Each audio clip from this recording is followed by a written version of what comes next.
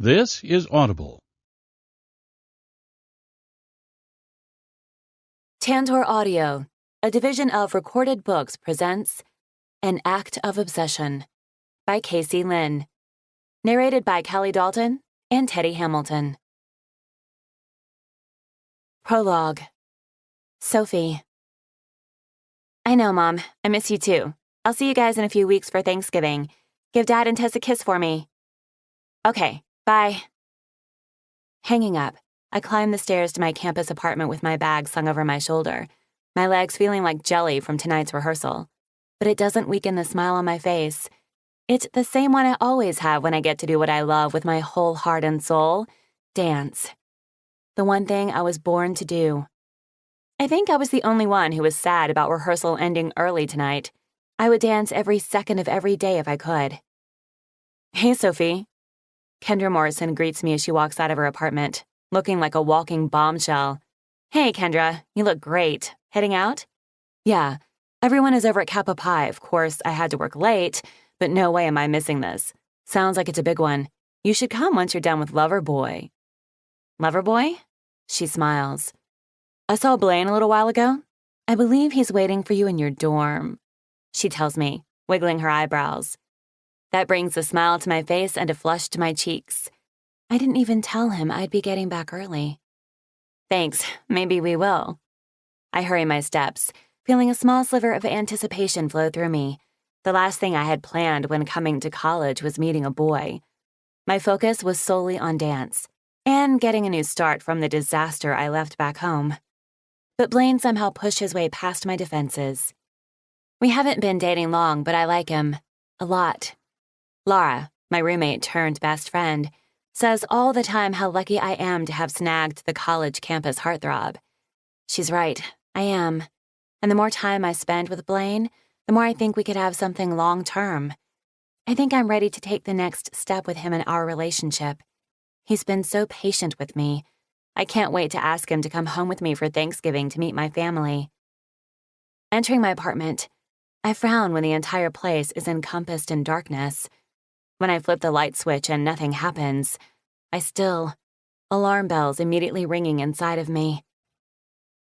Blaine? In the midst of silence, it suddenly hits me, like a ton of bricks, a forceful impact to the stomach. It's as if I can feel his leering eyes on me. Eyes I haven't had to feel in exactly 18 months and 4 days, but ones I'll never mistake. It can't be. My heart pounds like a drum, my entire body breaking out in a cold sweat as fear takes hold of me. Stay calm, Sophie. Don't overreact. Blaine? I call out again shakily. Laura? Are you guys here? A sound comes from Laura's room down the hall. Dropping my bag at the door, I walk across our small living room, my cell phone clutched firmly in hand. I dial 911, leaving it on the screen just in case, then flip it over and use the flashlight to guide my way. Another thump comes from her room as I approach. If this is a joke, you guys, it's not funny. The door is left open a crack. With my heart thundering in my ears and legs quaking, I push it open, then shine the flashlight in. What I see has bile rising in my throat and pure terror thrashing through my veins. Blaine and Laura in her bed, naked. But I can't even fathom the betrayal because of the blood surrounding them, their eyes lifeless. A scream of horror bubbles up my throat and explodes past my lips, piercing the air around me. When a figure emerges from the shadows, I turn and run, already knowing who it is. The feel of his dark presence is something I'll never forget. Just as I hit send on my cell phone, his brutal force slams into me from behind, taking me to the ground. A scream rips from me just before I land painfully on my stomach and take out the glass coffee table, the jarring impact knocking the air from my lungs. Not only do I struggle for each breath, but I also try to free myself from the crushing weight on top of me as shards of glass nick my face. Blood pools in my mouth, the metallic taste making my stomach rebel. I reach out for the phone that lies a foot away from me as I hear the 911 operator call out. I whimper for help, my voice barely above a whisper. Not so fast, my love. Repulsion fills me at the soft voice that sounds so sincere, yet is nothing but sinister. What's he doing out? Before I have time to think about it, he flips me over to my back and straddles me. He pins my struggling arms over my head and leers at me, his bright blue eyes as wild and crazy as I remember. Surprise, he chuckles, a malicious smile tilting his lips. Miss me? I shake my head, still struggling for breath. His expression hardens, a wild rage igniting in his eyes. He grips my jaw brutally, drawing a painful cry from me. Well, I missed you. I thought about you every second that I was kept away from you. He leans in closer, running his nose along my cheek. Did you think I wouldn't find you, Sophie? I'll always find you. You can never hide from me. You belong to me. A sound of disgust crawls up my throat, mixing with a fearful sob. Daniel, stop, please, I plead, even though it's no use. Do you have any idea what it's done to me to know you gave yourself to someone else? His craziness has a frustrated sob erupting from me as he talks about Blaine. Blaine, who is dead. Blaine, who was sleeping with my best friend. I still can't grasp the betrayal. It didn't have to be like this, he whispers. We were supposed to be forever. How could you be with someone who's fucking your friend when I'm here to give you everything you've ever dreamed of? Us, Sophie. It was always meant to be us. There is no us, I cry out helplessly. There never has been, Daniel. Why can't you fucking understand that? I'm screaming now, my fear turning to angry desperation. You lying bitch. Fury flashes in his eyes before he backhands me, the painful blow sending black spots to dance in my vision. His fingers grip my jaw again with a strength that I'm sure is about to shatter it. You told me you loved me. I shake my head, crying. His delusion is something I've never understood. Yes, you did, he screams. I'm not letting you change your mind, Sophie. If I can't have you, no one else will. My panic escalates to a whole new level. What are you saying? Horror washes over me when he pulls a large knife from behind him, covered in blood. Daniel, no, please, you don't want to do this. His eyes darken with guilt, mixing with the unshed tears. I'm so sorry, but you've left me no choice, he chokes out, dragging the knife across my chest. God, no, please. I fight with everything I have, but it's pointless. He's too strong. Someone who always seemed so weak fooled everyone, especially me. I plead again, praying to get through to him. It has him crying harder, as if this physically pains him. I'll love you forever. You will always be mine, my love. Desperation pulses through me as he brings the knife to my throat. Daniel, stop! My scream vanishes with the first slice. Fire erupts through my jugular. A scorching pain I didn't even know was possible spreads through me like wildfire. I gasp for breath, my hands getting nicked by the sharp blade as I claw at my throat. The air I crave stings the open wound, doing the opposite of what I need. Daniel is relentless with every slice, never giving up, sobbing as he steals my last breath. After everything I made it through, it never mattered. He kept his promise. I would die as his. My mom, dad, and sister flashed through my mind, adding to the searing agony tearing through me. The last things I hear before darkness consumes me are his undying love for me and the distant sound of sirens. Sirens that are too late.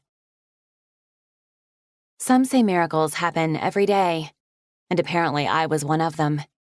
I had woken up in a hospital to find out I survived the unthinkable, the most brutal attack my campus had ever seen. Though not without damage. Where I should have had hope at life again, I had none, because he was still out there, waiting to strike again. I knew he would kill anyone who got in his way, including my family. So I did what I had to do in order to protect the people I love.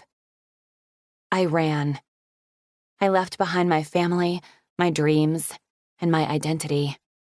I was no longer Sophie Parrish, the girl who loved life and had a dream to dance forever. I'm now Leah Kay, scarred beyond repair and fearful of everything. The girl who constantly looks over her shoulder, knowing the time will come that he'll finish what he started, and I will die as his. Chapter 1. Sophie. 15 months later. Hey, Leah? I spin around to see Sheriff McKay with his head poking out of his office. Sorry, I didn't mean to startle you. It's okay, you didn't. I lie. Can you come in here for a moment? Sure. Feeling nervous, I put down the file I'm holding and head toward his office. Please don't let me be losing this job. A police station was the last place I ever thought I'd work in, but when I applied for the receptionist position at the massage therapy clinic in town, Kayla McKay, the sheriff's wife, had already filled the position. That's when she told me about this job. There's many reasons why I didn't want to apply, mainly because I don't want anyone finding out who I really am. But I couldn't turn down the opportunity to make money. I've gone to great lengths to become Leah Kay and even have fake legal documentation to back it up. But I still figured the sheriff would find me out right away. However, if he did, he never mentioned it and hired me anyway. I had stumbled across Sunset Bay a couple of weeks ago during my travels. One night turned into two, then two into three. I don't know what it is about this town, but it feels like where I'm meant to be for the moment. A good place to stay and hide out for a while. It's filled with young families, quiet, remote, and not a place anyone would look for me. It's safe, for the time being. It's also far enough from Missouri, and even farther from home. Home. Just the thought has my throat tightening. I miss my family so much. Every day I go without speaking to them, the loneliness builds inside of me until it becomes nothing more than a huge, gaping hole. But I know it's for the best.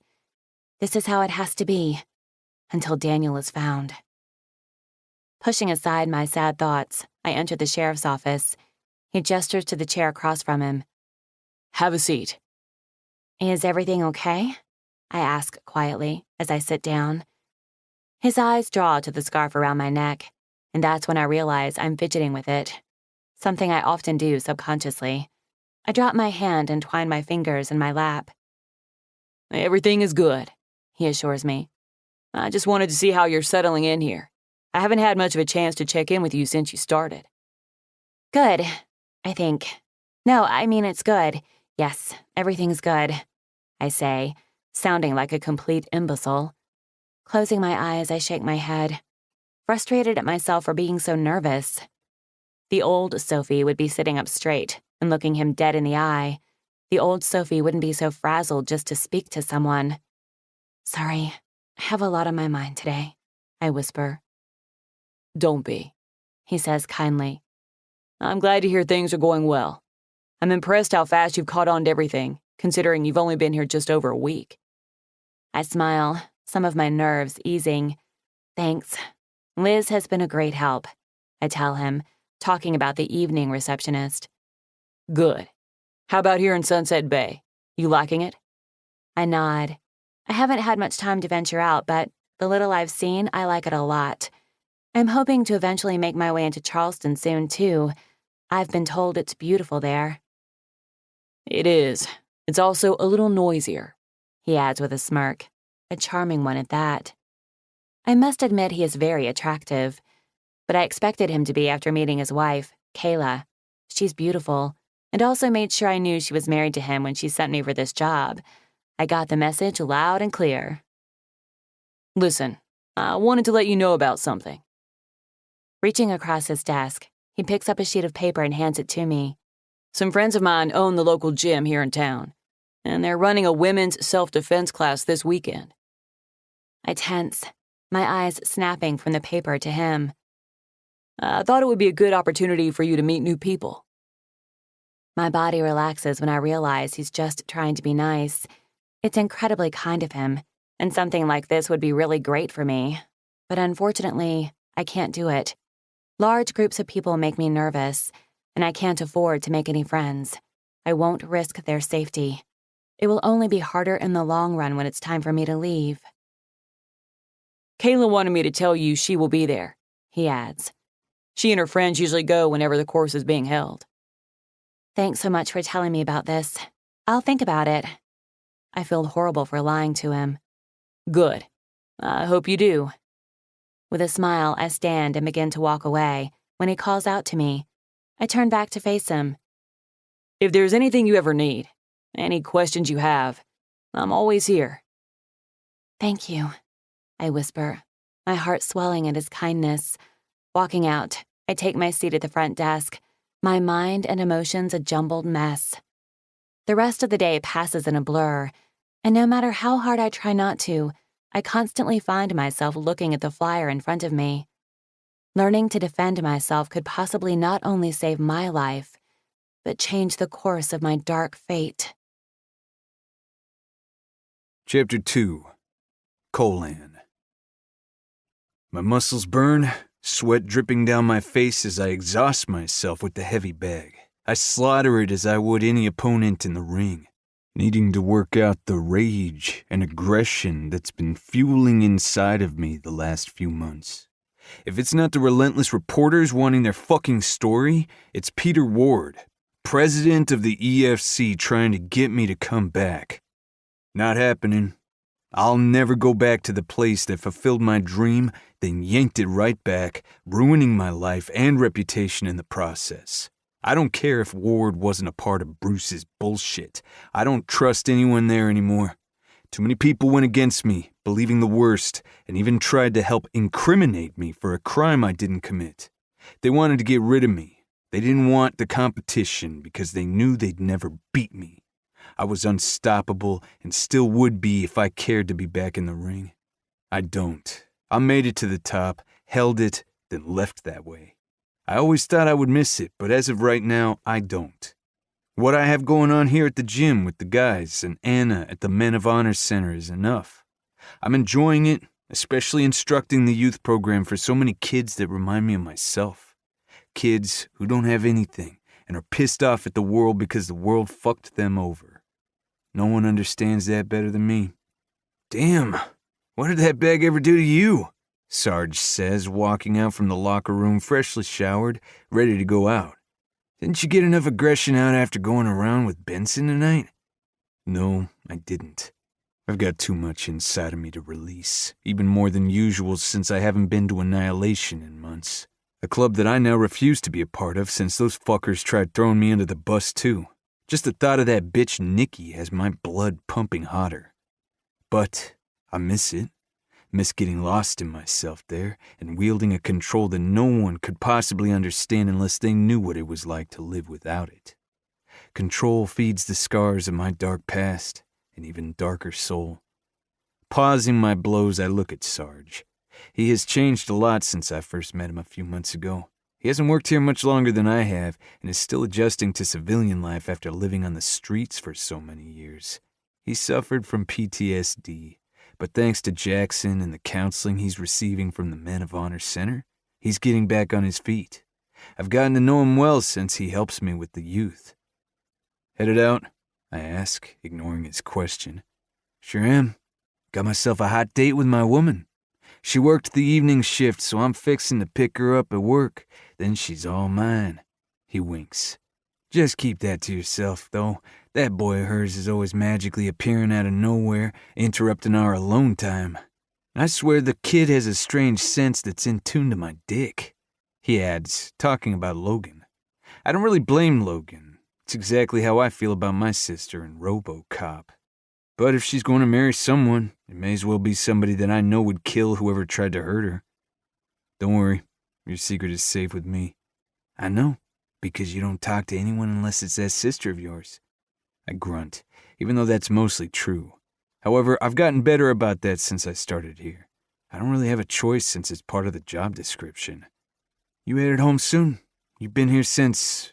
What's it going on now? He looks at his watch. 13 hours? In a bit. I reply vaguely. He shrugs. All right. Have a good night beating the shit out of things. I'll see you tomorrow. See ya. I go grab my water bottle and towel as he walks out, then make my way over to the speed bag. The door beeps again, signaling someone's arrival. I assume it's Sarge coming back for something, but when he doesn't say anything, I look across the gym to see some girl with her back to me, wandering around like she's either lost or looking for someone. Shit, don't tell me another gym whore is looking for one of the fighters. We're closed, I call out. She spins around with a startled yelp and jumps back, almost falling on her ass. I instantly feel like shit for scaring her. I'm so sorry. I didn't know. Something about her soft voice has me moving forward. As I get a closer look at her, I realize it's unlikely she's a gym whore. She's not dressed like one, and she's too pretty. Black yoga pants and a pink tank top hug her lean, slender body that looks like it's been sculpted by a fucking artist. Her long, golden brown hair hangs over her shoulders, framing the best set of tits I've ever seen. By the time I drag my appreciative gaze back to her face, I find she's as innocent as she sounds. I also see she's doing some looking of her own, those light hazel eyes taking me in from head to toe. She lingers on the tattoo just above the waistband of my shorts. That or she's staring at my dick, which is hard at the moment, but I'm assuming it's the first one. Can I help you with something? Her eyes snap up to mine and she blushes a serious shade of red. Yeah, definitely not a gym whore. Her hand goes to the scarf at her neck, fiddling with it nervously. Who the hell wears a scarf in this kind of heat? Even at night it's damn near 100 degrees out. I'm so sorry, she whispers. I didn't know you were closed. It's fine. You looking for someone? She shakes her head. Not really. The sheriff, Cooper. She pauses, her eyes closing as she lets out a shaky breath before looking at me again. Cooper McKay told me about the women's self-defense class you guys offer? Yeah, we have one running this weekend. I hand her a flyer from the front desk. As she takes it, I briefly glimpse small white scars on her delicate hand. Right, Cooper said that, but I'm wondering if you guys offer any private classes? Like after hours, when no one is here? I watch her for a moment, her eyes remaining on the paper instead of me. No, we don't offer anything like that. She nods, her shoulders slumping with disappointment. I figured, but thought I'd check. Thanks anyway, she says, turning to leave. Hold up. I stop her before I can think better of it. We don't usually offer private lessons, but it doesn't mean we can't. If you want, we can work something out. What the hell am I doing? The moment her wide, hopeful eyes move to mine, I know exactly what I'm doing. You're the instructor? She asks. Sometimes. There are a few of us here who take turns, but all the other guys have families, so if you're looking for something late in the evenings, then it will be me. She bites that plump lip of hers, wreaking havoc on my straining cock. Jesus, I need to get laid. You don't mind? She asks softly.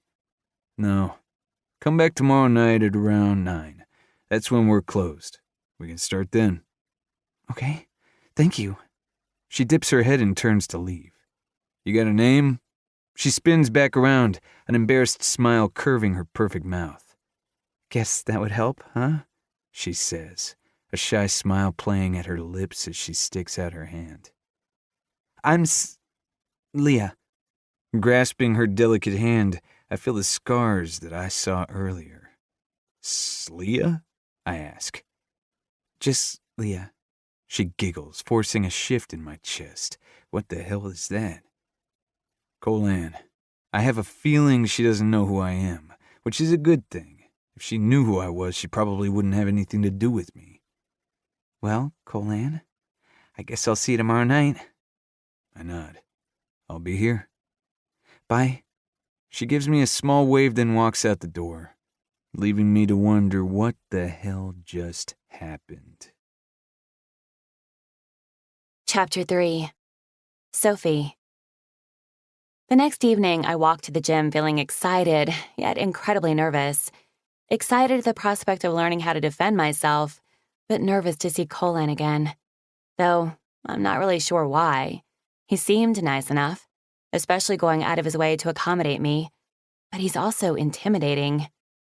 When he walked out of the shadows of the gym last night, my breath had caught in my throat. Everything about him screamed powerful. He has a commanding presence about him that I've never seen before.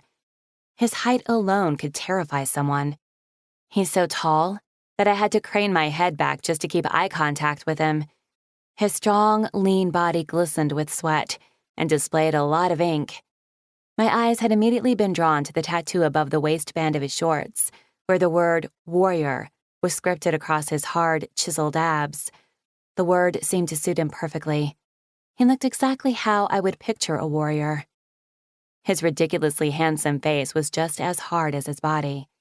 He had a sharp-cut jaw that was graced with barely there stubble. His messy brown hair was long enough that it touched the top of his ears and curled at the back of his neck. But his eyes were the most captivating. They were a dark chocolate brown that looked anything but warm. They possessed strength, yet also anger, and maybe even pain? Pain. I shake my head at the crazy thought. I have a feeling the only pain that guy has ever experienced is him delivering it. He looked like he could cause some serious harm. I think that's what made him so intimidating. I'm a girl who has had enough pain to last me a lifetime and have the scars to prove it. My thoughts fade as I reach the gym. Taking a deep breath, I open the door and enter to see the bright place empty. I stand in the entrance, looking around for Colan. I don't care. I told you I'm not fucking interested. My gaze moves to the far corner of the gym, where his angry voice echoes. He peeks his head out of the office with the phone to his ear and holds up a finger. I give him a nod before he retreats back inside. Dropping my gym bag, I walk in farther to explore. I've always been athletic, so gyms aren't foreign to me, but I've never been to one like this. It's dedicated to fighters and filled with equipment I would never know how to use. I feel completely out of my element here. That is, until I find myself in an open area of mats that are surrounded by mirrors. I come to a stop, staring at my reflection, something I never do anymore, especially without my scarf on. I can't bear to see the scars, and it's even harder when I don't recognize the person looking back at me. It's not Sophie Parrish, the girl who used to smile all the time and love life. It's a sad girl, just trying to survive, hoping to live to see another day, even if that day is a lonely one. However, there are parts of me that will never forget who I am, who I used to be. As I stare back in the mirror, it's as if my body has a mind of its own, and I suddenly find myself rising to the tips of my toes. The quiet music coming from the speakers is anything but soft, yet that doesn't seem to matter. I extend my right leg straight into the air, wrapping one hand around my calf and bringing it to the side of my head. The familiar stretch has warmth spreading through me, settling all the way down to my bones. Before I realize what I'm doing, I spin ever so slowly, coming full circle, and I can't seem to stop. It's as if I'm back in the dance studio. I continue to turn until I get lost in nothing but the feeling of freedom. The feeling of the old me. It's so powerful and moving that I bask in it, letting it take me over. It isn't until someone clears their throat that I remember where I am. With a sharp gasp, I drop my leg and spin around to see Colan only a few feet away, watching me. "Sorry," I whisper. "I didn't realize you were finished with your call." It's fine. Before I can stop myself, I take him in for a second time. Tonight, he's in loose black athletic pants and a white muscled tank that shows off his cut arms and black ink. He wears a black ball cap that's turned backward, brown wisps of hair poking out from all sides, My original assessment of him was right. He's definitely the best-looking guy I've ever seen, but also intimidating. When my eyes meet his, my cheeks burn with embarrassment as I realize he's watching me openly ogle him, his expression now amused. Good God, Sophie, get a hold of yourself. I hope what I'm wearing is okay. I wasn't sure what was appropriate, I say, doing a crappy job at hiding my humiliation. His eyes travel down the length of me, taking in my black capri yoga leggings and army green tank. It's good, except you need to lose the scarf. My blood runs cold at the terrifying thought. No. He scowls at my quick refusal. You can't train with it on. It's a safety hazard. You don't understand. I won't take it off for any reason. My voice trembles as much as my body, no matter how hard I try for it not to.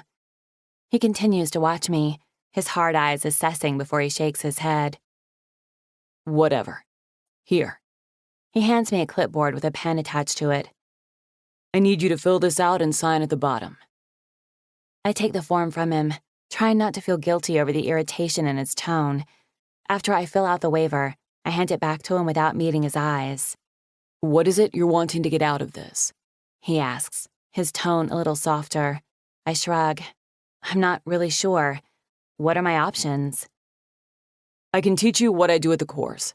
It's basic moves to help you get out of a dangerous situation long enough to get help. That's the main objective.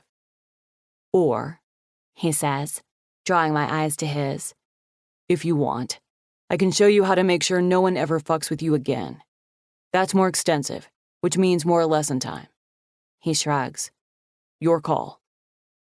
Thinking for even a second that I could possibly put a stop to Daniel for good has hope wedging its way into the cracks of my soul.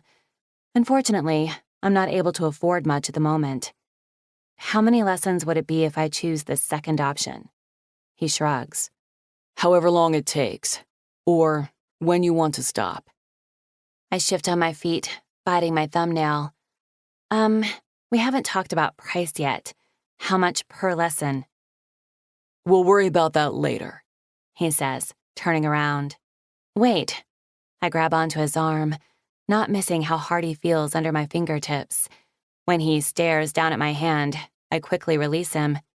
Sorry, it's just, I need to know because I can only afford so much.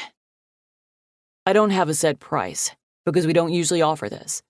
Like I said, we'll worry about it later. Let's see how the lessons go first. We'll make sure it's within your budget.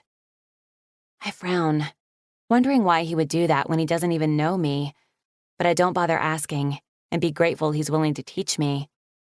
Okay, thank you. Let's warm up, he says, leading me over to an open area of mats. He takes me through an endurance circuit, reminding me how long it's been since I've exercised. He does it all with me, barely breaking a sweat. While we stretch, we discuss how to avoid being caught off guard and to always be careful of your surroundings. As he talks about following my instincts when something doesn't feel right, I think back to that night when I entered my dorm.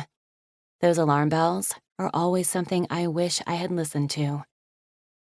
After we're done, he takes me over to the punching bag, or what he calls a heavy bag. Have you ever hit anyone before? I shrug. Yeah, I guess. My sister and I got into some pretty good scraps growing up. Most of it was hair pulling, but a few times we came to blows. A feeling of nostalgia flows through me as I think about Tess and the few catfights we got into. It vanishes quickly, though, when I see Colan trying to bite back a smile, rubbing that strong jaw of his. I meant, have you ever thrown a punch? My blood heats with embarrassment as I realize how stupid I just sounded. Of course you did, I mumble. He chuckles. The simple act sounds rusty, as if he doesn't do it often. It should make me feel worse, but oddly, it doesn't. Instead, it has my tummy doing somersaults. Before we do anything, we need to make sure you can throw a proper punch. He positions himself behind me and grips my shoulders to turn me, his very clean male scent penetrating my senses. Sliding a hand down my arm, he encircles my wrist, sending goosebumps to break out across my skin. I pray with everything I am that he doesn't notice the reaction. Get a grip, Sophie. Make a fist, He orders. Swallowing thickly, I close my hand. like this. He opens my hand up and makes me curl my fingertips in higher, then positions my thumb a certain way. This is the best grip. When you throw a punch, you hit straight on, and make sure your knuckles are flush against your target for the most powerful contact. He helps me through the motions, my hand barely touching the bag. We're not hitting hard, because I have no protection on your hands. We're doing this for technique first, He explains, as if hearing my thought. I nod in understanding. He guides me through it a few more times, then backs up and lets me try some on my own. Good. Those are good. Okay, come here. When I do as he says, he slips a pair of fingerless gloves on my hands. We're going to work on power now. Do what I just showed you, but with as much strength as you can. I face the bag again and hit what feels like cement. An oomph sound comes from me, and the bag doesn't even flinch. Well, that was pathetic, I muse out loud. Glancing at Colan, I catch him smirking at me and notice what a striking smirk it is. Not pathetic, he says. I haven't shown you how to hit it yet. I frown, wondering if the guy has a memory problem. You just did. Not with power. Watch. He moves to the bag, his hands also masked in gloves. I'm going to throw the same punch you just did. His fist connects with the bag, making it swing. It makes a difference when you're 100 pounds heavier than me. I grumble under my breath, but not quite enough because he hears me.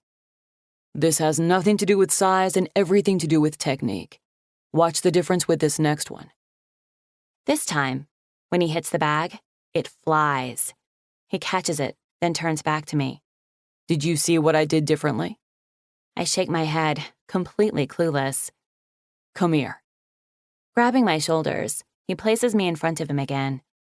When you throw a punch, it's important you step into it. Your power doesn't come from your arm. It comes from your hips. He leads me through a new set of motions, adding to the ones he already showed me. Good.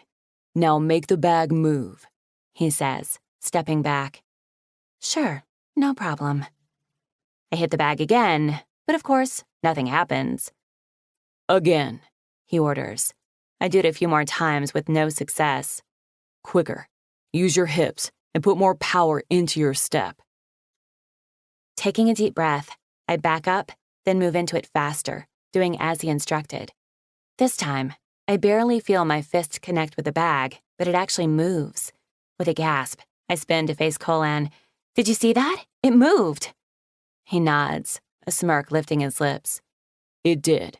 Now do it again. This time, I have a little more confidence and put more oomph into it, making the bag swing once more. I smile over at Colan, happy about my small feat. Good job. Let's move to the ring now. I follow him to the center of the gym where the ring is located. He steps on the rope, making an opening for me. After I climb in, I secure my infinity scarf a little tighter around me. His eyes follow my movement, but he doesn't call notice to it. Let's start with some basic scenarios first.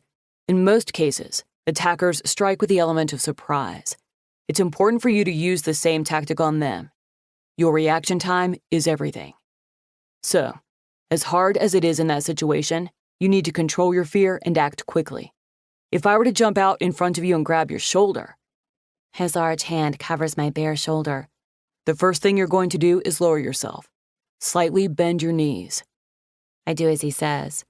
See how awkward my grip is on you now? I nod.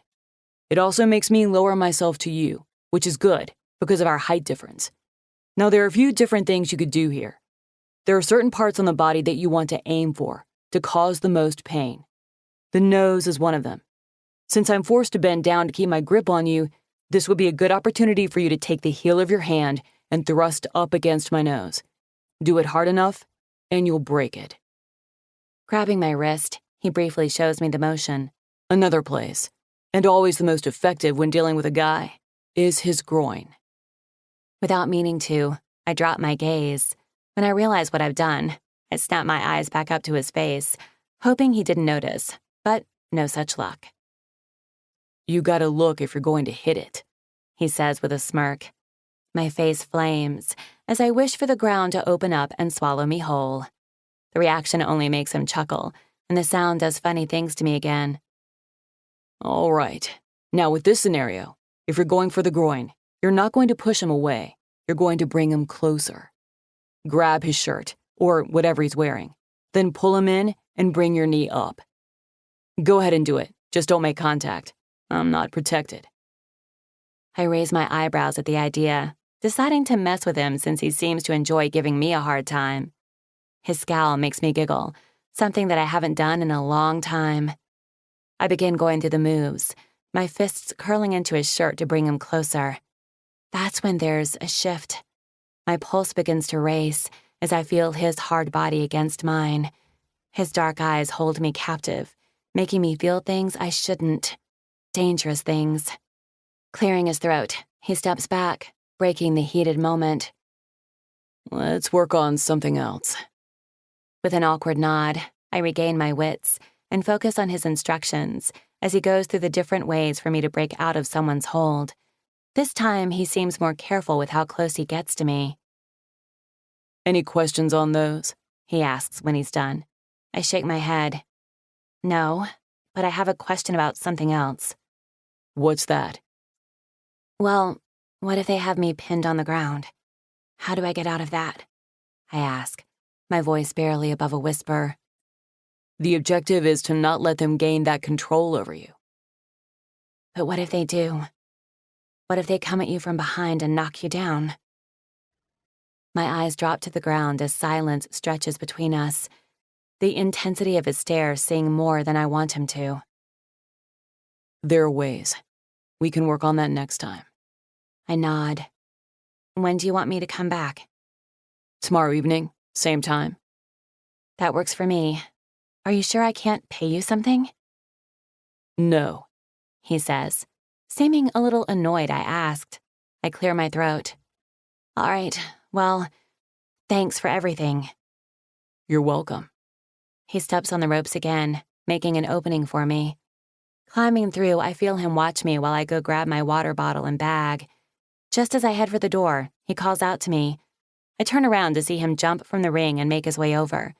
My tummy dances at his purposeful strides, head craning back as I keep eye contact with him. He stops in front of me, leaving a very small space between us. You got a phone? I stare up at him, dumbfounded. It's as if I'm brain dead, and I've been robbed of all coherent thoughts. His smirk snaps me back into myself. What? A phone. You got a cell phone? Yeah, I answer slowly. He puts out his hand. Can I see it? Confused, I reach into my bag and pull it out for him. He takes it, punching in some numbers before handing it back to me. Looking down, I see he entered his contact info. That's my number. If for some reason you can't make a lesson or if you ever need anything, you can call me. Warmth invades my chest at the kind gesture. Thank you. With a final nod, he walks away, leaving me no other choice but to make my own exit. On the short walk home, my mind is filled with thoughts of the mysterious dark warrior who seems intimidating and hard around the edges, yet is kind enough to help out a girl who has no one. Chapter 4. Sophie. The moment my life was forever changed. I had been rushing down the hall, headed to my next class, when I heard the slam of lockers and taunting laughter. Stop it! Leave me alone, asshole! Rounding the corner, I saw Johnny Tillman and his crew picking on Daniel Wheeler, the new kid who seemed to get bullied by everyone. His books were scattered on the ground, where they'd been knocked from his hands. Johnny had him up against the lockers, lifted off his feet. Daniel wasn't small by any stretch, but Johnny and his football teammates were much bigger. I mean it! Put me down! Daniel ordered, trying to get out of the hold Johnny had on him. What are you gonna do, huh?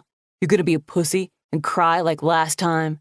Johnny taunted, slapping Daniel in the face while all his buddies laughed. I despised bullies. With anger pumping through my body, I marched down the hall toward them. That's enough, Johnny. Let him go. All eyes swung to me. Johnny's roamed me from head to toe.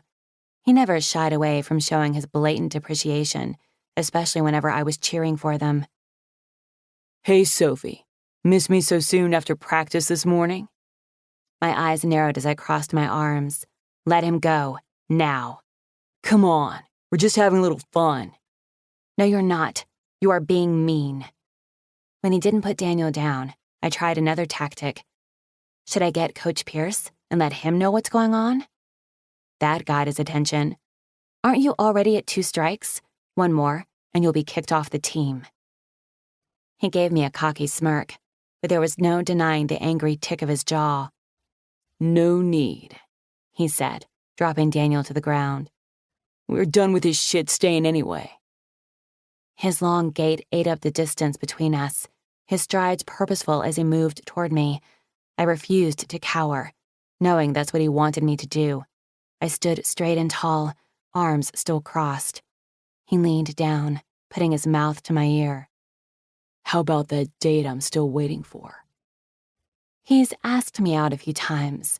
I hadn't confirmed or denied whether I would go out with him, but I won't be after this. Don't hold your breath. I don't date assholes. He chuckled. Trust me, I'll get you to change your mind. I ignored him, refusing to play this game with him. Let's go, he shouted to his posse, who jumped to the order. Once they left, I released an annoyed breath. Jerk. I looked at Daniel, who was kneeled on the ground by his books, his eyes glued to me. Walking over, I dropped down beside him. You okay? He nodded, eyes wide. Did they hurt you? He shook his head. I stuck out my hand to him. I'm Sophie Parrish. He stared at my gesture for a long moment before accepting it. I noticed his skin was cold and clammy. I know who you are, he said. When he offered nothing else, I smiled. Let me help you with your books. I gathered the few that were next to me and stacked them on top of the ones he had in his hands. That's when I noticed he was still staring at me. His eyes were a startling bright blue color that looked almost unfocused behind his silver-rimmed glasses. Are you sure you're okay? I asked again. He nodded once more. Maybe he was always like this? Okay, well, I need to get to class. I'm sure I'll see you around. I stood and started away when he called out my name.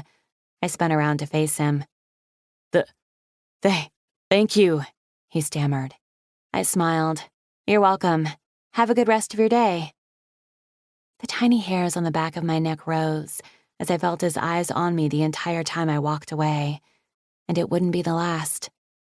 Little did I know, that one act of kindness would bring me a dangerous obsession. Chapter 5. Colon. Strength doesn't come from your fists, it comes from your mind, and it comes from here. I point to my chest, staring at the 14 youths in front of me, all of them ranging from 9 to 13 years old. Bullshit! My eyes moved to Benny Santiago, a mouthy little shit with a chip on his shoulder. A 10-year-old who reminds me so much of myself at his age, except I knew when to open my mouth and when not to. You say something, Santiago? Yeah, I said bullshit. You gotta hit hard to survive. You'd think the heavyweight champion would know that, but if you want, we can trade places and I can teach this class, he says with a cocky smirk. His arms cross proudly over his skinny chest from the snickers that explode around him. I glance at Sarge, who stands next to me, chuckling along with the rest of them. He shrugs. You gotta admit it was kind of funny. I stride across the ring to Benny, his confidence fading. Taking the towel off from around my neck, I wrap it under his arms and lift him off his feet, bringing his face level with mine. His eyes widen as he takes a visible gulp. You know what happens to mouthy little kids who don't know when to keep quiet? He shakes his head. They get their little asses kicked. He gives me a shaky smile, his head tilting to the side as he pats my shoulder. Hey, come on now. Where's that sense of humor, huh? I don't have one. Well, with all that money you have, you should buy yourself one. Everyone laughs again, Sarge being the loudest of all. That was a good one, kid, he wheezes between breaths. Stupid, but funny. Benny continues to smile as if his humor will get him out of this. Let me tell you something. Your body can take blow after blow. You can get knocked down time and time again, but as long as your heart is still beating, you've survived. It isn't until they've broken your mind and killed your spirit that you've lost. Take it from me, kid. The blow to your chest hurts a hell of a lot more than any fist that will knock you on your ass. He stares back at me, his smile long since vanished. I look at all the other kids to see matching expressions on their faces. There are different fights and challenges you'll go through in your life that will knock you down. Only a warrior gets back up and keeps fighting, in and out of the ring. I bring my attention back to Benny, who I still have dangling in front of me. You got me? He nods. I place him back onto his feet. Good. Now go give me 50 push-ups, and next time watch your mouth. Aw, man. As he follows the order, I address the class again. Let's talk about what I just said. Something you all need to remember if you want to survive in this sometimes screwed up world. Your mind and heart are the most powerful tools you possess. Use them wisely. If you can get out of an altercation without using your fists, then that's what you do. Pick and choose your battles. What if you have no choice? Jacob Morris asks, the black eye he sports proving he wasn't given one. Then you do what you need to do to survive, and you don't stop until you're the one that's walking away, but only if it's your last option. He nods. All right, pair up and let's start. While everyone grabs a partner, I spot Cooper walking out of the office from his talk with Jackson. Hey, Coop, wait up a sec, will you? I glance over at Sarge. Can you take over for a moment? Yeah, I got it. Thanks. Jumping down from the ring, I head over to where Cooper waits by the door. Slade, he greets me, extending his hand. Hey, I accept the gesture. I've been meaning to call and ask you about that girl you sent here. The one I haven't been able to stop thinking about. Girl? He frowns. Yeah, Leah. His eyes widen in surprise. Leah's been here. Now it's my turn to be confused. You didn't send her? I told her about the self-defense class happening this weekend, but I didn't think she would come before then. She came in here Monday night and asked about getting private lessons. I've been working with her after hours. Really? He says, still in shock. I nod. Honestly, I didn't think she would come, but I'm glad she did. What's her story? I ask, cutting right to the chase. It's clear he knows what I'm asking, but he feigns ignorance. What do you mean? You know what I mean. She's jumpy as hell and seems terrified of everything. Have you asked her? No. I've been making sure to keep our lessons focused strictly on self-defense. Something about that girl messes with me. It makes me feel shit that I shouldn't be feeling, especially with her. But I've been dying to know what the hell her story is. What has made her so scared? She raises every protective instinct I have, and whoever put that fear in her, I want to fucking end them. Cooper lets out a resigned breath. Listen, I can't really tell you what I know. It's not my place, and to be honest, I only know the little I've been able to find out on my own. I frown at the response. What does that mean? It means she's hiding more than what's under that scarf of hers. So you haven't seen what's under it either? No. But I'm glad you're helping her because, take it from me, Slade, she needs it. Kayla knew from the moment she met her, which is why she sent her to me in the first place. I'm hoping she'll open up as she gets more comfortable, but I'm not holding my breath. It's clear she doesn't trust easily. I'm praying I can gain it before she bolts. My chest constricts. The thought of her leaving without so much as a word to anyone bothers the hell out of me. Come on, Cooper, give me something. How am I supposed to help her if I don't know what the hell is going on? He shakes his head. I can't. I don't know enough. If you want to help, then gain her trust and keep her from running. And while you're at it, teach her how to kick some serious ass. Yeah, we're working on that. I tell him on a heavy breath. Good. Kayla has been trying to get closer to her, but she always has an excuse to bail. You're the only one she's spending time with, so it looks like you're the only hope right now. Great. The most fucked up guy on the planet is her only hope. I'll do what I can, I promise, hoping it will be enough. Good luck. Keep in touch. After he walks out the door, I head back over to the group. "Yo, Slade," Jackson yells, sticking his head out of the office. "Phone call." "My sister?" He shakes his head, his tight expression saying it all. It's not a phone call I want to take. "Ward?" "Yeah, about that exhibition fight for charity." "Charity my ass, it's because Cortez wants me in the ring. He wants to challenge the undefeated heavyweight, and Ward wants the money from it. But it's not going to happen, even though I would love to slaughter that cocky motherfucker." I shake my head at Jackson. "Figured, but thought I'd check anyway." I continue my way to the group, seeing them all paired up except Benny. He stands by himself, watching me with a smug smile on his face. "I'm partnerless. Looks like it's you and me, champ. Let's see what you got." He challenges, getting into fighting position. Instead of matching his stance, I grab a fistful of his shirt and lift him off his feet again.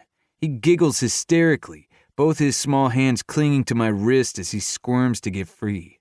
"What did I tell you? No one likes a big mouth."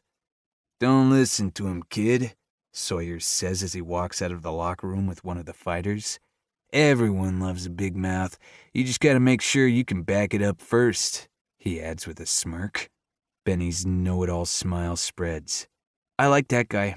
Why isn't he instructing us?" Dropping him back to his feet, I begin gloving up. "Because he ain't the champ. Now glove up, because I'm about to show you exactly what I'm made of." Chapter 6. Sophie.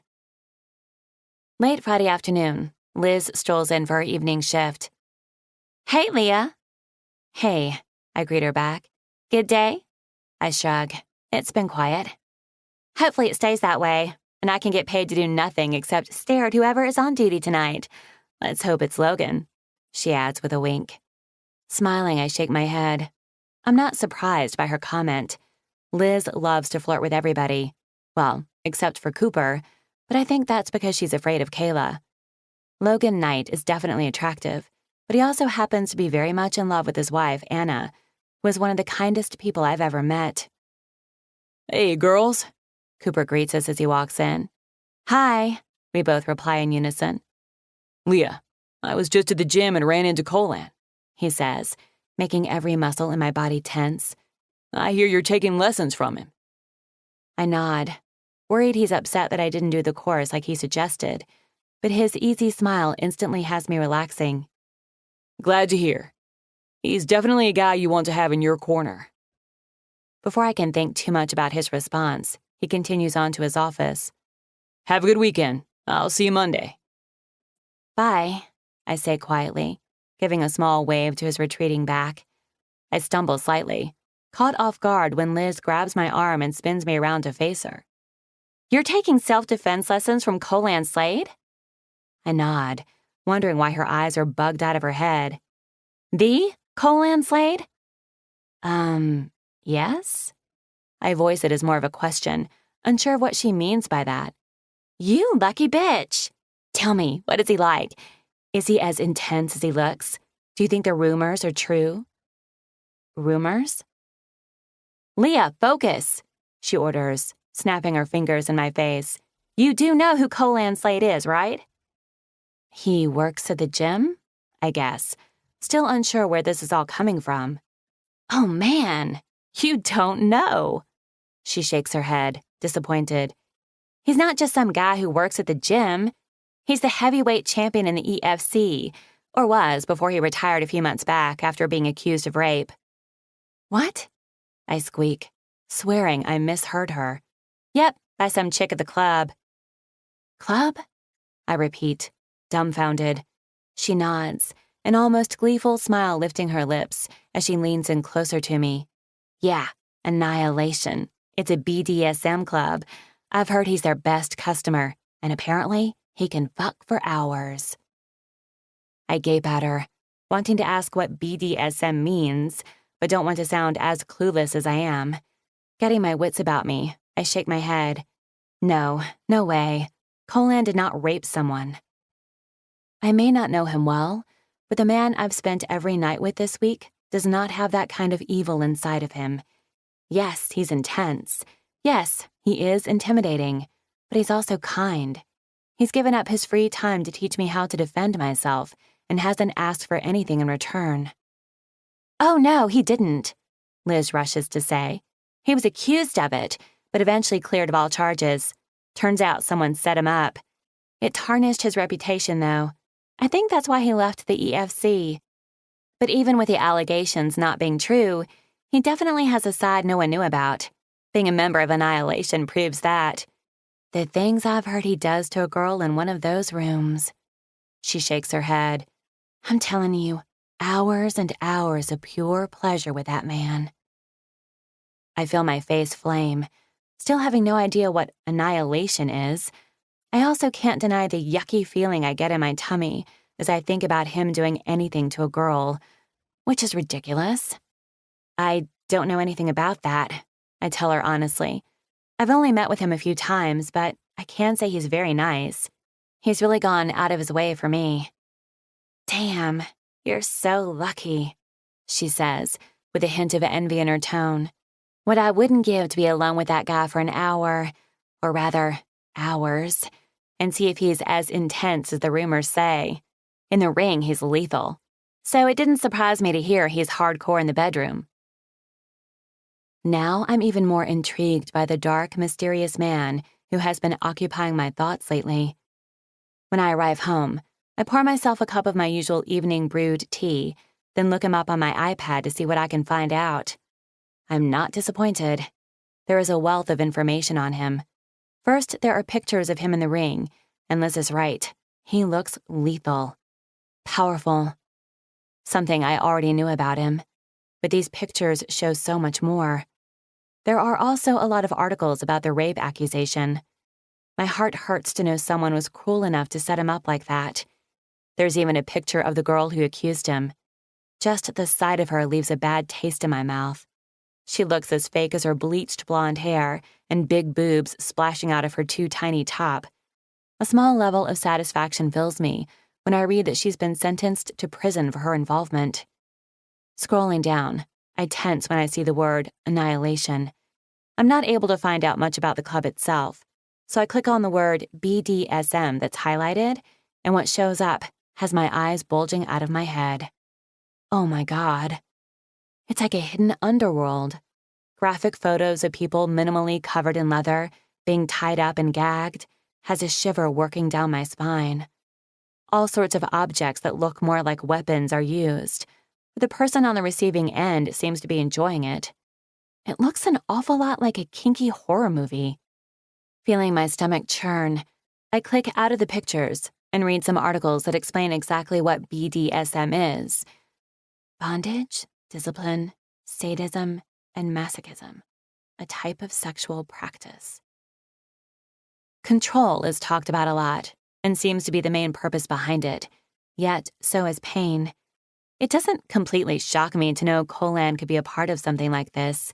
He does have that sort of dark, commanding presence about him. However, the thought of him inflicting pain on a woman, in any setting, surprises me. There are a few different articles from psychologists saying the lifestyle is normal and healthy. It makes me wonder where they got their degree, because what I see here looks far from normal and scares the living daylights out of me. Why would anyone want to inflict pain? Or better yet, why would someone want to be hurt? None of it makes sense, and it leaves me even more conflicted about the man who has invaded my every waking thought. A man who has been teaching me more than self-defense. He's been teaching me how to survive. Chapter 7. Colan. Saturday afternoon, I walk into my sister's salon, still pissed off from my phone call with Cortez's manager, but my bad mood eases at the vibrant smile on her face, one she deserves to always have. It was difficult to keep that smile on her face when we were growing up, thanks to our shitty parents. Now, though, I hardly ever see her without it. Well, if it isn't one of my favorite guys in the whole world, she says, resting the broom against the wall before wrapping her arms around my neck and planting a loud, smacking kiss on my cheek. One of them? There was a time when I was your favorite, I grumble, but pull her in close, making sure to be mindful of the small baby bumps she's been sporting lately. Something that still stresses me the fuck out whenever I think about it. I know, but now my fiancé gets put in that category too, so you have to share. Leaning back to look at me, she grabs my jaw. But don't worry, you're my favorite brother, she coos. I grunt. I'm her only brother. She steps back with a chuckle. Am I washing today? Nah, just a trim. She turns her chair for me to sit in, then rips my hat off my head, running her fingers through my rumpled hair. You should never wear a hat with hair like this, brother. She says this every fucking time I come in. I'm a hat guy. Always have been. You know, we may have been given crappy parents, but we sure were blessed with some amazing hair genes. I stare back at her in the mirror, wondering if she's serious. She shrugs. Gotta find the good and the bad, and our hair is one of the positives. I disagree. There's nothing positive when it comes to our parents. Seriously, though, both you and Nick have the kind of hair that shampoo commercials are made of, and I get to do what I want with it. She brags, a slight dance in her step as she reaches for the spray bottle. How is RoboCop anyway? Perfect, like always. I grunt, unable to help myself. That guy is far from perfect, especially when he's touching my sister. But I guess he'll do, since I don't have a choice. It also helps that he keeps her smiling. As long as it stays that way, I've decided he can live. He's actually coming to pick me up soon. We're going out for Italian tonight. Mm-hmm. She pats her belly. Want to come? No, thanks. Why, you got plans? No. Then come. That's okay. You go and have fun. I've got some stuff to finish up at the gym. Like exhaust myself from the need to go to annihilation and fuck. Innocent hazel eyes suddenly emerge out of nowhere, assaulting the dark recesses of my mind before I squelch the image quickly. If you're sure, she says, her tone heavy with disappointment. It makes me feel like shit. I am, but we'll do something soon, okay? Okay, she agrees, then changes the subject. So, I've been doing some thinking about the wedding. Oh yeah? I feign interest. I don't like talking about this either. I don't want her to marry anyone. I like it better when it was just her and me, especially since she's all I have. Yeah, Nick and I have been talking, and I think we're going to do something small, similar to what Cade and Faith did. Just close friends and family. Faith says we could have it out at her place since our house won't be ready for a while. She says, talking about the house they're building on a few acres just outside of town. Have you picked a date? No, she sighs. I'm undecided whether to wait until after the baby is born or do it before. I don't really want to wait. I feel like I've been waiting my whole life for this day with Nick. But on the other hand, maybe we should have the baby be a part of our day, you know?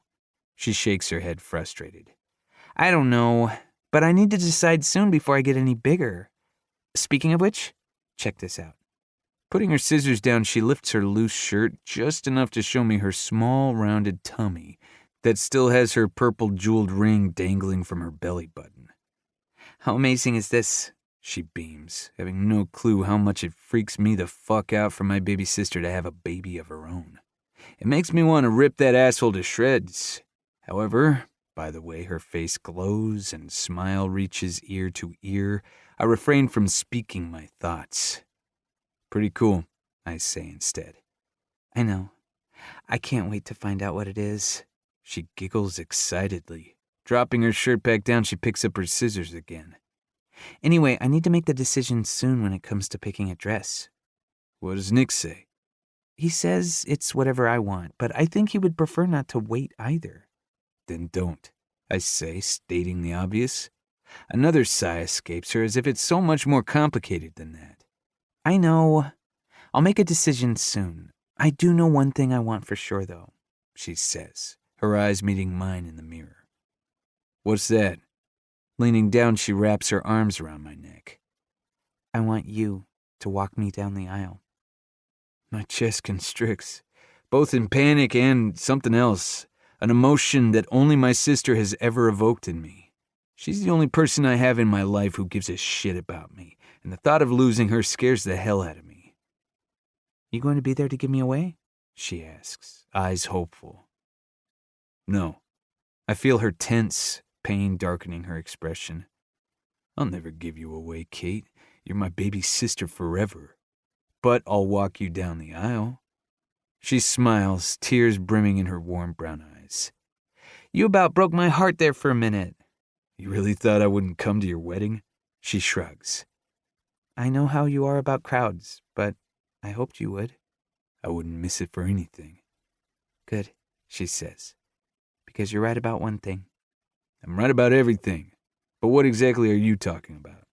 A giggle escapes her before it softens into a smile. That I'll be your baby sister forever, she whispers. Never doubt that, Colan. Not even Nick could change that. It's always been you and me, and I wouldn't have it any other way. The fear I had of losing her begins to dissipate. Straightening, she continues the task at hand, the sound of her shears filling the sudden silence.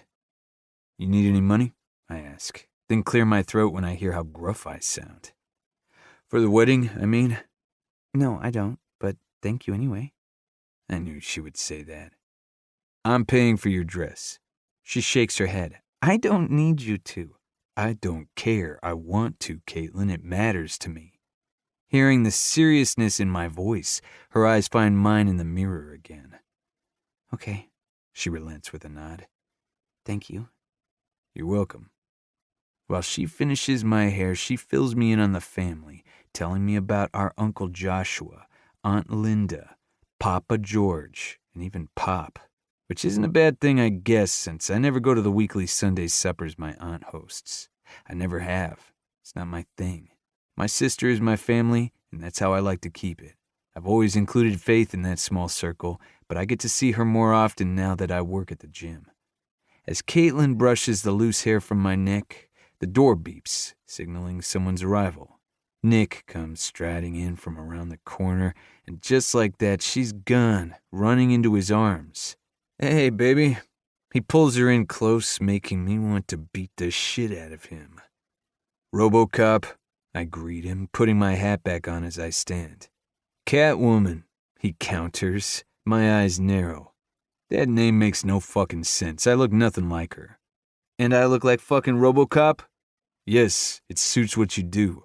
Or maybe my sister is right and Miami Vice is best, I say, reaching out to tug the strands brushing his collar. It does look like you have a party going on in the back. He slaps my arm away. The hell I do. Caitlin laughs. No way.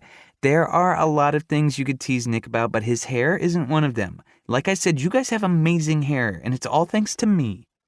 I can't deny that. She's the best in her profession, and I'm not just saying that because she's my sister. You sure you can't come with us for supper? She asks again. If money is a problem, I can pay for you. Nick offers with a smirk, flicking the brim of my hat to knock it off my head. Asshole. I shove him. I have more money than you, dickhead. You just worry about feeding my sister and make sure she gets whatever she wants. I always do. Damn straight he does, because I'd kick his ass if he didn't. Promise we'll do something soon? Caitlin asks. Yeah, Kate, I promise. Leaning in, I kiss her cheek and slip some money into her pocket, knowing she will refuse otherwise. Then I shake Nick's hand because most of the time I like him and it makes my sister happy. As I leave the salon, stepping out onto the sidewalk, a small body crashes into me. Whoa! I grab hold of narrow shoulders while delicate hands fist my shirt. I instantly register who it is from the slender curves pressing against me. The same ones I've felt all week and have committed to memory. Leah gasps. I'm so sorry, Her words fade when she looks up to see it's me. Colan. The sound of my name falling past her lips has my dick turning hard. I really need to get laid. Before I have a chance to say anything, Caitlin comes dashing out of the salon. Colan, wait. I forgot to ask. She trails off at the sight of Leah in my arms. Oh, who's your friend? Leah shoves against my chest. It's then I get my first full look at her. She wears a pair of light denim jean shorts that show off her long, slender legs and a loose white tank top. Her golden brown hair is pulled up high on her head with small wisps lying gently by her face. A peach scarf is doubled up around her neck, her fingers fiddling with it nervously, And although the material is light, she must be dying with it on in this heat. However, no matter how out of place it looks in this weather, it does nothing to take away from how beautiful she is. I'm so sorry. I ran into him by accident. She rushes to explain, pulling me from my thoughts. It's obvious she thinks Caitlin is someone else to me. This is a fucking mess. Caitlin, this is Leah. Leah, this is my sister, Caitlin, I say, making sure to clean up any misunderstandings. Your sister? I confirm with a nod. Something that looks a lot like relief flashes in her eyes. Are you the Leah working for Cooper? Caitlin asks. Yes, I am. It's nice to meet you. Kate extends her hand. Kayla was mentioning you the other day. Nothing but good things, of course, she clarifies. Thanks. It's nice to meet you, too. Caitlin's eyes shift back and forth between us, a knowing smile quirking her lips. You had something to say? I remind her. Oh, yeah, right. I meant to ask if you're coming to the barnyard for the charity event Anna is doing for the Men of Honor Center, she says, talking about the largest honky-tonk bar in the state. Kate, this is me we're talking about. What do you think? She rolls her eyes. I know you're not going to dance, for God's sake, but none of the guys will be, and it's for a good cause, one you support. So I figured you might not be a recluse for one night and come have some fun. A giggle escapes Leah before she muffles it with her hand, her cheeks staining pink at the outburst. You can come too, Kate tells her. A bunch of us girls are getting ready together. I'm the outfit coordinator. She eyes Leah from head to toe. I'm guessing you're a size 6? Oh, thank you, but no, she quickly declines. Kayla and Anna actually invited me last week, but I already have prior commitments. It's obvious she's lying. No problem. I'll still get you the outfit just in case. Caitlin pushes. That way, if your plans change and you can come, then you have something. If not, then I'll return it. Leah begins to protest again, but Caitlin doesn't give her the chance. She talks over her, moving right back to me. I expect you to be there. It's for a good cause, okay? Good. Bye. Giving her a brief hug, she disappears back into the salon before anyone can say more. I bring my attention back to Leah, who looks like a deer caught in headlights. She means well, I tell her. She smiles, her tense body relaxing. She seems really nice. She can be pushy, but she's usually pretty cool. Her eyes drop to her feet as she shuffles nervously. Sorry about running into you, she murmurs. I was looking at the map and should have watched where I was going. It's fine. Bending down, I pick up the pamphlet she dropped to see it's a map of downtown. Exploring? I ask, handing it back to her. She nods, her eyes remaining on the ground until I reach under her chin and tilt her face up to mine. Her lips part, making me want to lick between that small gap. Dropping my hand, I step back. Yeah, I didn't have anything going on, so I thought I'd venture out a bit and see what Charleston has to offer, she explains. What about you? Just visiting your sister? I nod. This is her salon. Lucky for me, I have a hairdresser at my disposal when I need one. A smile lifts those pretty lips of hers. I'm sure that comes in handy.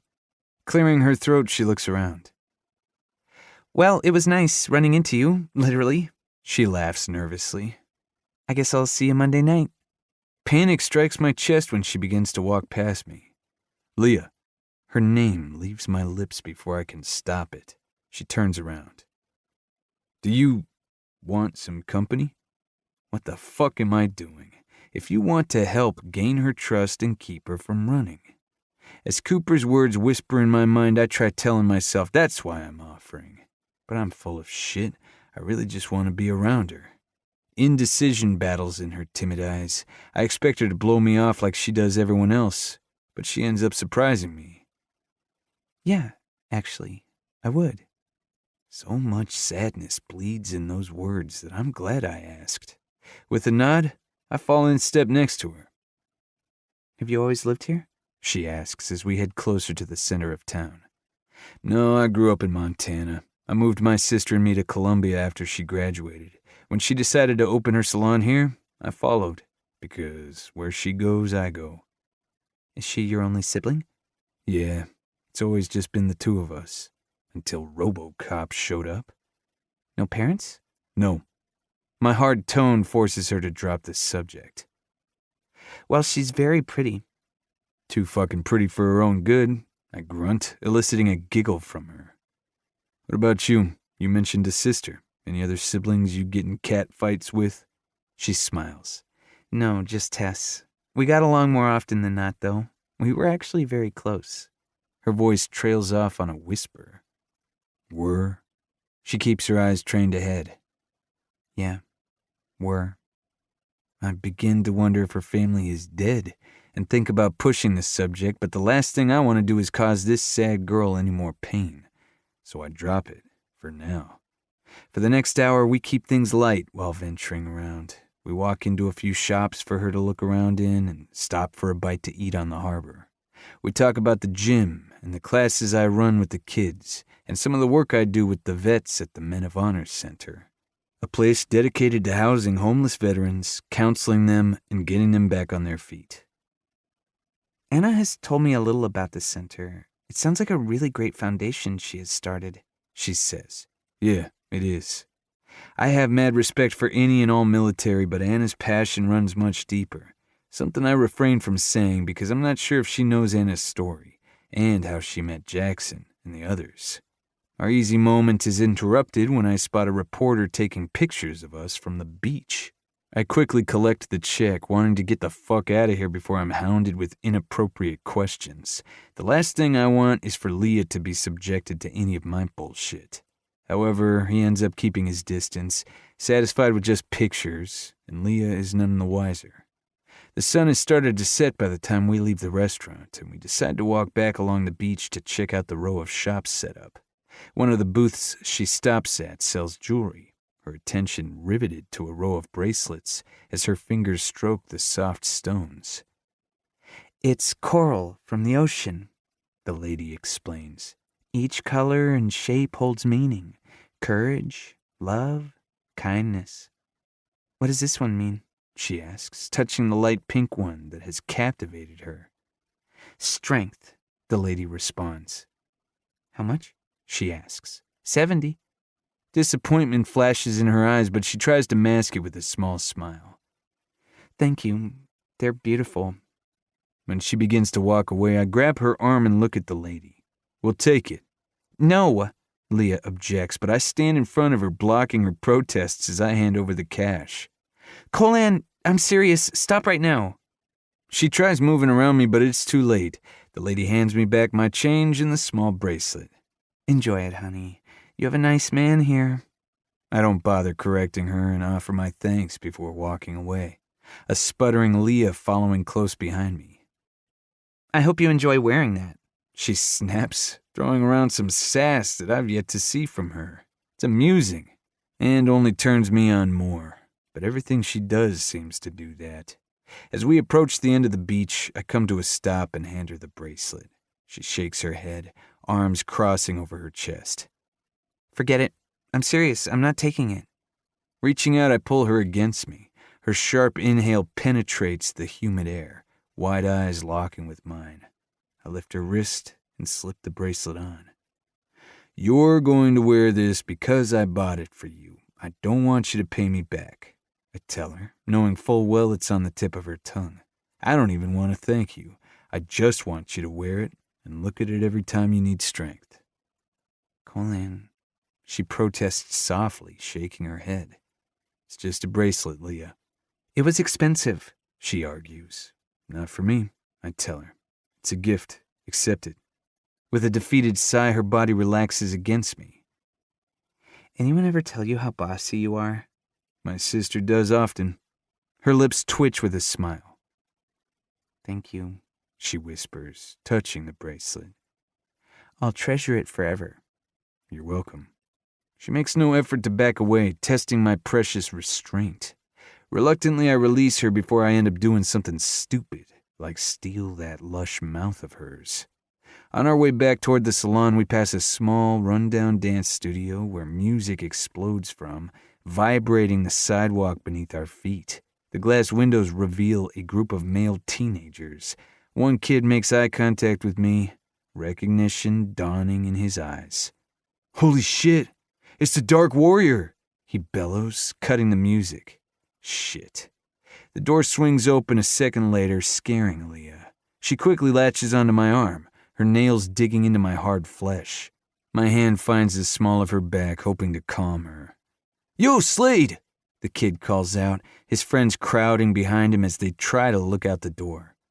"Hey guys," I greet them with a lift of my chin. "Aw, man, I knew it was you," he chuckles, his eyes bright with excitement. "Will you come in and get a picture with us? Maybe sign some stuff?" "Yeah, sure." I look down at Leah. "Come on, it won't be long." My hand remains on her back as we enter the small studio. All the guys welcome me with a clap on my shoulder or a punch to the arm. "Holy shit!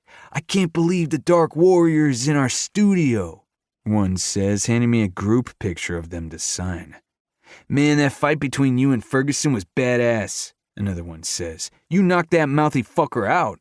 I grunt. "He does have a mouth on him, doesn't he?" "He does. Almost as bad as Cortez." My muscles coil at the mention of that asshole. "Speaking of him, what you think about the way he's running his mouth to get you back in the ring? You gonna do it?" "No, man, I'm retired," I tell him, continuing to sign things as people pass them to me. "Everyone knows you'd knock him out anyway." "Everyone but him," I respond. A bunch of them laugh, clapping me on the back. "Hey, lady," one of them addresses Leah, handing her his phone. "You mind snapping our picture?" She takes it with a smile, looking more relaxed. "Of course." All the guys crowd around me, making a mean pose. "Say cheese," Leah says, making them all chuckle. Yeah, how about we just say beat down? Holds double meaning," one suggests. She rolls her eyes, but a laugh escapes her. "Okay, say beat down." They all holler at once as she snaps a bunch of pictures, then hands the kid back his phone. "So, what do you guys have going on here?" I ask, gesturing around me. "Is this your studio?" "Yeah, man. It's not much, but it's ours. We're pretty awesome, too, trying to go to nationals if we can raise enough money." "What kind of dancing do you do?" Leah asks, her interest piqued. "Street dancing, hip-hop type stuff," he explains hastily before turning back to me. "Anyway, there's this competition in L.A., Leah answers, interrupting him. She seems a little miffed by the way the kid just dismissed her, and I don't blame her. "I used to dance, so I know all about the competition you're talking about." The kid chuckles, grabbing at his pants that are falling off his ass. "Yeah, well, we aren't talking about ballerina stuff here, sweetheart." I tense. "Watch how you talk to her." "Hey, man, I mean no disrespect. I'm just trying to clarify we ain't talking about the same kind of dancing. We roll with the big boys," he adds, winking at Leah. It only seems to piss her off more. "I can do everything you can, if not better." "Oh!" A bunch of low calls are made as the kid rears back. "You challenging me, little girl?" I decide to let his little girl comment slide since Leah is handling herself just fine. She shrugs. "Not challenging, just stating facts." His buddies chuckle, punching him in the shoulder. Rubbing his jaw, he assesses her. "All right, ballerina, let's see what you got." I'm about to put a stop to this when Leah takes off her purse and shoves it against my chest, looking like she's about to take someone down. Amused, I hold it while she follows the guy to the middle of the dance floor. "Here are the rules," he starts. "I get 15 seconds, then you do what I did. One wrong move and you're out. Think you can handle that?" "I think I can manage," she answers blandly. He smirks. "Let me help you with that scarf." I move as soon as he reaches for it, but her reflexes are faster. She grabs his wrist midair. "Don't touch. It stays on." Awkward silence fills the room just before he raises his hands in surrender. "All right, it's cool. Keep it on then." As he moves to the stereo, she looks back at me with a small smile. "That was some fast reflexes," she whispers proudly. "Very fast," I agree with a smirk, a heavy dose of admiration filling my chest. His buddies gather around me chuckling, and I know it's directed at her. It pisses me off, and I start to worry, not wanting her to be embarrassed. especially with this newfound confidence I'm seeing. If that disappears, I'll kick all their little asses. Uptown Funk suddenly booms from the speakers. The kid walks back to her with a cocky dance in his step, his hands clapping to the intro as he moves side to side. Leah watches him, unimpressed. Once the beat kicks in, he lets loose, his feet moving with an upbeat rhythm as his body twists and contorts with ease, executing move after impressive move. He's really fucking good. When he drops to the ground in one fluid motion, pumping himself up on his arms so his legs and body twist in the air, all of his buddies start cheering. Once his 15 seconds are up, he signals Leah to start. My heart begins to pound for her, but it lasts only a second because once she starts, my jaw hits the fucking floor. She doesn't only match his every move, she does it better than him. All of the guys next to me start hollering and laughing, pointing at their friend who looks as shocked as me while he watches Leah. Even though her steps are quick, her body moves with grace.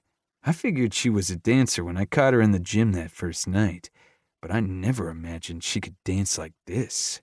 When she completes her 15 seconds and the shock wears off her competitor, he nods in approval, his mouth splitting in a huge grin. "All right, ballerina, let's dance." Laughing, Leah joins him and they move together, thankfully not touching or I would have to kick his ass. This time, he's the one who follows her steps as she leads. I watch the smile on her face as she loses herself to the beat once again. It's as if I'm staring back at a girl I've never seen before, a girl who has no fear, only confidence and strength. "Dude, where did you find this chick?" the kid next to me asks. It takes me a moment to answer, my eyes never leaving Leah. I didn't. She found me. Once the song ends, the kid bows down to her, then the others clap and congratulate her. But I find myself still rooted to my spot. When she looks at me, her vibrant smile punches me in the chest. It's a smile that I'd make sure she had every second if I could. Before we leave, I tell the guys to come by the gym, and I'll write them a check to send them to nationals. They flip their shit, cheering with excitement and thanking me, which I don't need. They also invite Leah to come by any time to hang out and dance. Once we walk outside, she stops, pulling in deep breaths of air. "Jesus, that was fucking amazing," I tell her. "I figured you danced, but..."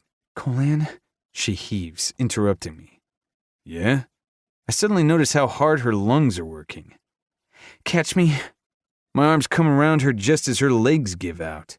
Concern plagues me until she smiles. "I haven't done that in a long time," she says. "But I totally kicked that guy's ass." I chuckle. "Yeah, baby, you definitely did." Realizing what I just said, I clear my throat. "You good?" "Not yet. Just give me another second. My legs are jelly." With a smirk, I scoop her up in my arms and start walking. "Or this works, too," she says. "Where did you park?" Dread twists in my gut at the thought of saying goodbye already. "I didn't. I came on the bus. Just take me to your sister's salon. The stop isn't far from there." My feet falter, halting in their tracks. "Why did you take the bus?" "Because I don't have a car," she answers slowly. "What do you mean you don't have a car?" She frowns. "It means exactly that." "How the hell have you been getting home from the gym every night?" "Walking?" I glare at her. "You've been fucking walking?" "Yeah. Why do you keep repeating everything I say?" "Because you shouldn't be walking at night by yourself. This is one of those things, Leah, where I told you to make smart decisions so you don't end up in a bad situation." Her body stiffens in my arms. "I don't have a choice since I have no vehicle, Colan." "I would have fucking driven you."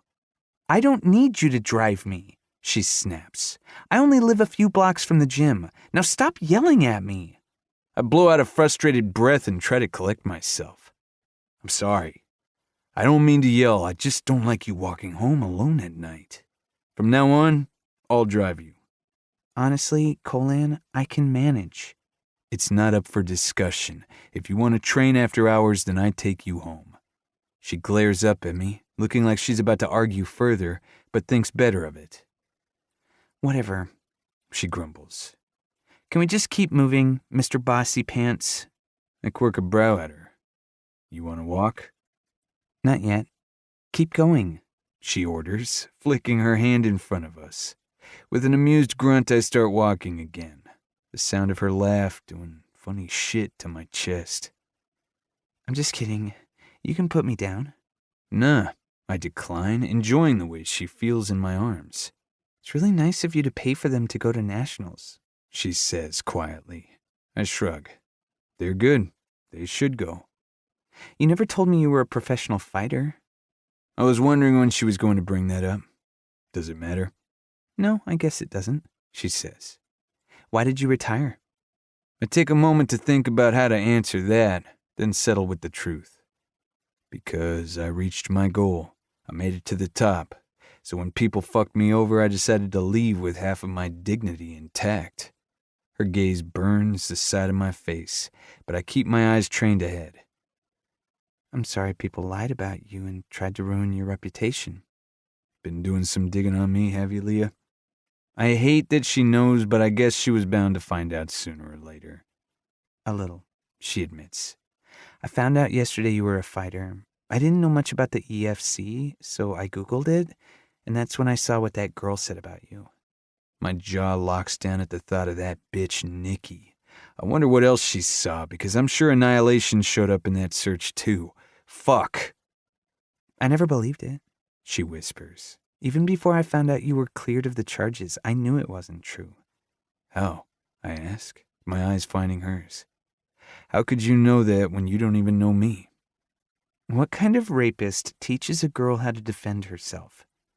I shift my gaze away, her response evoking a storm of emotions I'm not prepared to feel. I don't need to have known you a long time, Colan, to know you aren't capable of that. Some of the people who believed it knew me a hell of a lot longer than you. Then they never really knew you. My eyes meet hers again, and I see so much trust reflecting back at me. Something I can't understand. The only person who's ever had that much faith in me is my sister. Don't put too much stock in me. I'm far from perfect. That's a major understatement. None of us are, she says quietly, so much hidden in those few words. Reaching my SUV, I place her feet on the ground and cage her against the passenger door, bracing both my hands on either side of her head. And what about you, Leah? I ask, dipping my head in close to hers. You know my secrets. What about yours? She might not know all of mine, but she knows enough. What is it you want to know? She asks, a slight tremble in her voice. I want to know who you are and where you come from, but more than anything, I want to know what you're hiding under that scarf. The stark pain that enters her eyes strikes me to my fucking core. Trust me, you don't want to see what's under there. I can't even bear to look at it myself. Nothing scares me. It's a complete lie. She scares the hell out of me. A heavy silence descends upon us, her pretty eyes wide and fearful. What are you so afraid of? I ask. Her breath hitches, emotion shining bright in her gaze. Everything. There's so much despair in that one word that I want to fucking kill whoever put it there. Unable to resist, I gently drop my forehead on hers, my jaw locking as I restrain myself from doing what I really want to do. I'm going to respect your privacy, for now, but one day you're going to tell me who made you so afraid, and if they're still breathing, they won't be for much longer. Her eyes fall closed, lip trembling as she tries to shield her pain from me. Some secrets, Colan, are best left unknown. Not between us. The day will come when there will be no more secrets between us. Her eyes open, locking with mine, but she remains silent. I press my lips to her forehead, then reach for the door handle. Come on, let's go home. Chapter 8. Sophie. I walk into the gym Monday evening to see Colan headed toward the change room in nothing but gym shorts and a towel slung around his neck, his hard, bare body slick with sweat. The moment his eyes lock with mine, my heart skips a beat. Hey. He greets me, his deep, smooth baritone making my knees weak. Hey. Sorry, I lost track of time. I'm just going to have a quick shower. I'll be out in 5. All I can manage is a nod, my throat dry from images of him under the hot spray. Don't go there, Sophie. As he disappears into the locker room, I put my gym bag down and climb into the ring to stretch, hoping it will distract me from my dangerous thoughts. But it's no use. If I thought he consumed me before, that's nothing compared to how much I've thought about him since our night together in Charleston. It was the best night I've had since I lost everything. It felt so good to have someone to talk to and hang out with again, and it was even better that the someone was Colin. I saw so much more of that kindness I had glimpsed in him this past week. From him buying me the bracelet because he knew what it meant to me, and the way he never hesitated to take pictures with a group of boys, then sponsored them to go to nationals, it showed just how truly generous he can be. A far cry from what so many people seem to think about him. I'll admit, when I first met him, I was intimidated like so many others. He does give off an unapproachable vibe, but I have a feeling it's a facade to keep people away. I'm just not sure why he does it. The one thing that's been consuming me the most since that night is the way it felt to be in his arms as he carried me back to his SUV. I felt safe. A safe I haven't felt in years. It's dangerous, and something I should never let myself feel, because as long as Daniel is still breathing, I will never be safe. It's the cold, hard truth, and I need to remember it. My depressing thoughts come to an end when I clue into one of my favorite songs coming from the radio, Ed Sheeran's Thinking Out Loud. I let the beautiful words wash over me, blanketing my soul, and begin humming along with the melody, allowing my body to sway back and forth to the bass vibrating from the speakers. The sound grounds me, anchors me in place, while every bone and muscle in my body yearns to submit to the seductive beat. Since the dance-off the other night, it's as if something has broken loose inside of me, a piece of the old me returning. I've decided to grab hold of it and embrace it. Dancing is the one thing that always made me happy, and since I've been robbed of everything else, I'm going to take that part of me back, even if it's only in private. I'm completely lost in my euphoria when awareness creeps up my spine. Spinning around, I see Colin standing on the other side of the ring, watching me. My breath catches at the intensity of his gaze. There's something about this gym that makes me want to dance, I say with a smile, trying to lighten the tension filling the air. Dance away. I like watching. His voice is as dark as his eyes, beckoning me. I should look away, break this spell he seems to have over me, but I can't. If anything, I want to drown myself in it. Without thinking about the consequences, I reach out to him, offering my hand. Doing it is so much better than watching. He gives me that sexy smirk of his. Sorry, baby. My tummy dips at the endearment, just like it did the other night. I'm all about doing, but not when it comes to dancing. As in, I can't. I've never done it before. A frown pulls at my face. Never? He shakes his head. What about school dances? Or prom? I never went. His expression remains stoic, but those simple words have pain striking my heart. Everyone should dance at least once in their life. Stepping closer to him, I take his large hand in mine and pull him to the center of the ring. My eyes train on his chest as he reluctantly follows. This goes here. I bring his one hand to my lower back, then show him how to hold my other as I move it between us. When I try to sway us, his feet remain planted, and that's when I finally meet his eyes. He stares down at me, his jaw ticking. I don't give up control to anyone, Leah. Ever. His hard words remind me of what I saw online the other night when I looked him up. I nod, not wanting him to back away. Okay, then you lead. All you have to do is move side to side as slow as you want. Your hand on my lower back will guide me. He watches me with indecision. I can't tell if he's just scared or if he really doesn't want to do this. Dance with me, Colin. It soothes the soul, I whisper, praying the extra push works. It does. Ever so slowly, we begin swaying back and forth. His steps are stiff and awkward, but it doesn't matter.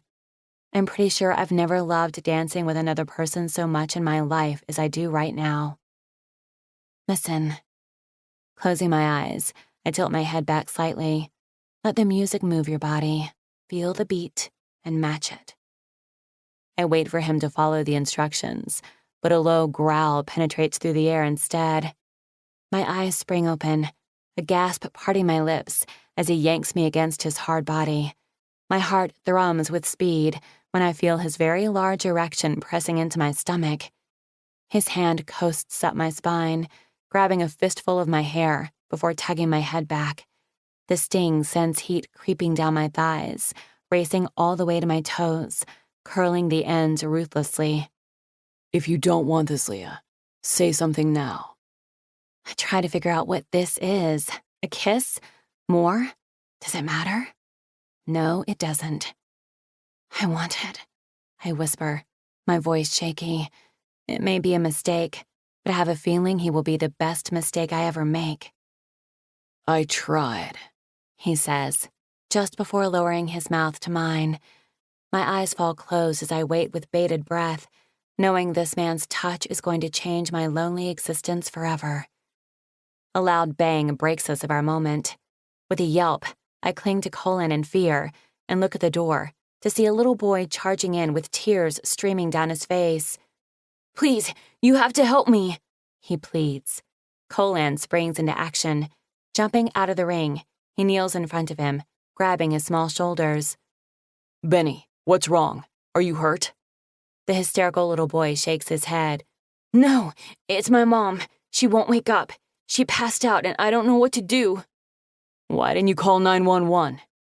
Because we don't have any money for the doctor, he explains, his harsh sobs breaking my heart.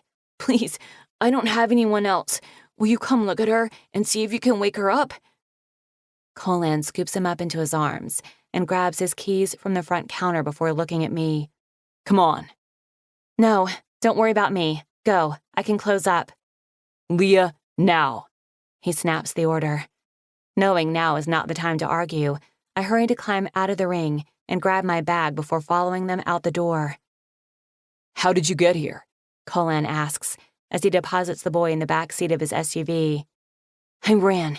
I live that way. He points down the street, off to the left. Closing the door, Colin opens the passenger one for me before running to his side.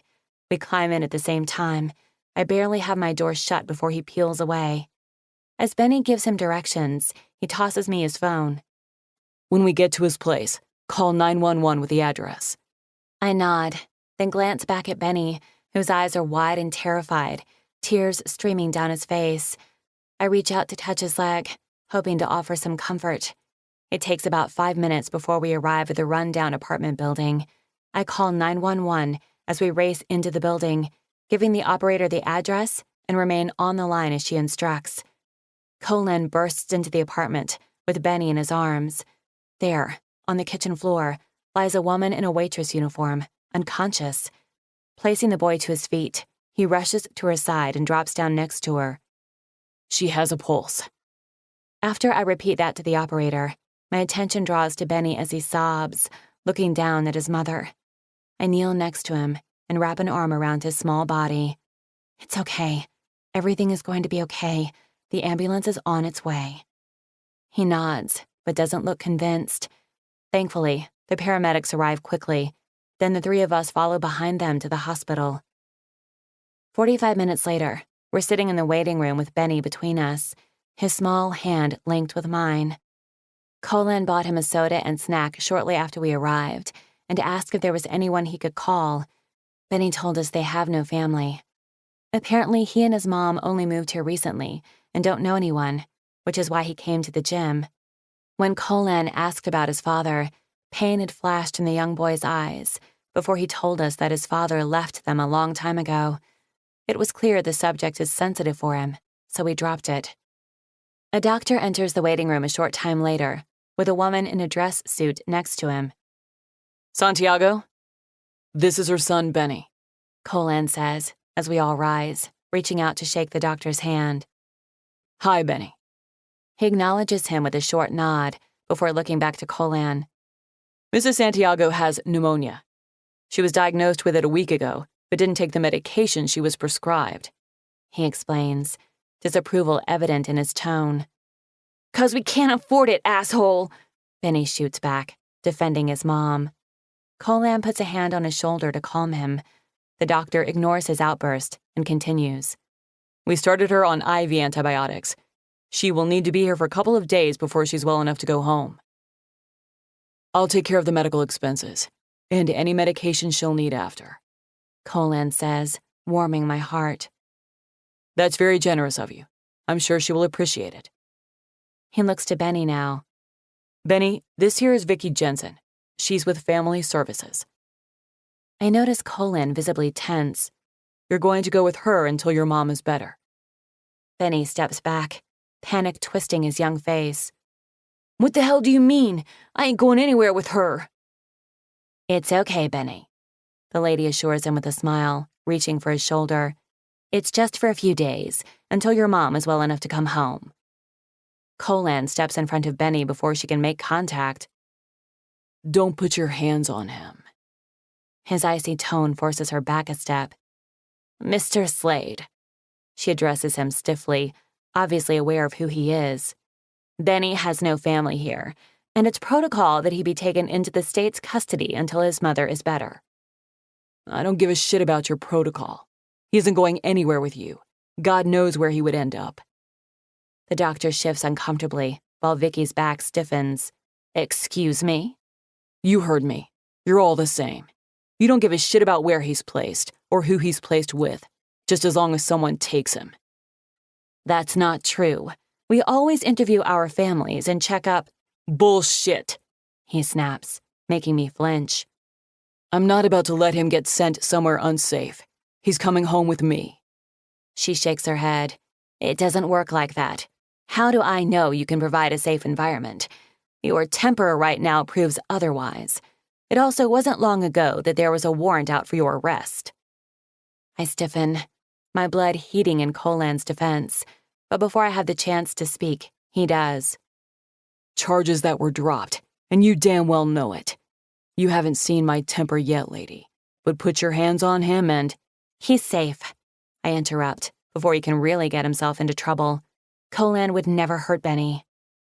"And who are you?" she asks. "A friend. I also work at the sheriff's office and can vouch for him." "I don't recognize you," she says, pretty much insinuating I'm a liar. "I'm new there, but I also know Sheriff McKay will back him as well. Benny knows Colin. It makes sense for him to be with someone he trusts right now." "Yeah," Benny speaks up, grabbing Colin's hand. "He's my friend, and I want to stay with him." It's clear by her expression she disagrees. "Why don't we speak with Benny's mother?" the doctor suggests. "She is conscious, and I know she wants to see Benny as much as I'm sure he wants to see her. He could ask her about staying with Mr. Slade." "Yeah, I want to see my mom." Vicky sighs. "Come on then, let's go speak with your mother." She reaches for Benny's hand, but Colin blocks her again. "I'm coming too. He doesn't leave my sight." The doctor is the one to respond.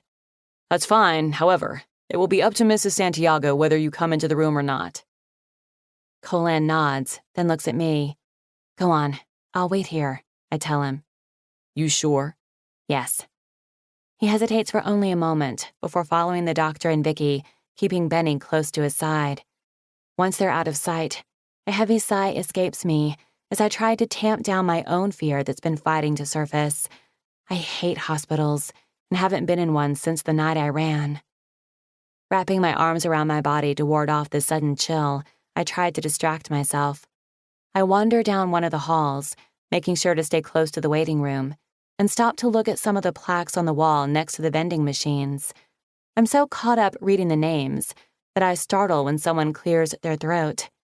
I spin around with a hand over my heart, to see a doctor getting coffee from one of the machines. Sorry, I didn't mean to scare you. He apologizes. It's okay. I didn't hear you walk up. He raises a cup at me. Coffee? No, thank you. After filling his cup, he leans against the vending machine, his eyes remaining on me as he takes a leisurely sip. Do you find our wards interesting? He asks, gesturing to where my attention just was. I smile. No, not really. Just trying to keep myself busy while I wait for my friend. You're here for a friend? I nod. Too bad. I frown, finding it's an odd thing to say. Why do you say that? Because if you had needed a doctor, I could have offered my assistance, he says, flashing me a charming smile. My fingers move to my scarf as I shift nervously. He extends his hand to me. Blake. Leah, I say, accepting his gesture, but immediately regret it when he holds my hand longer than necessary. Nice to meet you, Leah. I don't recognize you. Are you from around here? That's none of your business, doctor. I turn to see Colan standing behind me with Benny beside him, his eyes as hard as his tone. Hey, guys, I greet them. What's going on here? Colan asks, his eyes trained on Blake like he's about to rip him apart. I don't get the chance to explain before Benny cuts in. Looks to me like this fool is treading on your territory. Oh, God. I quickly speak before the situation can get more uncomfortable. This is Blake. We ran into each other when... I know who he is. Colan interrupts. How's your wife, doctor? Wife? I turn back to Blake, seeing a cocky smirk on his face, but his eyes are narrowed in irritation. Rather than respond to Colan, he straightens from the vending machine and looks at me. It was nice to meet you, Leah. I'm sure I'll see you around. Bye. I wave to his retreating back, not wanting to be rude. Bringing my attention to Colan and Benny again, I clear my throat and try to break the tension. So, did everything go okay with your mom? Yeah, she's gonna be okay. And she said I can stay with this guy, he says, jerking a thumb at Colan. So, it's just the champ and me for a few days, and we're going to partay. He dances, making me smile. Colan grunts, his tight expression easing. Hardly, kid. You have school, which is why we need to get out of here and put you to bed. Oh, man, Benny grumbles as we make our way out of the hospital. They decide to drop me off first, before going back to Benny's to grab his stuff. I give Colan directions to the small 2-bedroom house I rent. It's located on a quiet street and within walking distance to everywhere I need to be, especially work. It was a blessing I found it. Otherwise, I would still be staying at the motel. There are not many apartment complexes around, so when I found the house and saw the rent was affordable, I jumped on it, especially since the landlord allowed me to rent on a month-to-month basis. Benny does most of the talking while Colan remains silent. I'm having a hard time gauging his mood and worry he's upset with me, though I have no idea why he would be. When he pulls onto my driveway, I reach for the door handle and turn to say goodbye, but he surprises me by getting out. I glance back at Benny and give him a smile. Good night, Benny. I'm glad everything is going to be okay with your mom. Bye, Leah. Thanks for everything. I didn't do anything, but I nod anyway and move to get out as Colan opens the door for me.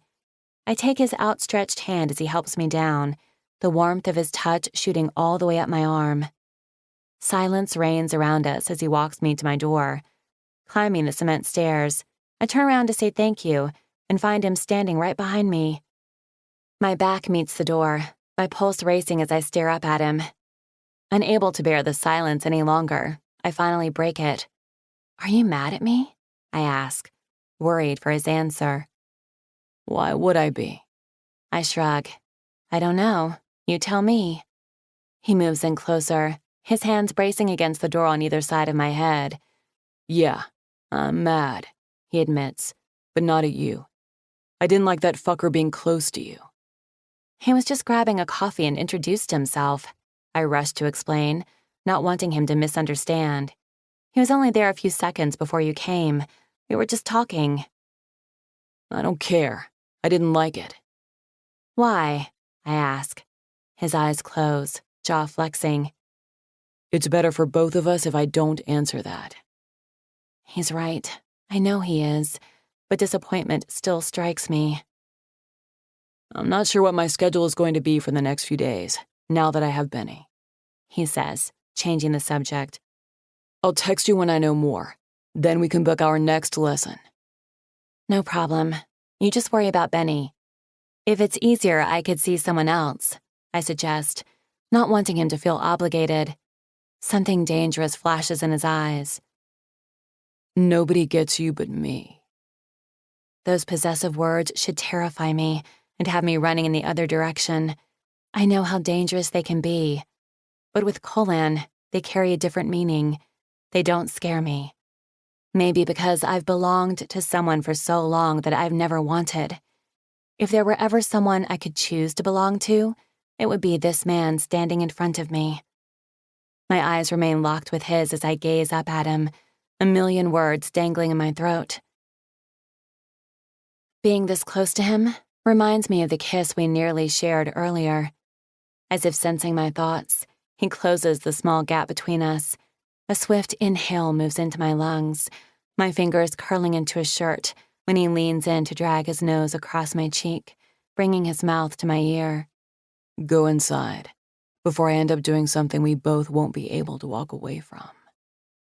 His lips brush my skin ever so softly before he steps back. I want to reel him back in, to soak in the warmth and safety he brings me, but no, I can't. It would be selfish of me, because it will only be a matter of time until I'm gone again. Good night, Colin, I whisper, before turning around to enter the house. Good night, Leah. Closing the door, I rest my forehead against it, releasing the breath that's been trapped inside my chest. After clicking the lock in place, I head to my room and get ready for bed, skipping my usual evening tea. As I take off my clothes and change into my pajamas, I make sure to avoid the mirror in my room, unable to stomach what I unveil when my scarf comes off. I crawl into bed and stare at the ceiling, listening to nothing but silence. My heart grows lonelier with each passing moment, and I begin thinking about my family. Glancing at the clock, I see it's late, but now more than ever I need to hear my mother's voice, to know they're all okay. It's been 2 months since my last phone call to them, and even though each time rips through my wounded heart, it also brings me peace. I reach for my prepaid cell phone and dial the landline before covering the bottom with my hand. My heart thunders with every ring until it stops altogether when my mom answers. Hello? Her voice is soft, but she doesn't sound asleep. Hi, Mom, I whisper, even though she can't hear me. Hello? I miss you guys, I tell her, ensuring my hand is gripped tightly over the transmitter. Sophie, baby, is that you? She asks, like always, her voice thick with the same searing pain tearing through me. Please, honey, say something.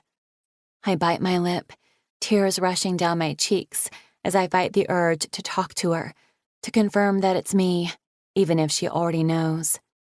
I love you. I'm doing okay and hope you all are too. Is it her?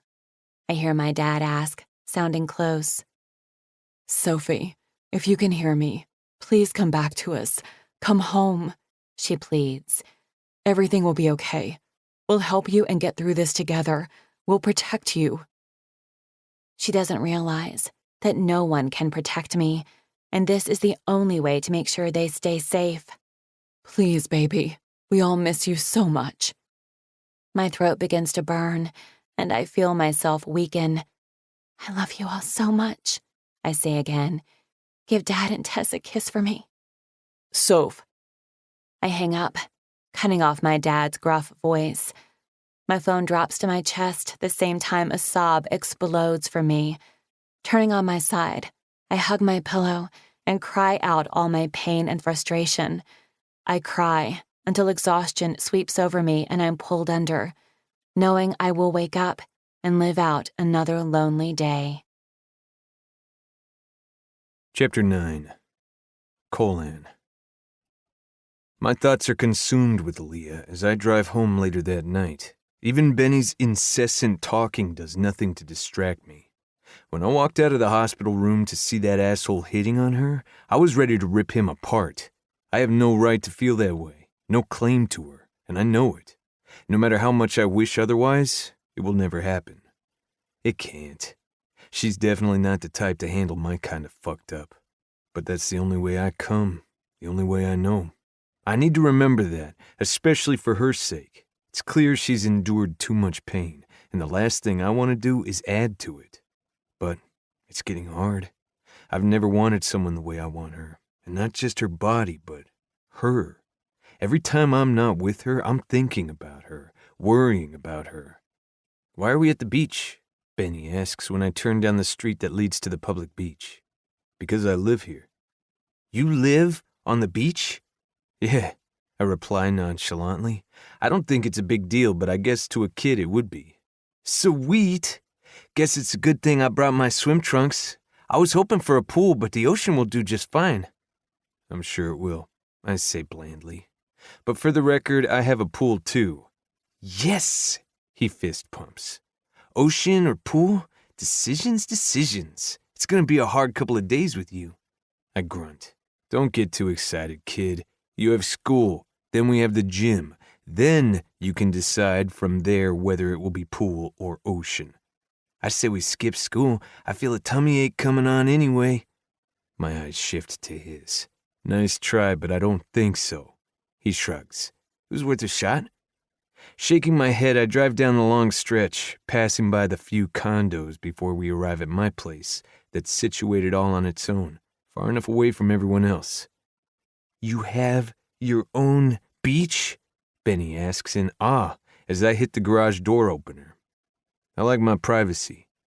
It was a good chunk of change, but worth every penny. It's private property, which means it keeps the fucking reporters away. It's also a great stretch for my morning runs. After pulling into the garage, I cut the engine and look over to see Benny staring at me. "You got a butler who's going to come get my suitcase? Maybe even greet me with something to drink?" Jesus, the kid's a smartass. "No, but even if I did, you're old enough to carry your own damn suitcase." His chuckle fills the space as we both climb out of the vehicle. He follows me inside the house, dragging his Spider-Man suitcase behind him. "Holy shit!" he says, walking around with his mouth open as he takes in the place.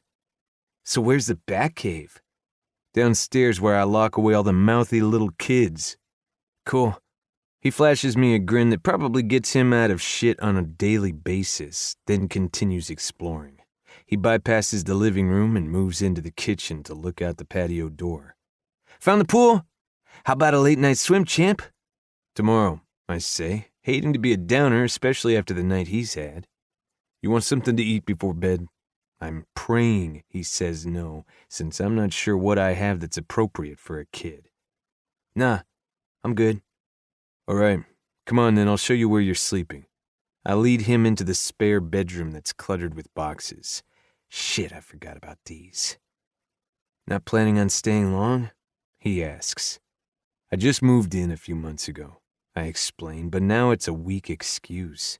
No one is ever here except my sister, and she doesn't need to stay the night, so I haven't made it a priority. I point to the bathroom at the other end of the room.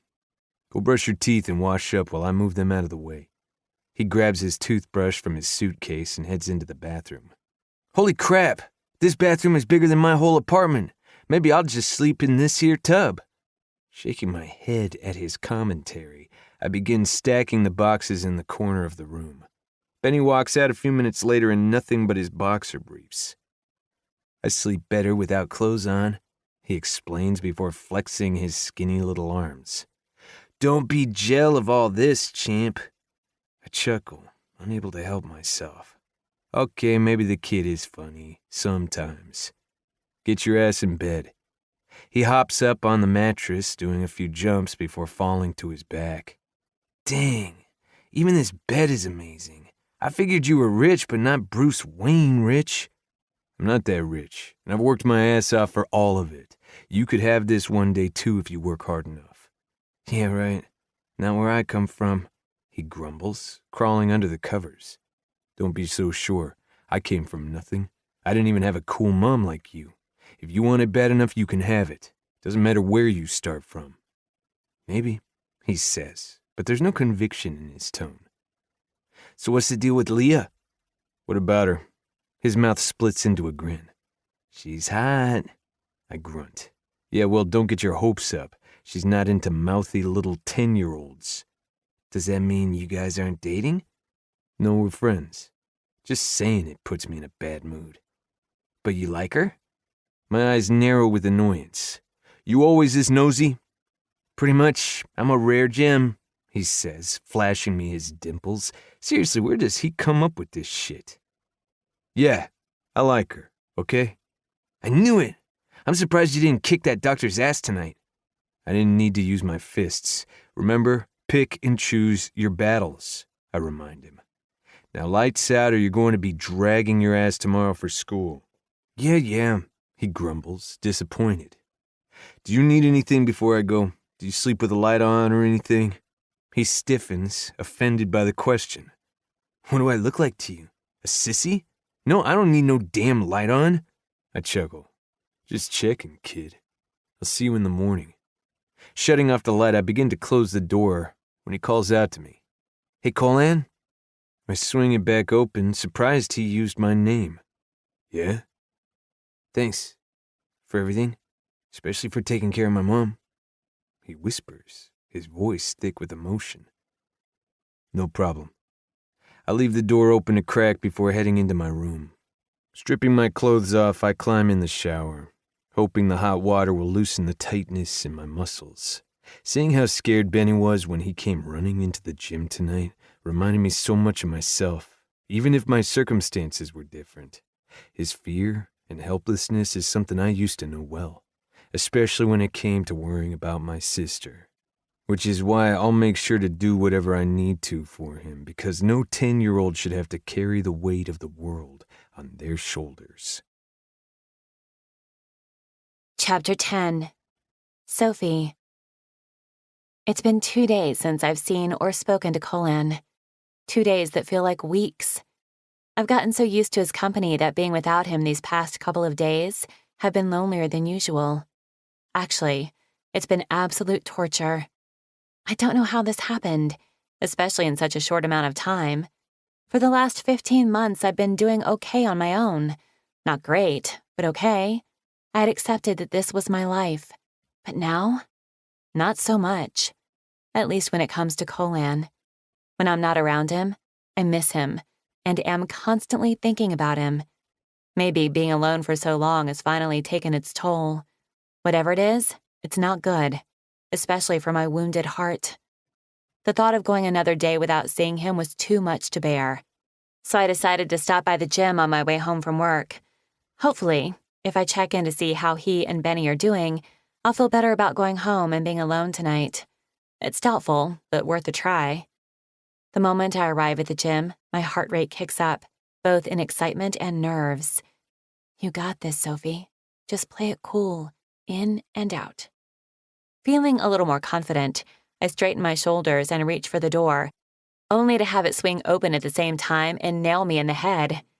A painful gasp escapes me as I stumble back and cover my face. Oh shit. Leah, are you okay? Colin's next to me in an instant. He pulls me against him, cradling my head to his chest. Fuck. I'm so sorry. Seriously, did it have to be him? Humiliation outweighs the pain, making me wish I could go back in time and change the last 60 seconds. Way to go, Einstein, Benny cuts in. You're supposed to make women fall for you, not have them drop to the ground in agony. I laugh, but it quickly turns into a groan when pain radiates through my head. Benny, now is not the time. Colin growls. Leah, baby, look at me. Let me see. Framing my face between his large hands, he forces my gaze to his. The moment our eyes lock, my heart misses a beat. How do you always do that to me? I whisper, speaking my thoughts without meaning to. His eyes darken further with guilt. Jesus, I'm so sorry. I was looking behind me when I pushed it open. No, it's fine. I'm okay, I assure him. He doesn't believe me and begins probing at my forehead where it's sore, asking me questions. I answer them all to appease him, but even then he doesn't seem convinced. Trust me, I'm fine. Well, maybe not my pride, but physically, I'm okay. If I were you, I would kiss it better just to make sure, Benny adds, putting in his 2 cents. Colin glares over at him, only to receive a cheeky grin. Hi, Benny, I greet him with a smile. Hey, Leah. Colin brings my attention back to him, his hands still cradling my face. You sure you're okay? Yeah, I answer softly, getting lost in his warm brown eyes that I've missed so much and are more prominent today with his hair pushed out of his face by the red backwards hat he's wearing. Were you coming here for something? A scowl suddenly transforms his expression. You aren't here for lessons with anyone else, are you? He asks, his tone hard. No, not at all. I thought I would stop by on my way home from work and see how you guys were doing, how Benny's mom is doing, I add, feeling awkward about it now. She's doing great, Benny answers. She comes home tomorrow. I turn to him but regret it when Colin is forced to drop his hands from my face. I'm glad to hear that. I'll bet you miss her. I do, but I'll miss staying with this guy too, he says, stepping forward to give Colin a punch in the arm. We've been partying it up the last few nights, and we're doing it again tonight, pool and pizza style. His excitement has a smile spreading across my face. Sounds like a lot of fun. You should come, he invites me. Oh no, Yeah, you should. My eyes snap to Colin's. His body's still close enough that I can feel the heat radiating from him, mixing with the humid air. That's okay, I don't want to intrude on guy time, and I don't have a swimsuit anyway. That will never be part of my wardrobe again. The thought sends a stab of pain to my chest. Bathing suits are optional, Benny tells me, especially when it comes to you. My cheeks heat, his comment taking me by surprise. Colin shifts to look at him, his eyes narrowed in disapproval. What did I say about that mouth of yours? What? Benny asks innocently. I'm being nice. Not having a swimsuit shouldn't stop her from coming. Who are we to judge? A laugh explodes from me before I can stop it. Colin shakes his head and grumbles something incoherent before bringing his attention back to me. Come with us. The offer is so tempting. I'd love nothing more than to spend the evening with him, but I don't want to intrude. You're not intruding when you've been invited. You wouldn't have invited me had I not shown up here, I argue, but it's weak. That's true, so it's a good thing you did. I smile, his words erasing the last of my resolve. Come on. His hand moves to my lower back, searing the small patch of skin beneath my tank top as he guides me to his truck. Sweet! Another member to the party. Benny opens the passenger door and is about to hop in until Colin intercepts him, grabbing the back of his shirt. You're in the back. She gets the front. I was just opening the door for her, he lies. Taking pity on him, I decide to play along. Why, thank you, Benny. That's very kind of you. Anytime, hot stuff. Jesus. Colin claps a hand over his mouth. Just get in the damn vehicle, will ya? He playfully tosses Benny in the back seat. I cover my mouth to muffle my giggle as I climb inside, finding their banter sweet and amusing. When Colin hops in, he looks over at me. Do you need to stop at home for anything? I glance down at my soft yellow shorts, white tank top, and matching yellow scarf, wondering if I should change, but then decide against it. No, I'm good. You heard the girl. She's good. Now step on it, champ, and let's get our party on. With a grunt, Colin puts the vehicle in gear and takes off. 30 minutes later, I'm sitting on a lounge chair under one of the palm trees in Colin's backyard, watching Benny do cannonballs while Colin changes and orders the pizza. He offers me a swimsuit that his sister keeps here, but of course I declined, which I think he expected. Isn't this place amazing, Leah? Benny yells, seconds before he does another jump into the pool. I wait to respond until his head pops back up. It sure is. Colin's home is situated on a private section of the beach and offers a spectacular view of the crystal blue water. While it's beautiful and obviously cost him a small fortune, It's not over the top or pretentious. There are 3 bedrooms. One Benny has claimed as his own. A personal gym that I hear is state-of-the-art, which doesn't surprise me, and a pretty cool theater room that they've been getting good use out of the last few nights. Then there's the backyard that's amazing all on its own. You're relatively secluded. Yet, just a few-minute walk down the beach, and you can join the rest of the world. It's private, peaceful, and suits Colan perfectly. Reclining back, I close my eyes and breathe in the salty ocean air, listening to the waves crash against the shore in the distance. It reminds me of home, when Tess and I would hang out at the beach on weekends with our friends. At the sound of the patio door sliding open, I look over with a smile that dies the moment I catch sight of Colan, my breath locking in my throat. Black board shorts hang low on his lean hips, displaying a V that every woman has heard about, but most have never seen. His upper body is bare, decorated in black ink, looking powerful with a sharp edge of danger. A pair of aviators now shield his fierce brown eyes, while he still wears the backward hat he had on earlier from the gym. His brown hair pokes out from beneath it, framing his killer cheekbones and square jaw. I have never seen a more perfect specimen in all my life. Leah. His warning growl has my eyes snapping to his face. My cheeks flush with embarrassment when I realize I've been busted. I try to think of something snappy, but my words vanish when he leans down in front of me.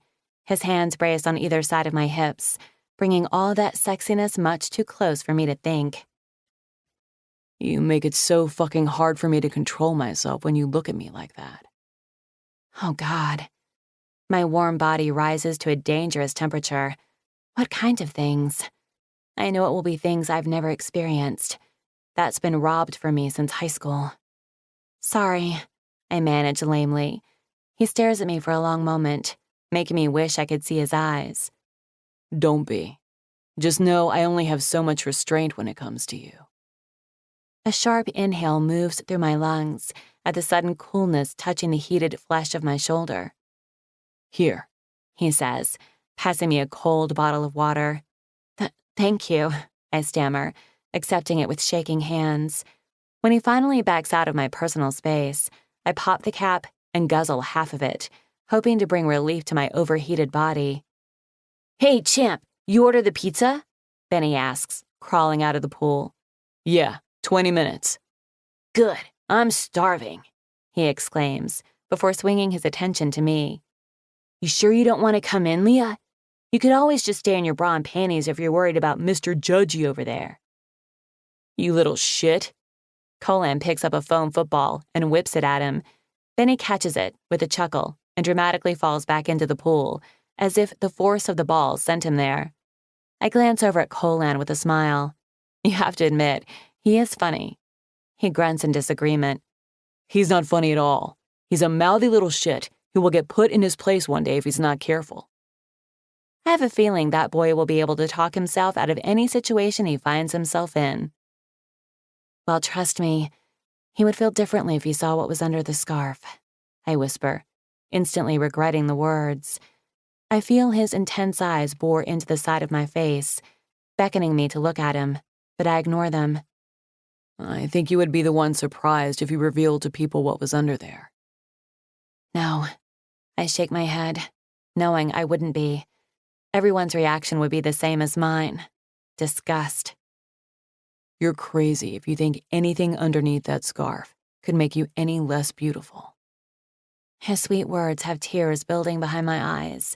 Clearing my throat, I change the subject before the emotion can drag me under. So, you know that dance for the Men of Honor Center your sister was talking about the other day? Yeah, he replies, letting me switch the topic. Well, somehow I got roped into going today. Oh yeah?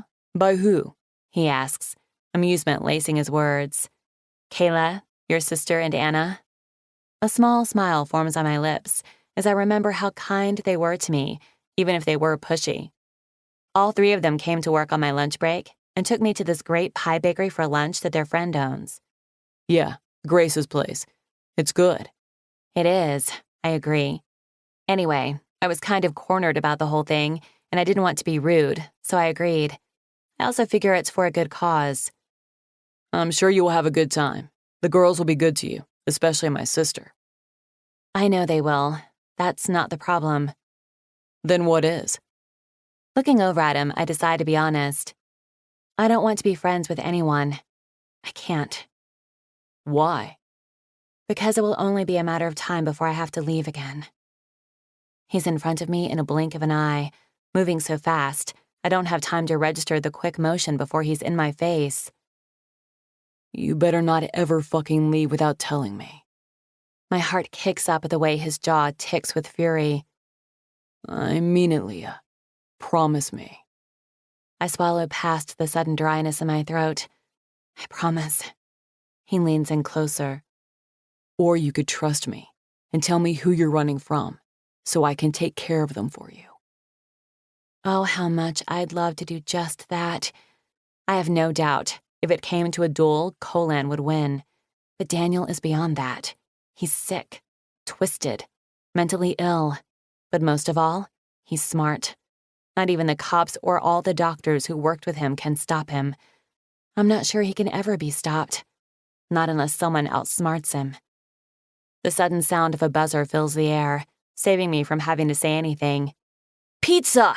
Benny yells, climbing out of the pool to run inside. Colan remains motionless. This is far from over. Pulling back, he leaves to answer the door with Benny. A shaky breath releases from my lungs. My resolve is slipping. The need to tell him everything is wearing me down. But I can't. I can't risk him. I know he would do everything to protect me. But if something ever happened to him, I would never forgive myself. Chapter 11. Sophie. Saturday evening, I walk into Caitlin's salon with Kayla, Julia, Grace, and Faith, Colan and Caitlin's cousin whom I just met. She seems as nice as all the others. So why am I still so nervous? Especially when everyone has been so kind and welcoming. I don't know if it's the thought of being around a big crowd tonight that has me so worked up, or not knowing what outfit Caitlin has picked for us to wear. Because whatever she has chosen, I will need to wear a scarf with it, which means I'll probably look ridiculous and stick out like a sore thumb. I've been so nervous over it that I've been feeling sick for days, a constant knot in my stomach. The party is here, Kayla calls, announcing our arrival. Caitlin walks out of the back, her hair and makeup looking like she just stepped out of a magazine. "Hey, ladies, good timing. I just finished with myself and Anna." Anna walks out at that moment, looking as gorgeous as Caitlin. "Y'all look beautiful," Grace compliments them, speaking my thoughts. "Thanks. We waited until you guys got here to change. I didn't want to ruin the surprise of our outfits." Caitlin's excitement takes my anxiety to another level. "Thanks for coming tonight, you guys. It means a lot." Anna moves to each girl, giving them a hug.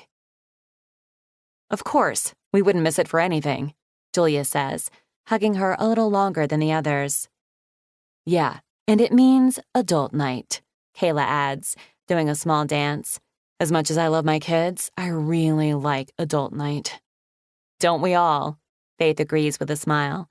Anna comes to me next, surprising me with a hug too. "I'm so happy you were able to come, Leah." We didn't give her much of an option, Kayla says, making me smile. "No, you didn't, but I'm glad. Thank you for inviting me. I'm sure it'll be a lot of fun." "Have you ever been to the barnyard?" Faith asks. I shake my head. "It's really fun," Anna rushes to say. "It's the second largest honky-tonk in the country. There's bull riding, live music, line dancing, pool tables. It has everything." "It sounds great." "And really big." "All right, before we get started." Kayla pulls a bottle of wine from her bag, a gleeful smile on her face. "Don't worry, I brought something special for you too," she says to Caitlin. "Perfect. Give me a second and I'll grab glasses." She dashes into the back and returns a second later with plastic cups. "Sorry, that's all I have." "Just as long as I can drink from it, I don't give a shit. I would drink right from the bottle, but don't want to be rude," she says, making us chuckle. Julia passes a glass to Anna, but she shakes her head. No, thank you. I'll have some of whatever you brought Caitlin if that's all right." Kayla frowns at her. Since when do you not drink wine? Anna bites her lip, trying to hide a smile. Since I was told I can't. At least not for 9 months. There's only a beat of silence before all the girls start screaming and launch themselves at her. With a smile, I watch their celebratory group hug, feeling envious of their friendship. How special would it be to have friends like that? I had one really close girlfriend after high school. Or who I thought was my friend. Don't think about her, Sophie. I can't believe this, Julia cries. Does Jackson know? No, we only just told our parents this morning. I'm nervous for his reaction. Oh, don't be. Julia waves away her worry. He'll be growly, of course, but that's Jackson. But he loves you. He'll be happy for you. A few of them share in another group hug when Caitlin glances at me and breaks it up. All right, let's get a move on. The guys will be here in an hour. She grabs a bunch of individual black tote bags that sit on the floor and begins passing them out to each of us. Here are your outfits. I think you will love what I picked out. The theme is perfect. My heart begins to pound like a drum, echoing in my ears as I take my bag from her. I watch all the other girls open theirs first, while I try to think of how I'm going to pull this off without looking completely ridiculous. Please, let one of the scarves I brought match what she has chosen. I watch as Grace pulls out a pair of cut-off jean shorts. These seem awfully short, she says, holding them up. They'll cover your ass, I promise, but we're going Daisy Duke style tonight. Cool, Kayla says, obviously not concerned with the length. How much do we owe you for all this? Nothing. My client owed me a favor. Just if anyone asks, they come from Rustic Boutique. You got it. Julia pulls out a white tank top, then reaches back in and holds up a piece of plaid fabric. What's this? A scarf. My eyes snap to Caitlin's as she answers, but she keeps her gaze on Julia, purposely avoiding mine. Don't worry, it's really light and matches our outfits perfectly. I was going to do plaid tops, but figured that would be too hot. Good thinking. Thanks for doing this, Caitlin, Faith says, while I continue to stare at her, rendered speechless. No problem. You girls can use the customer bathroom to change if you want, she offers, before looking at me. Leah, you can come to the back and use the employee one so you don't have to wait. I finally manage a nod and follow her into the back, where there's a single bathroom. After you're finished, I'd be more than happy to do your hair, if you like. That'd be great, I say, my words thick with the emotion I'm trying to choke down. Giving me a smile, she begins to close the door, but I stop her. How did you know? There's no need to elaborate, because, like I already guessed, the scarf isn't a coincidence. My brother called me, she reveals, making my heart stutter to a stop. He didn't tell me anything, just told me to make sure I got you a scarf with your outfit. I thought the plaid was the perfect touch, so I got them for all of us to wear. Tears spring to my eyes, but I do my damnedest to blink them back. Thank you. She flashes me another smile, this one a little more soft. No problem. I'm really glad you decided to come. Closing the door, she leaves me to get dressed. With my gaze blurry, I take a seat on top of the toilet, then reach in the bag and pull out the scarf. Holding it in both my hands, I bring it to my face and use it to muffle my sobs. I cry, hating that I even need to wear one. But most of all, I cry for the act of kindness, not only from Caitlin, but Colan too, for thinking about me and knowing I needed this. I only allow myself a minute or two, then gather my composure, not wanting to walk around with red, swollen eyes for the night. Sniffling, I grab my phone and type in a text to Colan. Me. Thank you. It doesn't seem sufficient enough, but I don't think there are any words that could describe how grateful I am for what he did. Out of everything I was nervous about tonight, this one weighed on me the most. Putting my phone down, I hurry to get dressed. Leah, what size are your feet? Caitlin asks through the door. Usually an 8. Faith, we're going to need the extra pair you brought. No problem, I got them right here. I hear her faint response as I finish getting my outfit on, impressed with how well everything fits. Next, I secure the scarf around my neck before looking in the mirror. I try to clear my red eyes as much as possible, then grab my phone off the counter and open the door to see Caitlin waiting on the other side of it, dressed in the same outfit. Yay, it fits. You look great. She passes me a pair of dark brown cowgirl boots and ankle socks. These are for you to borrow. Thank you. I didn't even think about my footwear, but I should have. No worries. Everyone brought an extra pair with them since we weren't sure of your size. Come on, I'll start your hair. I follow her out into the salon. Seeing everyone else dressed in their outfits brings me back to my dancing days when we would all be in costume. Caitlin, you're a damn genius, Kayla says, checking herself out in the mirror. My ass is on point in these shorts. Collective chuckles fill the salon. I have to admit, they are very flattering, Julia agrees. Caitlin turns her chair for me to sit in. I'm just glad they're low enough so I can wear them too. And you look even more adorable than usual, Faith says, coming to give her small baby tummy a gentle pat. Why, thank you. Her glowing face and radiant smile reveals just how happy she is. Hey, where's Emily? Grace asks. I thought she and Ryder were coming too.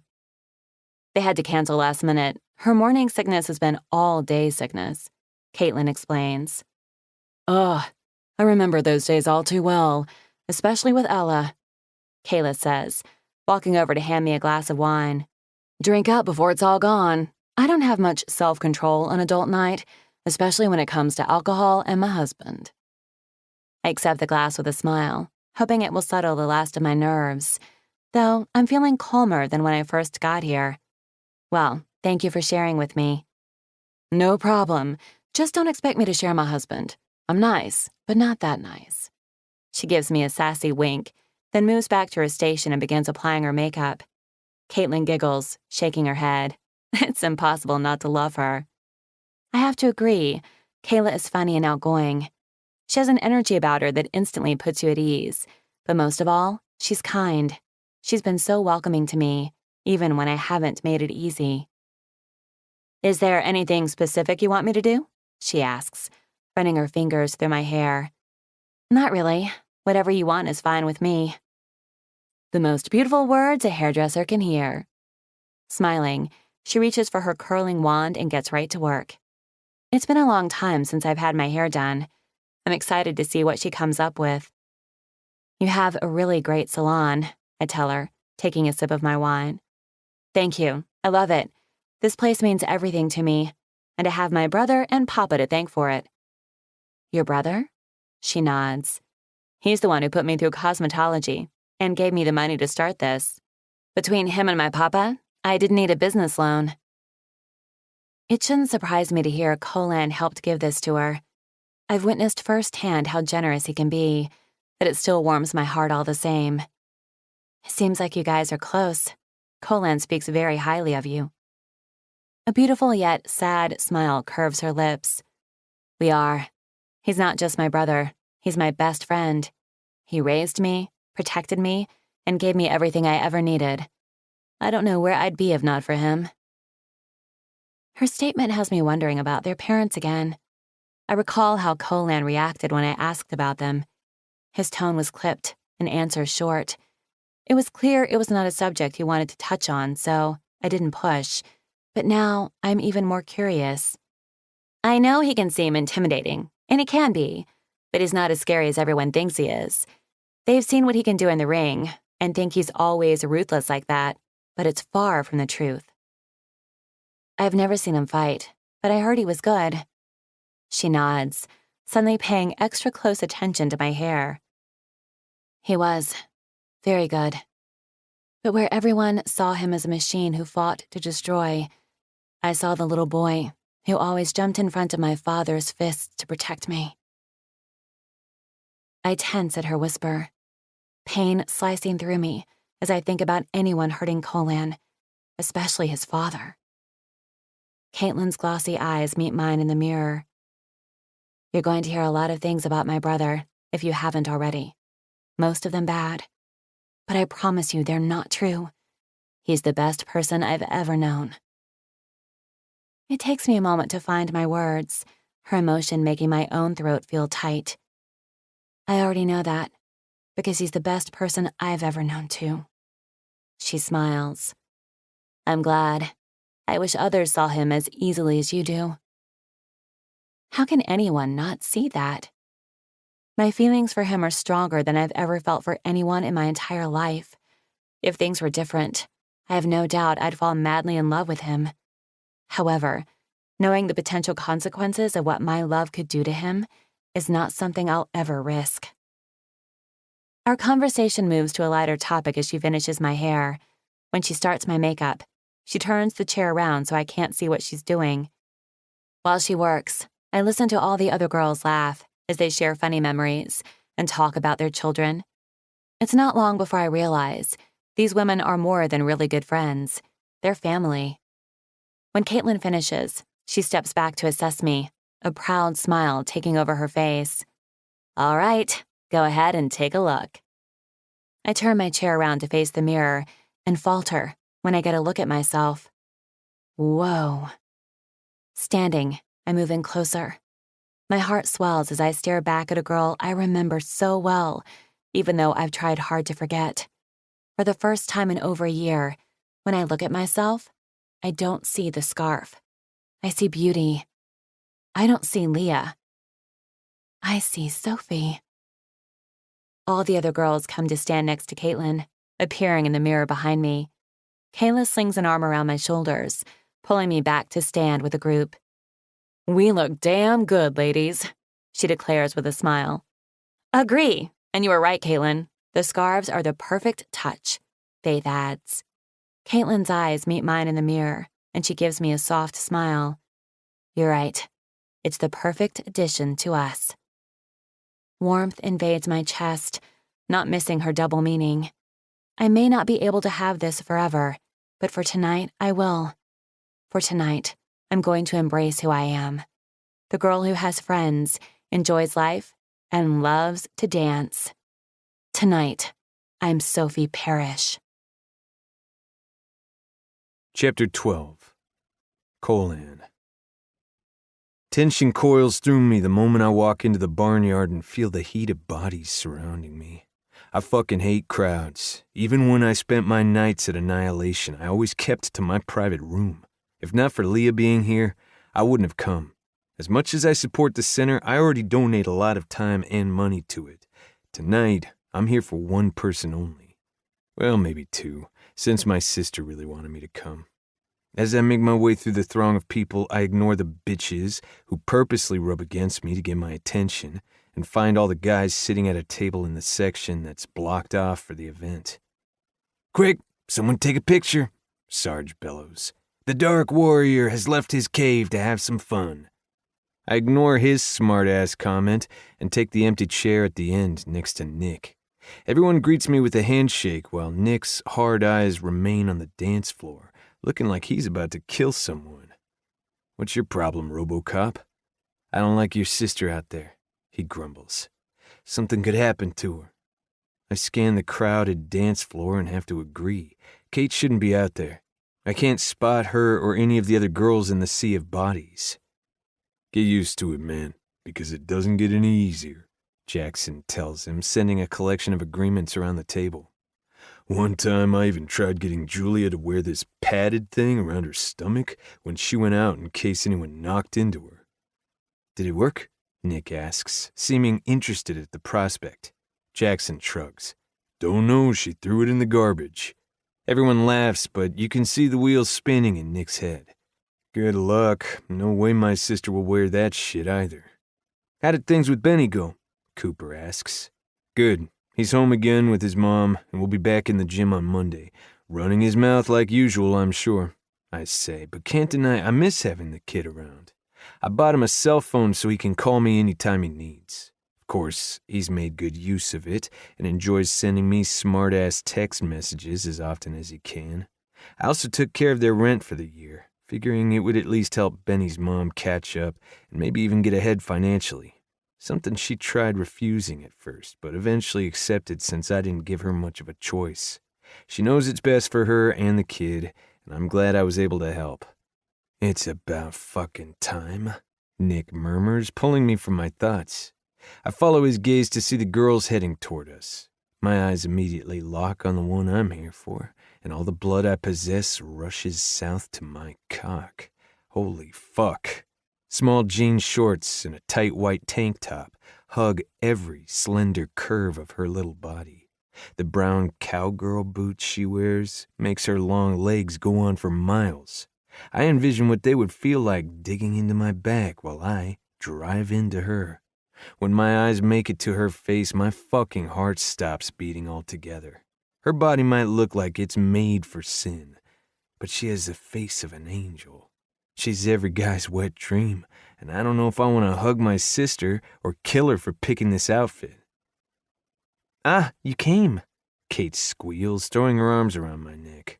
I hug her back, but my eyes never stray from the warm, innocent ones that hold me captive. After giving me a loud, smacking kiss on the cheek, she moves to sit on Nick. Leah comes to stand in front of me, a shy smile touching her lips. Hi. She greets me, but I can barely hear her soft voice over the music. Hey. I look around for a chair, but there's none left, which is obviously why all the chicks are sitting on the guys. Knowing I shouldn't, but not caring, I reach out and slip my finger in the waistband of her snug shorts and drag her to me. I hear her swift inhale as I bring her down on my lap and have to bite back a groan at the feel of her leg brushing against my throbbing cock. She gazes at me, her face level with mine as she licks those sexy fucking lips of hers. I didn't think you were coming tonight. I changed my mind. Why? Because you changed yours. A smile plays at the edge of her lips as she wraps her arms around my neck, dropping her forehead to my temple. Thank you for telling your sister about the scarf. You'll never know what that meant to me. I knew exactly what it meant. I knew she would be stressing over it, and for once I wanted her to have fun and not worry about anything. Before I have a chance to tell her that, I'm interrupted. Excuse me? I look up at the whiny, high-pitched voice and see two blondes looking down at me expectantly. Yeah? We were wondering if the Dark Warrior would mind signing these for us. They both lift their shirts, showing me the side of their bras. Unbelievable. My sister scoffs with distaste. Leah's entire body stiffens. She begins to slide from my lap, but I dig my fingers into her soft flesh, not letting her escape. This kind of shit doesn't faze me. I'm used to it, but it pisses me off that they interrupted me and made Leah uncomfortable. Come back with a pen and paper, then I will, I tell them, not bothering to hide my annoyance. They don't look the least bit offended as they drop their shirts and shrug. Forget it. We'll get one from the other guy. We just thought we'd let you get first dibs. One says with a wink before they walk away, leaving me clueless about the other guy. Classy, Kayla comments sarcastically. Ah, come on now. They seem like such nice girls, Sarge chuckles. I glance at Leah, but she avoids eye contact with me, her body stiff. Hey, I squeeze her hips, bringing her attention back to me, and hate the pain I see in her gaze. Don't what? Don't let it bother you. You could have signed them, she mumbles. I could have, but I didn't want to. Why? Because I'm with friends and my sister is right next to me. It's rude and uncomfortable for everyone, I tell her honestly. Fair enough. She gives me a weak smile, then turns to look away, but I don't allow it. Hooking a hand behind her neck, I pull her in close, my mouth next to her ear. For the record, Leah, the past few weeks my dick only gets hard for one girl, and even though I can't do a goddamn thing about it, no one else will do. I feel her quick breaths on my face, fingers curling into my shirt with the same need rushing through my blood.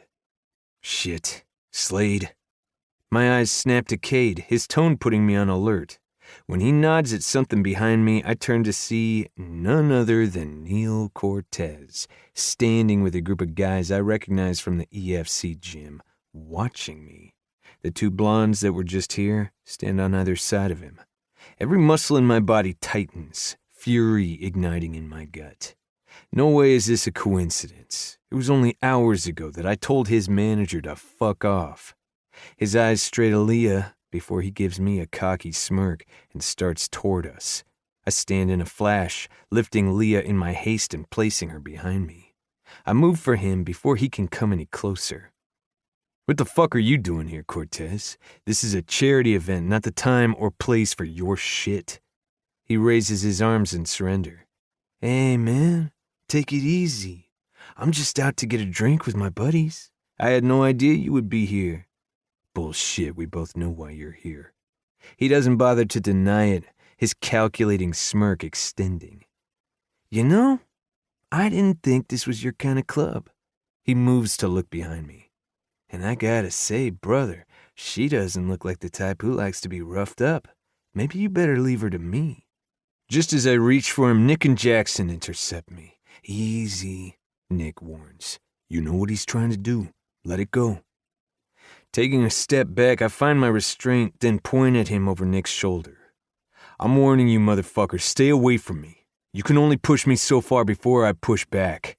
I turn away as Cooper gives him a warning of his own, worried I won't be able to contain myself from knocking his teeth through the back of his fucking skull. Leah eyes me nervously as I return to the table. Everything okay? It's fine, I snap, my voice harsher than I intend for it to be. Taking my seat again, I pull her back down on my lap, the warmth of her body easing some of the rage coiling inside of me. I'm sorry, I murmur against her shoulder. It's okay. Jesus, that guy is relentless, Sarge spits. Bad enough you're getting calls at the gym all the time, but now he's following you? Maybe you ought to get back in the ring and shut him up. You're being harassed? Caitlin asks in concern. You haven't told me this. What's going on? I shoot a pointed look at Sarge for opening his big trap before bringing my attention to my sister. Nothing is going on. Ward just wants me back in the ring, and Cortez wants to be the one to bring me there. But you're not going to, right? No. Unless the bastard pushes me too far, then he won't need a ring to be at the end of my fists. I don't want you to go back. Not after what they did to you, she says, fear prominent in her voice. I promise, Kate, everything is fine. You don't need to worry, okay? She nods but doesn't seem convinced. I do my best not to think about Cortez and enjoy the rest of the night. When the waitress comes by to grab more drinks, I order a beer, then pay for Leah's refill. Sawyer orders a round of shots for everyone, -1 for Caitlin. Actually, -2, Anna speaks up. You don't want one? Sawyer asks. I can't. She pauses, and I notice the girls share a look while Logan drops a reassuring kiss to her back. It doesn't take long for me to clue into what's going on. I'm pregnant.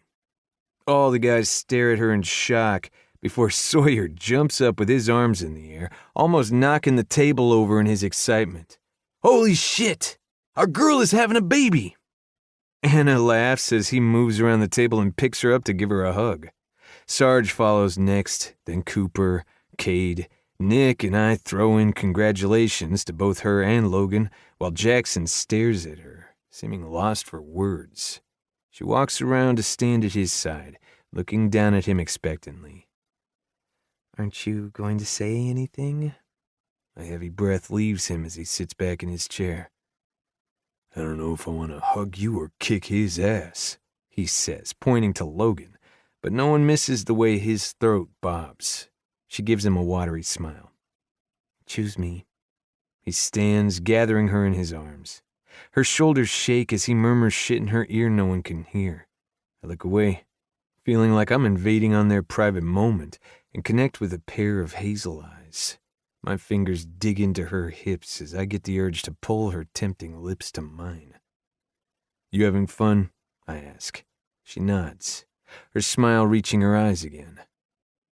She's been showing us how it's done on the dance floor, Kate interjects, leaning over from where she sits on Nick to bump shoulders with her. I'm sure she has. Her cheeks turn pink, making me want to peel her shirt off to see just how far that blush spreads. Thankfully, the waitress comes back at the moment with our drinks. Conversation flows easily for the next half hour. However, I find it hard to focus on what people are saying when Leah's every curve is resting against me. Every time she shifts, my teeth grind as I try to control myself from hauling her out of here and fucking her like I've been dying to. When a new song explodes from the speakers, Leah gasps, her eyes lighting up like the 4th of July. Oh my God. She turns to face the girls, bumping my dick in the process. Do you guys know the fake ID line dance from Footloose? They all shake their heads. Kayla gives her a smile. How about you teach it to us? Leah's on her feet before she even finishes the suggestion, hauling ass to the dance floor. All the girls follow suit, including my sister, until Nick grabs her wrist to halt her. Stay in the front where I can see you. She rolls her eyes at him. Nick, I'm pregnant, not an invalid. Will you just stay where I can see you? Fine, she grumbles. Before she can leave, he pulls her in for a kiss. A really fucking long one.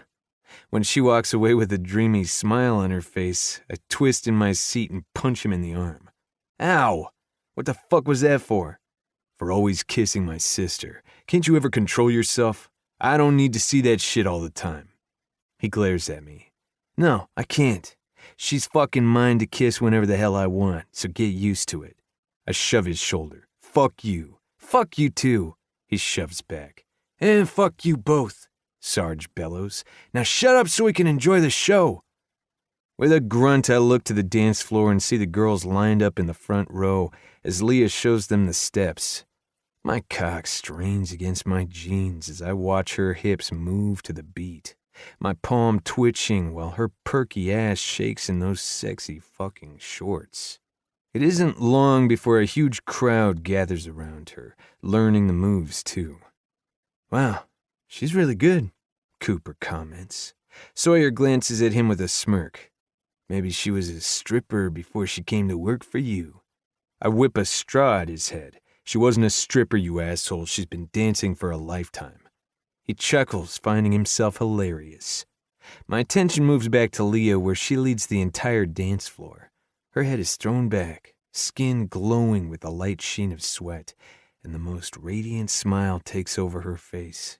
She looks nothing like the girl I first met, and everything like the girl she deserves to be.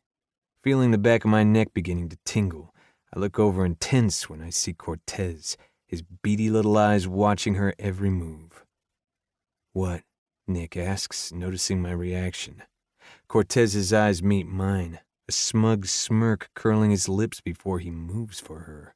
I'm on my feet in an instant. Slade, goddammit, wait up! Ignoring Nick, I push my way through the crowd, but I'm not quick enough. When the bastard sneaks up behind her and grabs her hips, she freezes, her face paling in fear. I knock into a waitress as urgency propels my every step. Leah spins around, stumbling in her haste to get away from him. Cortez grabs her before she can fall, but it only makes her struggle harder. My sister moves to help her as I close in on the dance floor. The second he sees me barreling toward them, he releases his grasp, sending her and Caitlin to trip over each other. Panic seizes my chest as I watch them try to regain their footing, but I know it's not going to happen. I lunge in their direction, grabbing them both around the waist before they can hit the ground and land on my back to brace their fall. Shit, Caitlin! Nick drops down next to us, grabbing her off my chest. You okay? Yeah, I think so. I glance down at Leah, who's still draped across me, her eyes wide with shock. You all right? She nods, not looking fine at all. Once she crawls off me, I get to my feet and see Cortez standing in the same spot. Hey, man, I didn't mean for that to happen. The bitch tripped, I swear. Blood rages in my ears, pounding to the rhythm of my furious heartbeat as I think about what could have happened, especially to my sister and the baby. All I see is red, dark, and rich. My mind checks out, instinct dominating my every move. He braces himself, ready for the attack, and I don't hold back. With a snarl, I take him to the ground, screams filling the air as people jump out of the way. My fists are fast as I pummel him, feeling the tiny bones in his face shatter. Unfortunately, I don't get many shots in before I'm pulled away, hands grabbing me from every angle. It gives him an opportunity to get one cheap shot in, Pain explodes through my jaw, but it only fuels my rage. Enough! Let it go, Jackson orders, getting in front of me. Finish him in the ring, not here. Every breath I take is furious as I struggle to find my control. I point at Cortez as he stands and wipes the blood from his mouth. You want to fight, motherfucker? You just got yourself one, and when I get you in that ring, I'm going to fucking destroy you. He cracks a smirk, his teeth stained red. I'm ready. He'll never be ready for what I'm going to do to him. I shove away from the arms that restrain me, then turn around to see everyone staring at me. Cooper speaks to the bouncers, trying to stop them from kicking me out, while my sister watches me with tears in her eyes. Makes me feel like complete shit, knowing the night has been ruined. I can't bring myself to look at Leah, not wanting to see the fear in her eyes like so many of the other girls who are staring at me right now. Come on, man. Sawyer claps me on the back. Let's go to the table and finish our drinks. I shrug his hand off. Nah, I'm out for the night. I walk away, ignoring my sister as she tries calling me back. This is exactly why I'm better off alone. Chapter 13. Sophie. Shock renders me to my place, my heart breaking as I watch Colan storm off, everyone clearing a wide path for him. Colan, please come back, Caitlin pleads again, but he doesn't stop and eventually disappears out of sight. Just give him some time, baby. Let him cool off, Nick says, pulling her against his chest. Kayla comes to stand next to me, her hand going to my shoulder. You okay? I shake my head, hot tears blurring my eyes. I'm sorry, I have to go. Coop and I will drive you. No, it's okay. I'm going to try and catch up with Colan, but thank you for everything. At her nod, I move quickly, swiping my purse from the table before rushing out of the bar. Just as I make it outside, I see Colan walking to his SUV, the headlights flashing in the dark as he unlocks the doors. Colan, wait! His determined strides falter, but he doesn't turn around. I jog across the lot and come to stand in front of him. Pain infiltrates my chest at the sight of his tortured expression. Please don't leave. Go back inside, Leah. Not without you. He shakes his head. I'm not going back in there. Then let me come with you. He stares down at me, indecision battling in his dark gaze. I won't be very good company right now. You don't need to be. I just want to be near you. His hard expression softens. Reaching out, he swipes a thumb across my cheek, and it's then I realize that I'm crying. My fingers encircle his wrist as I lean into his touch. Please, let me come. He relents with a heavy breath. All right, come on. Grabbing my hand, he leads me to the passenger side and helps me up. My heart tumbles in my chest when he leans in to buckle my seatbelt. You sure you don't want to go back inside and finish the rest of your night? He asks, his face only but a breath from mine. There are a lot of reasons why I shouldn't leave with him, but none of them matter. Yes, I'm sure, I whisper, his close proximity robbing me of precious air. I am unable to take in a full breath until he backs out of my personal space and closes the door. Things are silent as he heads out of town. I think about asking where we're going, but then decide it doesn't matter. As long as I'm with him, I don't care where we go. 10 minutes later, we arrive at a secluded beach that's encompassed in darkness. He parks close to the water, lowering all the windows before shutting off the vehicle. My eyes close as I breathe in the salty air, the cool breeze drifting in, leaving behind its mist upon my face. It brings me peace. I look over at Colan as he sinks deeper into the seat, staring out at the dark water in front of us. Is your house far from here? He shakes his head. Nah, a few miles back. I wait for him to look at me, but he keeps his gaze trained ahead.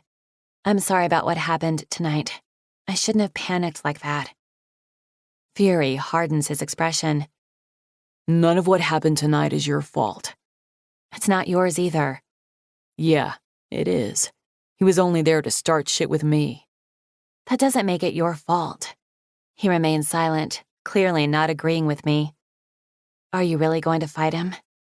The moment his eyes meet mine, I know the answer. Yeah, and I'm going to shut him up for good. I had hoped it was a heat-of-the-moment thing, but I should have known better. Colan doesn't say things unless he means them. I hate that he's getting pulled back in when it's clear he didn't want to, especially knowing that guy used me to do it. He went too far tonight, he continues, his gaze shifting to the water again. You or my sister could have gotten hurt. His jaw flexes, making the angry red welt on his right side more pronounced. This is why I like to be alone. It's better for everyone. That's not true, I argue. I'm glad you came tonight, and I know everyone else is too. No one wanted you to leave. He grunts in disbelief.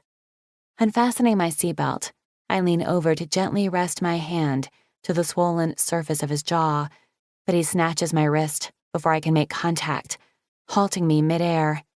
I flinch, his quick reflexes startling me.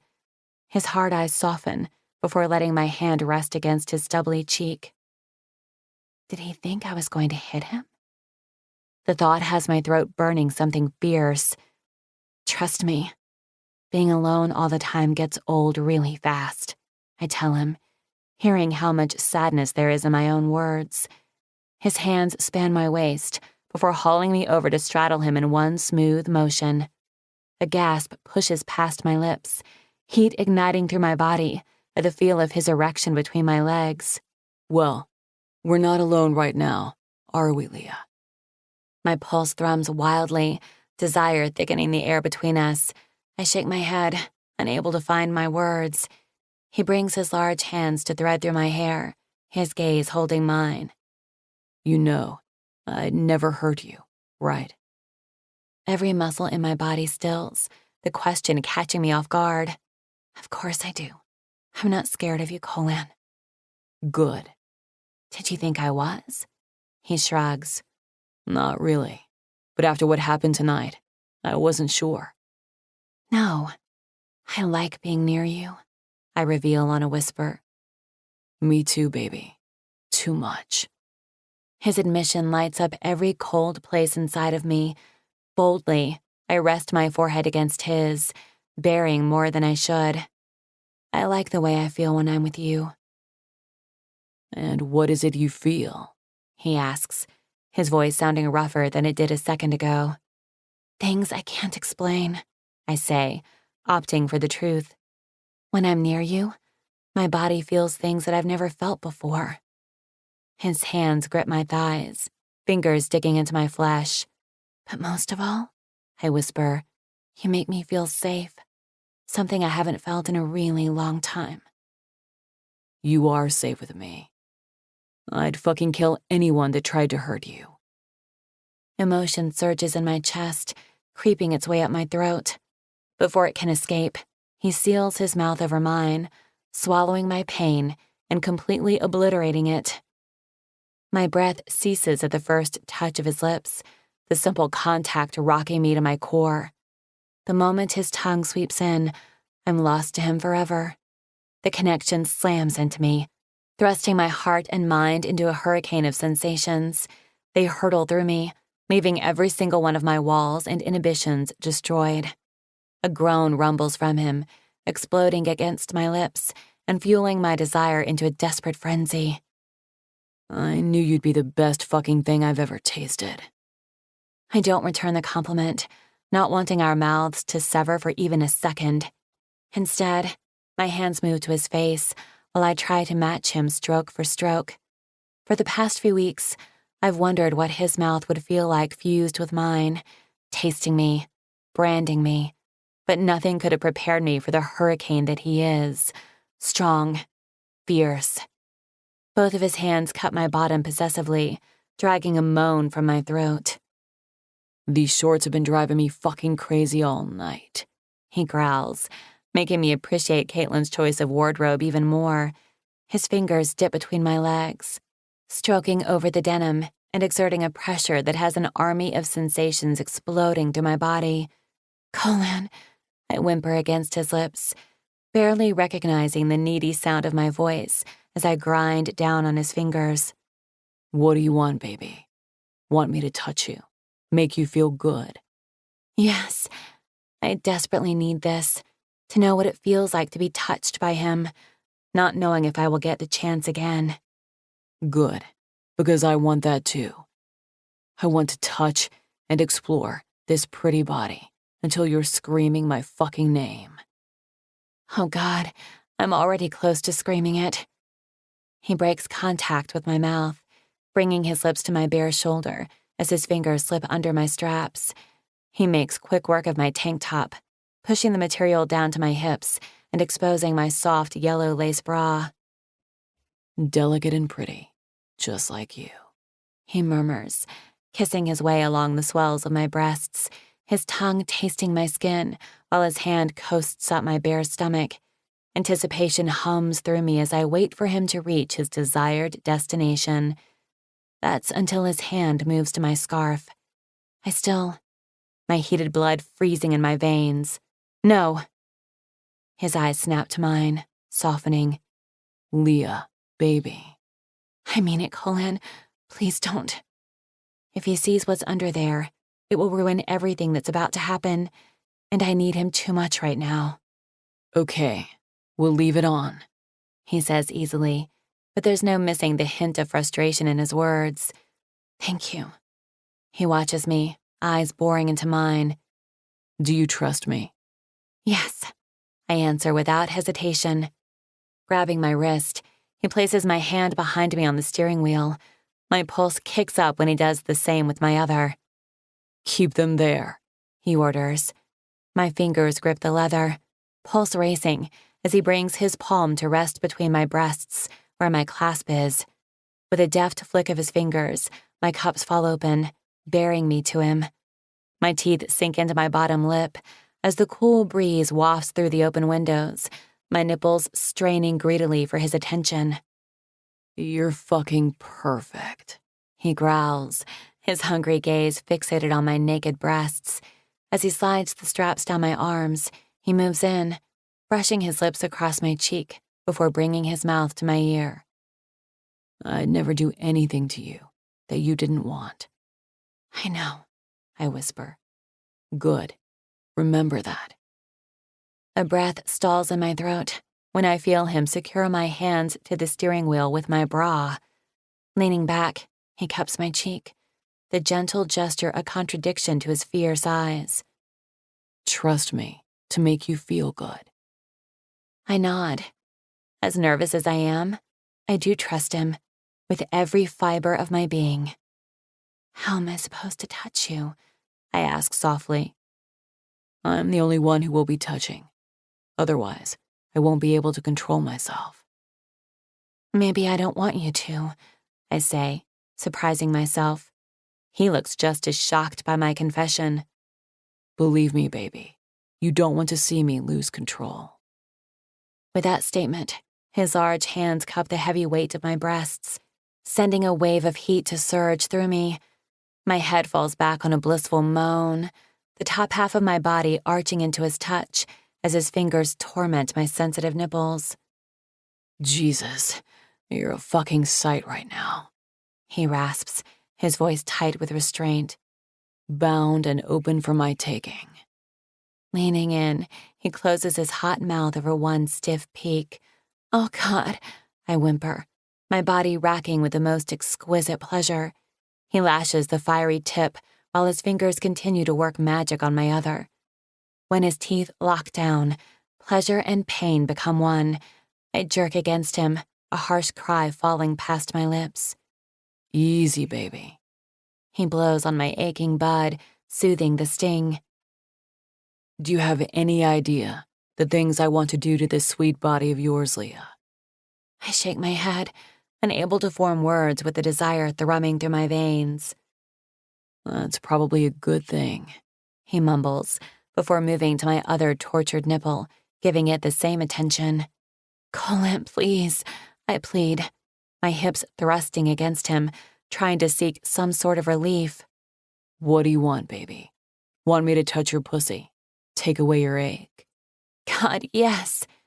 Unsnapping my shorts, he slips his hand into my panties, gliding his fingers through my hot flesh. Fucking soaked.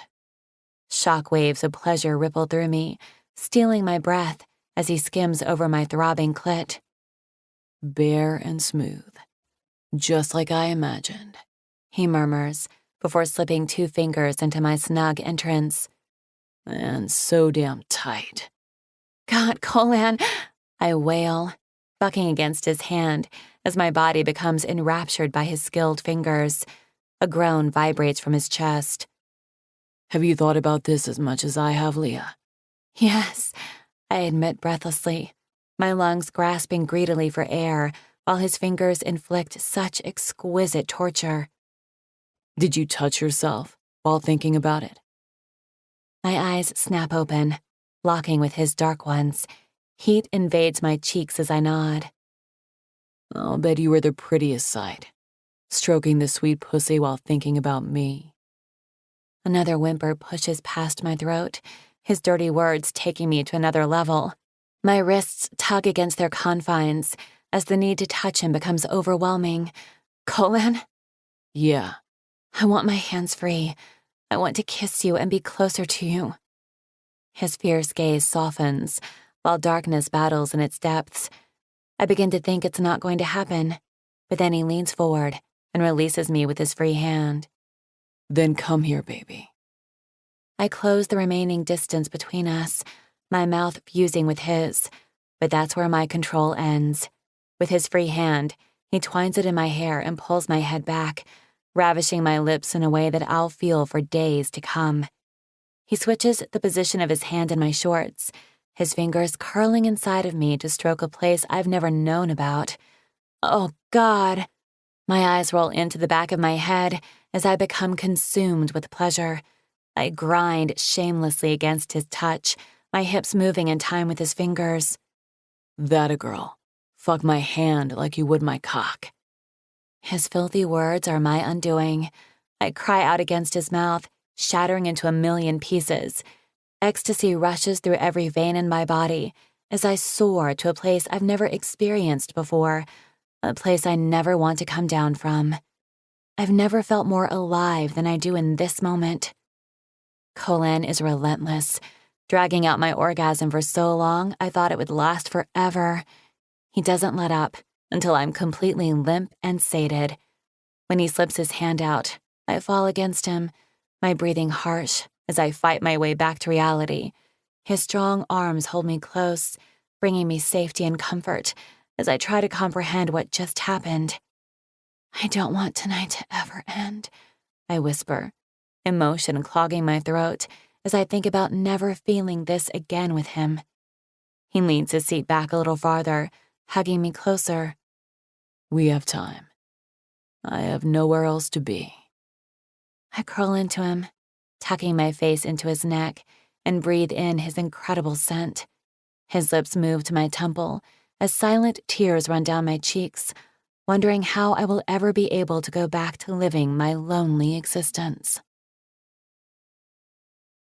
Chapter 14. Sophie. I am a bundle of nerves as I make my way to the gym. It's been 3 days. 3 days since I felt the most incredible touch I will ever experience in my life, by a man who has so masterfully captured my heart. That night, Colan held me until the sun started to rise, and we were no longer able to put off the inevitable. The way it felt to be in his arms is something I will cherish forever. We haven't spoken since he dropped me off in the early hours that morning and set a date for our next lesson. I desperately wanted to call or text, but I wasn't sure what to say. Our relationship shifted that night, in a way I'm not sure we can come back from. A part of me wants to throw all caution out the window and take the chance to live again. But then I think about the repercussions and second-guess it all. And what if he doesn't want that? Maybe he doesn't share the same feelings I do. It's no secret he has a past with women. Maybe I was just another one to him. The thought leaves me feeling sick to my stomach. No, I can't believe that. Not when he held me and touched me the way he did. Strong and commanding, yet gentle and caring. I may not have much experience with guys, but I know what happened with Colan that night is something I will never again experience with anyone else. The only thing I regret was not getting to touch him too. It's all I've thought about. As nervous as I am, I want to see what he looks like when he loses control. I have a feeling he never has before. Maybe in his way, but not in the sense where he gives himself freely to someone else. My thoughts come to a screeching halt when I reach the gym and see the windows have been boarded up. What the heck? I swing open the door and enter to see Colan storming out of the office, looking furious. What happened? I ask, pointing at the boarded windows. What does it look like? I stiffen, his harsh reply catching me off guard. It looks like your windows were broken. There you go. That's what happened. He responds, not even bothering to look at me. Do you know who did it? I ask quietly, hurt by his cold reception. I have a pretty good fucking idea, since my truck was smashed in too. Oh God, Colan, I'm sorry. He shrugs. It's not your fault. I know, but... Look, let's just warm up and get on with the lesson. I have shit to do. I grind my teeth to ward off the pain pricking at my heart and swallow back my hurt feelings. We can cancel if you need. It's fine, he grumbles, turning his back on me. It clearly isn't fine, but I don't have a chance to argue because he's already over in the warm-up area, waiting for me. I reluctantly join him, even though every instinct I have is screaming for me to leave. Our warm-up is silent and filled with angry tension. I've never seen him so cold and distant. It's obvious he doesn't want to be here right now, and quite frankly, neither do I. Being with him like this just feels wrong. If I didn't know better, I would think he's angry with me, but I have no idea why. I think about asking, but then decide against it. I just want to get this over with and leave. We head over to the mats to work on different holds. When he moves up behind me to wrap an arm around my chest, his hand gets caught on my scarf. A heated curse flees him. Would you just fucking get rid of this already? He tries yanking his hand free, almost bringing my scarf with it. Stop it! I grab the material, wrapping it back in place, then spin around to face him. What the hell is your problem? I yell, choking back the sob wanting to break free. Me? You're the one with the fucking problem, hiding behind that goddamn scarf. I told you it's a safety hazard, but you refused to take it off. I gape at him, not even recognizing the man I'm staring back at.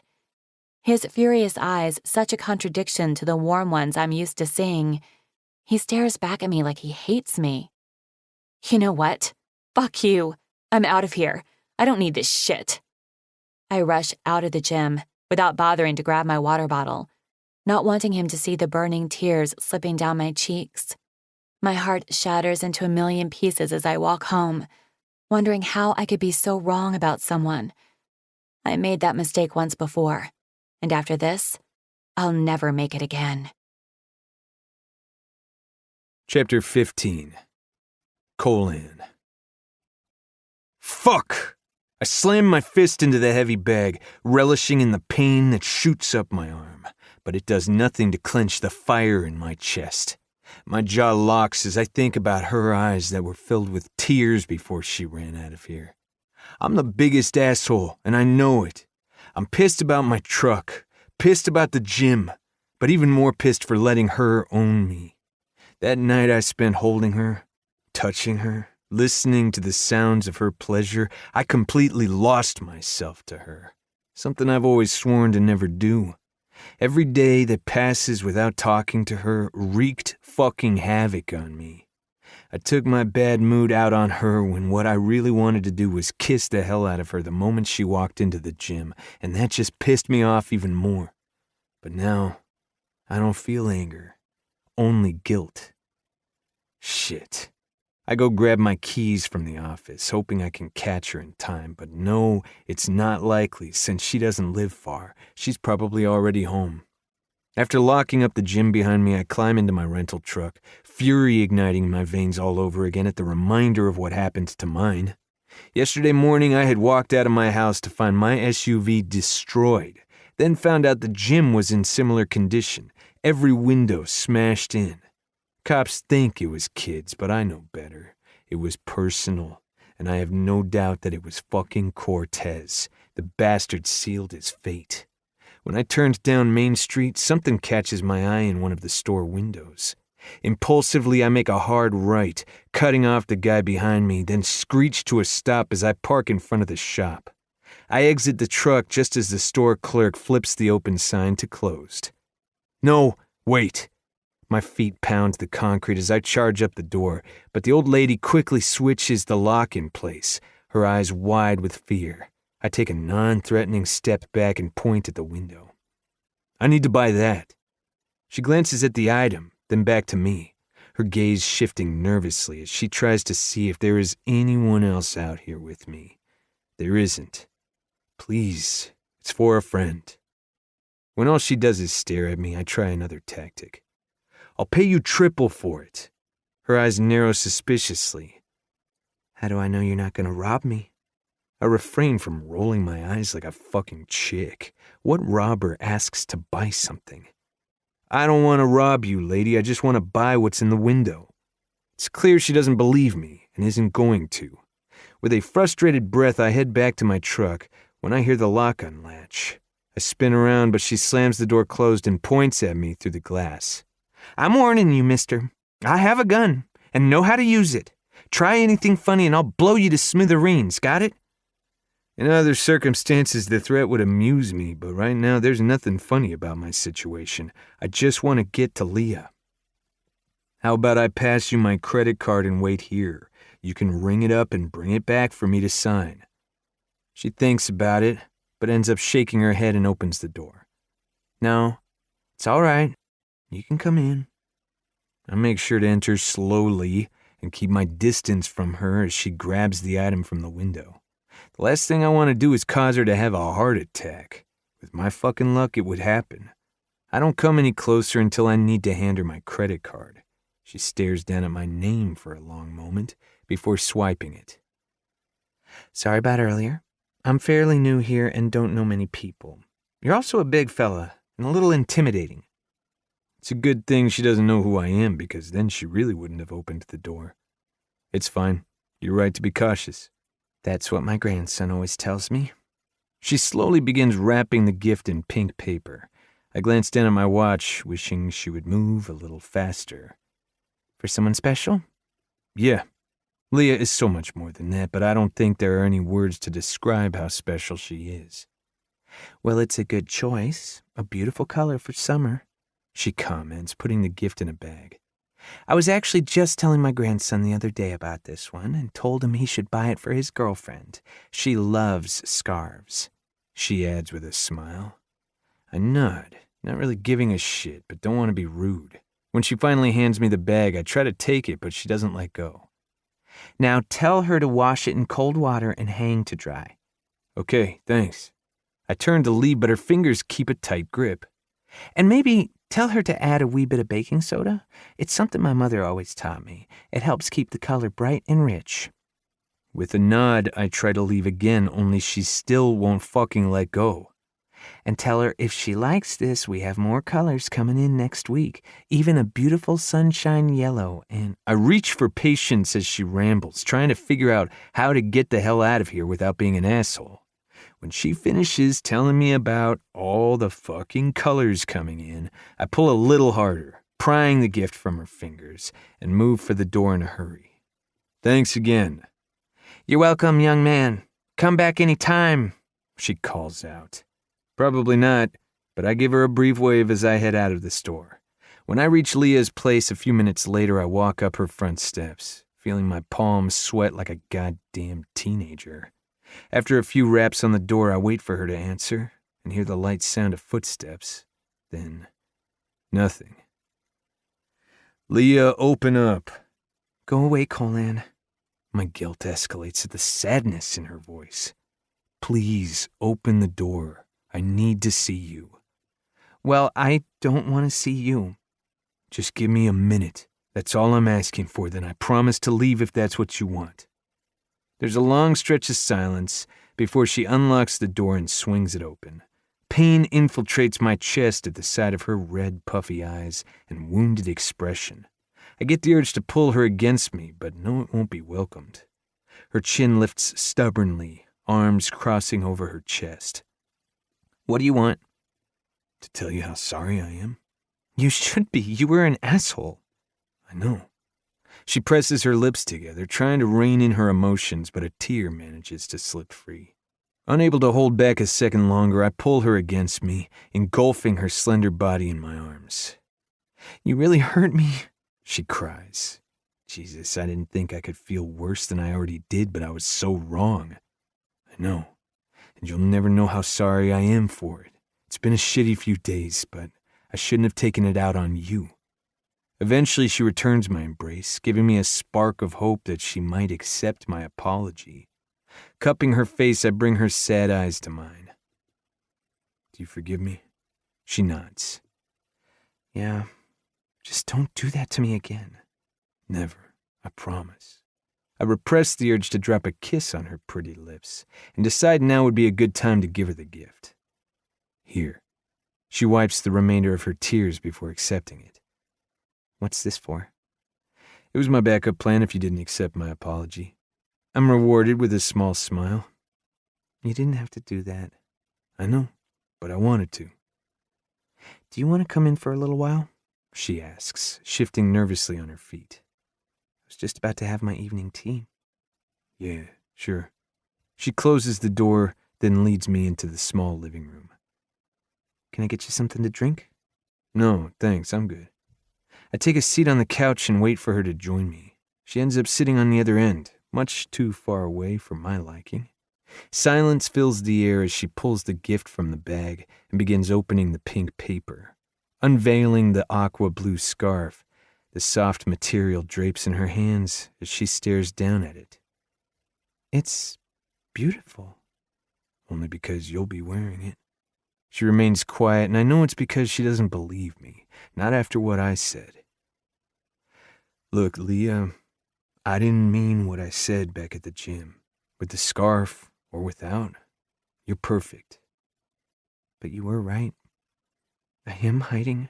She chokes out, tears flooding her eyes again. "I have to, or he'll kill me." Those terrified words put me in motion. Grabbing a hold of her shoulders, I search her gaze. Who? Who is he? She lets go of a broken sob, shredding my fucking insides. "Tell me, Leah, so I can help you." "Sophie," she whispers. My brows draw in confusion, thinking I misheard her. "What?" "My name is Sophie Parrish, not Leah Kay." Shock slams into me, her admission rocking me to my core. I knew she was hiding shit, but her name? Her identity? "Please don't be angry with me," she pleads. I shake my head, reeling from the information. "I'm not angry, baby. I'm just trying to figure out what the fuck is going on." "I'll tell you everything if you want to know. But be prepared. It's a long story, an ugly one at that." "I have all night. I'm not going anywhere." Taking a breath, she sinks back into the couch with her body turned toward me. "His name is Daniel Wheeler," she starts quietly. "I met him the first week of my senior year in high school. He had just transferred from San Francisco and became the kid everyone ridiculed. I stepped in one day to help him when he was being bullied by a few of the football guys, and it turned out to be the biggest mistake I would ever make." By the fear in her words, I realize this is going to be worse than any scenario I've conjured up until this point. "It started with anonymous love poems being left in my locker, then escalated to flowers and gifts. I knew it was Daniel, and I felt bad that I didn't return his feelings, especially when I knew he was having a hard time fitting in. So at first I ignored them, because I didn't want to embarrass him or make him feel bad. But it only got worse, and the gifts became more elaborate, so I had no choice but to confront him. I was as kind as I could be about it and told him that we could be friends, but that was it. His reaction was odd, to say the least. He never said a word the entire time, never denied or confirmed it was him. He just stared at me with this distant look in his eyes. She pauses, lost in the memory. Everything stopped, even his smiles and waves, so I thought that was the end of it. But then he began showing up wherever I went. Whether it was the grocery store with my mom or the movies with my friends, he was always there, watching me. He never approached me or said anything, but I knew it wasn't a coincidence. There were even times I could have sworn I felt him watching me, but I couldn't see him. I thought I was going crazy. Her gaze falls to her lap with a long exhale. One night, he showed up at the mall while I was shopping with friends, and I decided it was time to confront him once more. I told him he was making me uncomfortable, and he needed to stop following me. Again, he never said anything, but the distant look in his eyes turned into something more, something indescribable. It terrified me. Then, later that evening, when I arrived home, she continues quietly, I had taken a shower and walked into my room in a towel. As I was changing, I heard a noise from my window. It was him, watching me. I tense, anger fueling inside me like a desert storm. I became frozen to my spot, completely imprisoned by fear. All I could do was scream. My father came barreling in, but by the time he opened my window, Daniel was already running down the street. That night, I told my parents everything, and my dad called the police. After taking my statement, they went on to the roof to see if they could find any evidence. She swallows thickly, disgust twisting her perfect face into deep pain. There were traces of semen, some that had been there for quite a while. He had been watching me for months. Even though I had guessed as much, fury still ignites my blood like an inferno. Her tears fall harder this time, and I get the urge to comfort her, to erase her pain. Instead, I give her space and time to finish because I have a feeling it's far from over. When the police went and questioned him, he told them that we were in love, said that we had been dating since the first week of school. He even showed them a photo album he had of us. There were pictures taken of me when I was unaware, eating in the cafeteria, shopping, dancing. Then he had cut out ones of himself and molded them together to make us look like a couple. Jesus, I breathe out, trying to wrap my head around this crazy fucker. Her eyes meet mine, fear pinching her expression. The most terrifying part is he believed it. He really thought we were dating. He was completely delusional. My father put a restraining order on him, and the police warned him to stay away from me or he would go to prison. He wasn't even allowed to attend school anymore. Not like it mattered, though. The damage had been done. My entire senior year was ruined. I was scared to walk anywhere alone, too scared to even dress in the privacy of my own room. I went to school, then dance, and came home. Unrelenting fury pumps through me as I think about all she lost because of the sick fucker. The day came when he broke that restraining order, just like I knew he would. My sister caught him outside of our house, hiding in the bushes. But instead of going to prison, he was sent to a psychiatric hospital. I was told it would be better for him, and he would be there for at least 3 years. She shrugs. I didn't care where he went. I just wanted him gone. After he was sent away, I finished the last few months of school, then went to Washington University in St. Louis on a dance scholarship and began to rebuild my life. A dance scholarship. Now why am I not surprised?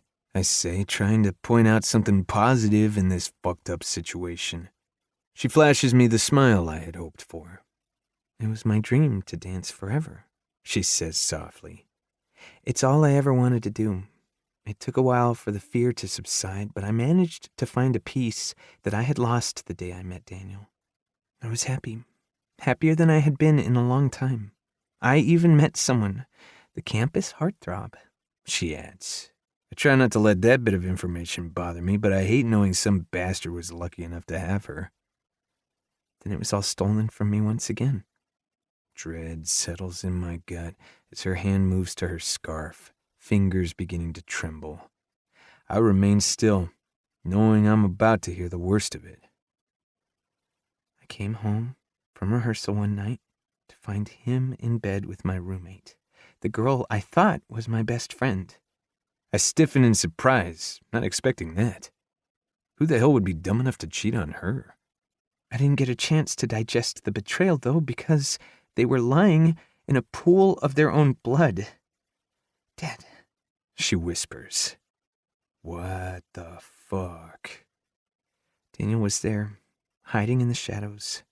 Turns out he was released early, and no one thought to inform me, as they promised. She grinds out, her voice thick with anger, but it quickly turns to turmoil the moment she relays the rest of the events. Rage claws its way through me when I hear how scared and helpless she was, the way she fought to escape. However, that emotion transforms into something so much more painful when I hear about the blade slashing her throat. I was so sure he stole my last breath, She whispers, her words filled with despair. but I woke up days later only to find out they never caught him. After what he did, knowing how much more he's capable of, I had to run, had to leave everything I loved behind, including who I was. She looks at me, misery dark in her eyes as tears of sorrow stain her cheeks. I miss it all. I miss my life, dancing, but more than anything, I miss my family. Some days so much that I think it will be the loneliness that kills me in the end. The sob of agony that explodes from her guts me from the inside out. I pull her trembling body into my arms. It's okay. Everything is going to be okay, I rasp, feeling like someone poured fucking acid down my throat. I'm so tired, she cries. Tired of being afraid all the time, of never knowing when he'll finish what he started. No, look at me. Leaning back, I cradle her face between my hands. No more running. You need to let me help you. I'm not sure you can. The cops can't even find him. I can, and I will. I say, resolution burning in my veins. I swear I won't let anything happen to you, but you need to let me help you, Sophie. I say, the name feeling right as it rolls off my tongue. She gasps, her expression softening. Say it again. I scowl, unsure of what she wants to hear. Say my name. She elaborates. My forehead falls to hers, the smooth sound of her voice tugging at the hollow part in my chest, the part that only she can command. Sophie. Her name whispers past my lips, brushing her wet cheek as I bring my mouth to her ear. Sophie Parrish. Her arms hook around my neck as she crawls onto my lap, knees on either side of my hips. I sink into the couch cushions, absorbing the warmth of her body as she trembles against me. Nothing I say can take this away. What she's lived with, what she's been through.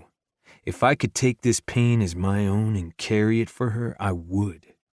It's minutes later before I speak again. Let me talk to Nick. He's with the FBI. He will have resources that others don't. She pulls back to look at me, her gaze timid. I'm not sure I'm ready for others to know yet. Nobody else has to know right now but him. He won't even tell my sister. Just let me see what he can find on this asshole, then we'll go from there. I reach out, swiping the remainder of her tears. Let me help you, Sophie. You can't do this by yourself anymore. I'll never forgive myself if something happens to you because of me. Nothing's going to happen to me, baby, believe me. I've fought monsters more threatening than this fucking whack job. I just need you to trust me. I do, she whispers. More than anyone else in the world. That's why I told you. Good. So we agree. No more running? She hesitates for only a moment. No more running. Victory fills me, knowing that was a battle in itself. My hand moves to her shoulder, eyes falling to her scarf. Do you trust me enough to show me what's under here?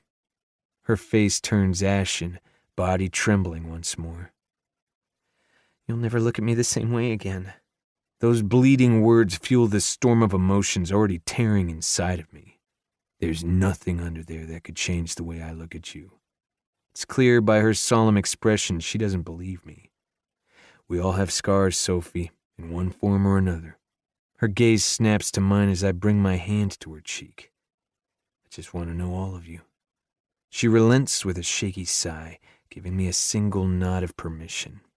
The moment my hand moves to the pink scarf, her eyes fall shut, chin quivering. I gently brush a kiss across her lips, wanting to ease her fear. Her hands move to my side, twisting the fabric of my shirt, silently begging me to not reveal what scares her the most. Don't be scared, baby. I got you.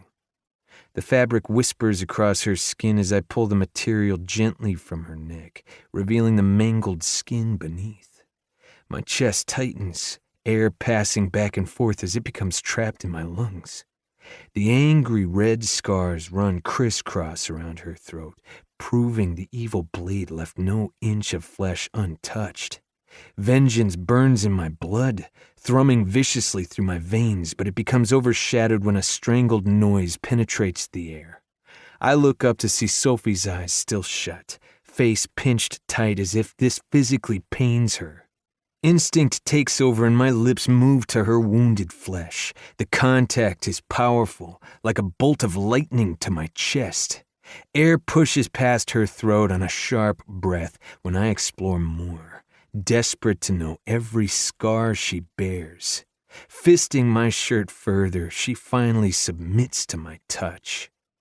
Sophie Parrish, I murmur, dragging my lips across her mutilated skin. Not a victim, but a survivor. A sob tumbles past her lips. How can you say that? I grasp her face between my hands, forcing her eyes to mine. Because that's who you are. He did not win, and he's not fucking going to. You survived, and you're going to continue to survive. I don't think I can beat him, she cries, sounding both exhausted and defeated. You won't need to because I will. Her arms go around my neck, face dropping on my shoulder as she continues to cry. With a heavy breath, I stand and carry her down the hall, guessing that's where her room is. It's confirmed when I pass the bathroom, reaching the second door on the right. Lying us down on the bed, I keep her close. She curls into me, her arm draping over my waist and tears soaking my shirt. I don't say or do anything but hold her, barely able to keep my rage concealed. Once she falls asleep, I reach for my cell in my pocket and shoot a text to Nick. Me. I need a favor. Nick. No, I will not stop touching your sister. I grunt. Me. It's a little late for that asshole since you knocked her up. Nick. True. So what do you want then? Me. I need you to find out everything you can on a Daniel Wheeler, including where he was last seen. It's a few minutes before I hear anything back. Nick. Done. I'll let you know when I have something. Slipping my phone back in my pocket, I look down at Sophie, the devastation on her resting face ripping me open once more. Brushing a thick strand of hair off her cheek that's soaked with the remainder of her tears, I stare down at the scarred flesh with only one thought in mind. Vengeance. Chapter 16. Sophie. Wrapped in the most incredible warmth, I bathed in the strength of his arms, feeling safe and protected. I slowly opened my gritty, swollen eyes to see Colan looking down at me, his usual hard expression softer and hair mussed from sleep. The sight of him this early in the morning has my heart skipping a beat. You stayed, I murmur, my throat still raw and tender from last night's emotional turmoil. Did you think I would leave? No, I guess not. I should have known better, especially after how kind he was to me when I not only revealed my secret, but also bared my scars, something I still can't believe I did. The haunting thought reminds me that they're exposed now. I lift my hand to drape my hair across my neck, but Colan snags my wrist, stopping me before I can shield them. I get that you don't want the world to see this, but when it's just you and me, Sophie, there will be no scarf. No more hiding. I hate for anyone to see it, but especially you, I admit on a whisper. It's disgusting. His hand moves to my neck, the rough pad of his thumb tracing the marred flesh as he stares down at me. Every instinct in my body screams to recoil at his touch, but my heart craves it. When I see this, I feel a lot of things, but disgust isn't one of them. What do you feel? I ask hesitantly. I won't lie. I feel pretty fucking angry, He says, every word laced with venom. but mostly, I feel admiration. No. My voice is a choked whisper. Yes. I shake my head, insecurities worming their way into my mind.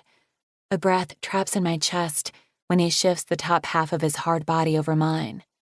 There's no mistaking the feel of his erection against my hip when he leans down, pressing his warm lips to my shoulder before moving to the one place I can't bear to look at. This, he murmurs, does not show weakness. It shows strength. And that, baby, is fucking admirable. Lifting his head, he pins me with those dark brown eyes, the deep chocolate color rich with the truth of his words. Where on earth did you come from? I ask. I've been wondering the same thing about you. His reply has my heart leaping in my chest and a smile dancing across my lips. If I had brushed my teeth by now and didn't just wake up, I would kiss you, Colan Slade. Fuck brushing your teeth. I just want to taste you. He swoops in, capturing my mouth in a ruthless kiss, and just like last time, the contact is powerful and life-changing. With a blissful sigh, I wrap my arms around his neck, losing myself in the moment, not caring in the least about whether my breath is fresh or not, because his incredible flavor masks all else. His low groan vibrates against my lips, reverberating through every cell in my body. I've been dying to taste you again. Me too. It's all I've thought about, I admit, breathing into the kiss. Yeah. Pulling my arms apart, he pins them over my head and moves over top of me, his erection now settled at the apex of my thighs. And what else have you thought about since then, Sophie? God, I love hearing my name fall from his lips. Your touch and how good you make me feel, I tell him fervently, as he continues to rob me of oxygen. That's all I've been thinking about too, baby. And I've been fucking dying to do it again. His mouth tears from mine on a journey south, passing along my wrecked skin before trailing over the front of my tank top. The feeling of his hot breath through the thin fabric has my nipples rising for his attention. My gasp pierces the air when he takes a sharp nip, the sting shooting all the way to my core. Colan, I moan, arching as much as my pinned arms will allow. Let go so I can touch you too. No, baby. Just you. Always just you. Before I have a chance to argue, he lifts my shirt, latching his hot mouth around my nipple, banishing every thought and feeling. Nothing but pure, unyielding pleasure sweeps through me as he sucks each bud until I'm writhing beneath him. Colan, please. His name falls on a needy plea, my hips lifting to seek the friction I desperately crave. Easy, baby. I'm getting there. He croons, moving lower to continue his sweet torture. My arms become free the farther he travels, but I don't dare move, not wanting anything to ruin this intimate moment. There's obviously a reason he doesn't want me to touch him, one I intend to find out eventually. But right now, I need to get lost in this spellbinding pleasure that only he can provide, to forget my haunted past for just a few minutes and relish in this powerful man's touch. The wide breadth of his shoulders spread my legs farther apart. This, he whispers, this is what I've been dying for. He skims his nose along my hot center, sending tiny shock waves to every cell in my body as he inhales deeply. I'll bet you taste as sweet as you smell. My teeth sink into my bottom lip as he slides my shorts down my legs. Heat invades my cheeks when I'm fully bared to him. Jesus, Sophie, you're so fucking pretty. He groans, his eyes locked on my most intimate part. With 2 fingers, he spreads me open, gently blowing on my throbbing clit. A tidal wave of emotions rushed through me, shoving a harsh breath from my parted lips. "Colin," I moan, lifting my hips for more. So responsive, He murmurs, pressing a kiss to my inner thigh. the things I want to do to this body of yours, the pleasure I could give you with barely a touch. The sentence is left unfinished, his head dipping lower as he spears my flesh with his hot tongue. "Oh, God," I cry out, my back bowing off the bed as he devours me in the most intimate act possible. His strong hands move to my hips, pinning them in place as he sucks and licks, consuming every single preconceived notion of what I thought pleasure should be. I'd never known anything like this. Something so beautiful, dark, and perfect. So fucking good. The subtle vibration only adds to the exquisite feelings he's dragging out of me. "Colin," his name purges from my lips, a sense of freedom leaving with it. Fisting the sheets, I plead for him to end it, to put me out of this sweet misery. Finally, he sets me free. Reality is nothing more than an afterthought as I catapult across an endless black sky, racing toward what is sure to be the most beautiful destruction. It burns through every part of me, shining light into all of the dark places I hide. As I'm lost in a sea of pleasure, Colin kisses his way back up my body, settling over me again, but making sure to hold his weight. Jesus, Sophie. He rasps in my neck. I've never had someone come apart for me like that before. The tortured restraint in his voice has me slamming back to reality. Winding my arms around him, I relish in the fact that he's letting me hold him. "I've never had anyone make me feel the way you do," I tell him, seizing the opportunity to slip my hands under his shirt. His muscles instantly tense, straining beneath my fingers. "Please, let me touch you too." No, I can't. Something that sounds an awful lot like fear hardens his words. "Why?" I can feel how much he wants me, in his kiss, his touch, between my thighs. "Talk to me, Colin," I plead, my lips trailing across his jaw.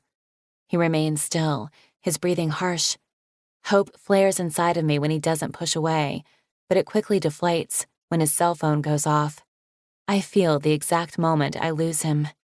With a breath of relief, he gives me a swift kiss before rolling to his back to dig in his pocket. Yeah, He answers, his voice rough. I pull the sheet over me, ingrained modesty taking over. this Saturday night. I hear someone mumble something on the other line, but can't make out what they say. That gives me less than a week to train. Fear consumes me when I realize it's about the fight. Colin grunts. Hardly. No, it's fine. I don't need much time. I'll be there. Yeah, set it up. After he hangs up, he peeks over at me, something harder in his eyes that wasn't there before the phone call. "About the fight?" I ask softly. Yeah. "Saturday doesn't give you much time. Maybe you should postpone it." No. I want this over with, especially after what that fucker did to the gym and my truck. "So you think it was him?" I ask, even though I had the same thought. He grunts. I know it was. Who else could it have been? "Did the cops find anything against him so you can press charges?" No, but Coop is trying. At the mention of Cooper, I shoot up with a gasp. "Oh my God, Cooper! Work, I'm late!" I shriek in a panic. With everything that happened, I hadn't even thought about the time. Just when I'm about to run from the bed, Colin locks an arm around my waist. Easy, baby, He soothes, crowding my back. I sent Cooper a text early this morning and told him you would either be late or not going in at all. He's fine either way. Relief swamps me. "Thank you. I'm glad one of us was thinking," I say, feeling awful. The last thing I want to do is lose this job. You had a rough night, He says, pressing his lips to my bare shoulder. Maybe you should just chill for the day. "No, I'll be okay." It will be good for me, and it's the only place I feel safe, other than when I'm with you, I admit quietly. He pulls me in closer with the arm that's curled around my waist. You're safe all the time now, Soph. My stomach dips at the nickname, warmth invading my blood. I relax against him, basking in his confidence. I hope you're right. I am. I'm always right. Just ask my sister. A smile tugs at my lips. I have a feeling she would argue that. Probably, He admits with a chuckle, but his amusement fades quickly. I am right about this, though. He's not going to hurt you. I won't let him. We'll find him before he has the chance. I want to believe that so badly, but it's hard. Daniel has ruled my life for so long, has outsmarted so many people. Trust me, Soph. He presses when I remain silent. I do. I trust him more than anyone else in the world. I just pray that this decision doesn't cost him. Otherwise, I will never be able to live with myself. Later that afternoon, I leave work early, feeling terrible. I emptied my stomach only a short time ago and feel close to doing it again. I knew I was coming down with something. I felt it slowly approaching for almost a week now, feeling run down, sleeping harder than usual, only to wake up and feel more tired. However, this morning I felt better than I have in a while, so I thought I escaped it, but apparently not. Now it's finally hit, and it has hit hard. As I approach the gym, I decide to drop in and let Lynn know I won't make tonight's lesson. Taking a deep breath, I try to tamp down what's threatening to come up and walk through the door to see the place is in full swing. It doesn't take me long to spot the man I came to see. On the mats to my left, Lynn is doing push-ups. Sarge shouts down at him, spurring him on, as Benny sits on his back, adding to his weight, as he eats a small bag of chips. Even with feeling as awful as I do, I can't help but chuckle at the sight. Benny spots me first, excitement lighting up his eyes. "It's Leah!" he shouts, jumping off Lynn's back mid-push-up. He runs over to me, seeming as happy to see me as I am him. "Hey, Benny." Surprise renders me speechless when he wraps his arms around my waist, giving me a hug. "Hey, Leah." I return a small embrace, my heart melting into a giant puddle of goo. Stepping back, he gives me an excited smile. "Guess what? I'm helping the champ get ready for his big fight. He's letting me be a part of his training team and even allowing me to be ringside with him. Pretty cool, huh?" "Very cool," I agree, my eyes moving to the man himself as he comes striding over. I take in the side of him, from his chiseled abs to his hard, inked-up body slick with sweat. My queasy stomach flip-flops. Hey, he greets me, wiping his face with a towel. "Hi," I whisper, then clear my throat when I hear how winded I sound. "Sorry to bother you." you're no bother. "Yeah, no bother at all," Benny adds, crossing his arms over his chest as he looks back and forth between us. Lynn gives him a playful shove. Go hit the bag with Sarge until I'm done. "That's okay. I'm good where I am," he replies with a cheeky smile on his cute face. It deflates with the look Lynn shoots him. "Oh, man," he grumbles. "See ya, Leah." "Bye, Benny." I giggle as he jogs away. My gaze moves back to Lynn to find him staring at me, the stark hunger in his dark eyes, a reminder of what he did to my body only hours ago. Everything okay? He asks, knocking me out of my stupor. "Not really.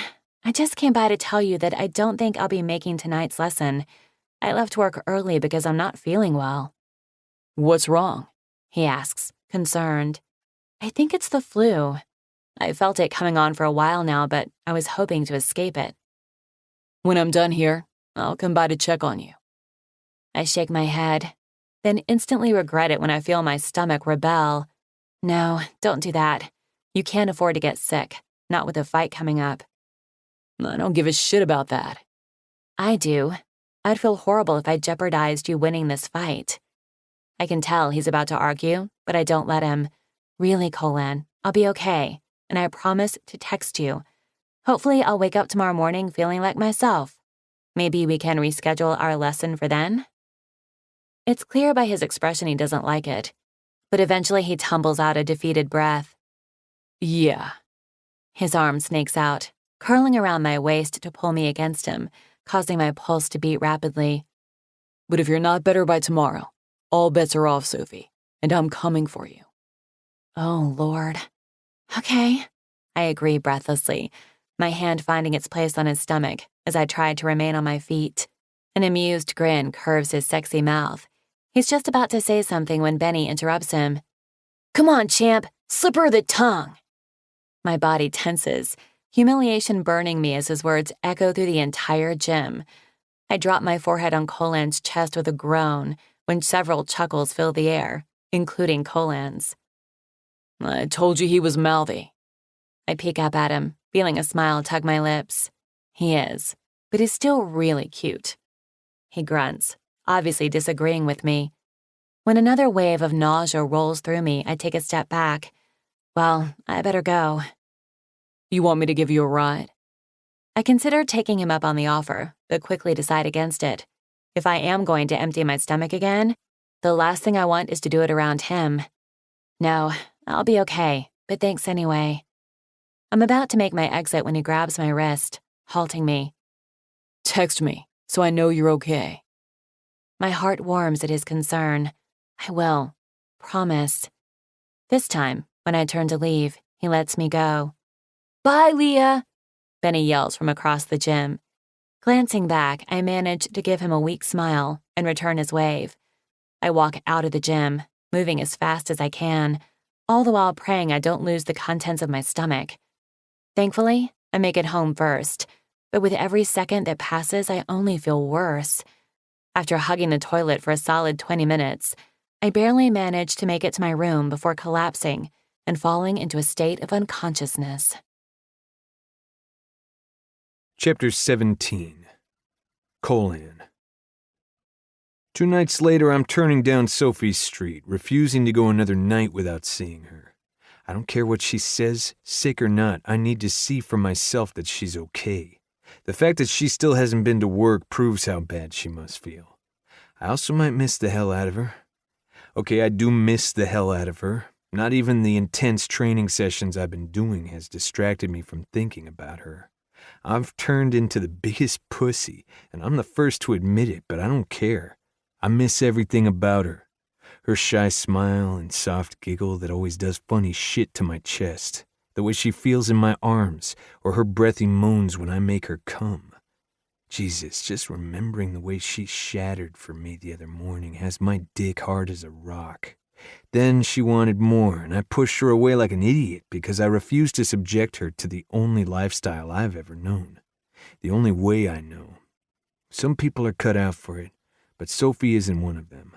After knowing what she's gone through, the thought of leaving another mark on her body makes me physically sick. It's the first time that's ever happened. I found myself in one fucking mess, but it might be the best one I've ever been in. Pulling into her driveway, I'm about to climb out when my cell phone vibrates. I grab it from my pocket and look down to see it's Nick. Hey, I answer. The next time you ask me to look up a fucking psychopath, you mind giving me a heads up? I relax back into my seat, not surprised to hear how pissed he is. Yeah, I probably should have. Were you able to find anything for me? You mean other than the fact that the girl you've taken a liking to isn't who she says she is, and what she has hiding under that scarf of hers was done by some creepy bastard who could star in the next fucking slasher flick?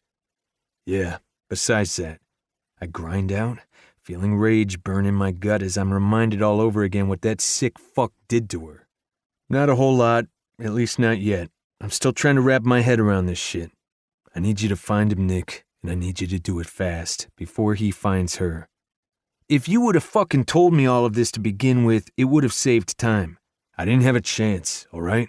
I snap, losing my patience. I texted you the same night I found out. Just find this fucker, then let me know where he is. Why? So you can kill him? I remain silent, refusing to admit that I've entertained the idea. Jesus, Slade. You think I'm going to hand him over to you just so you can land your ass in prison after you escaped that fate only a few months ago? What do you expect me to do when the cops can't even do their fucking job? Well, I'll give you that, he says. I have no idea how a kid can outsmart this many cops. From what I've been able to tell, he's on the radar for over half of the forces in this country. Because he's more than just a fucking kid. You saw what he did to her. I need you to dig deeper, Nick. See what you can find on him, and while you're at it, find him. In the meantime, I'm going to do whatever I have to do to protect her. His harsh breath fills the other end of the line. Okay, listen. Ryder knows one of the officers who dealt with Sophie's case back in California, he says, talking about his partner. He's getting in touch with him to find out all he can about this guy and where he was last seen.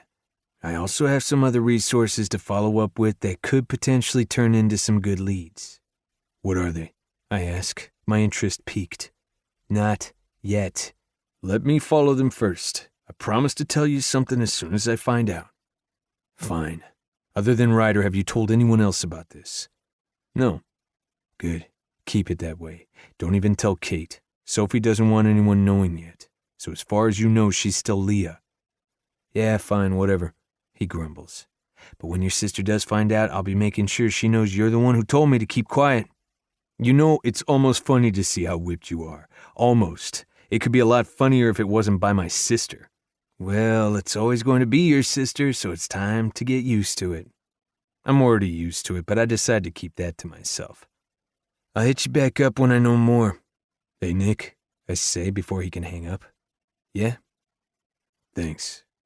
There's a long pause, as if he doesn't know what to do with my gratitude. No problem. See you Saturday. I guess that means you're coming? Yeah, we'll be there. I want to see you kick that guy's ass for what almost happened to your sister. But she's a mess over you getting back in the ring, so how about after this you retire for good? Don't worry, this is the last one, I promise. I'll see you Saturday.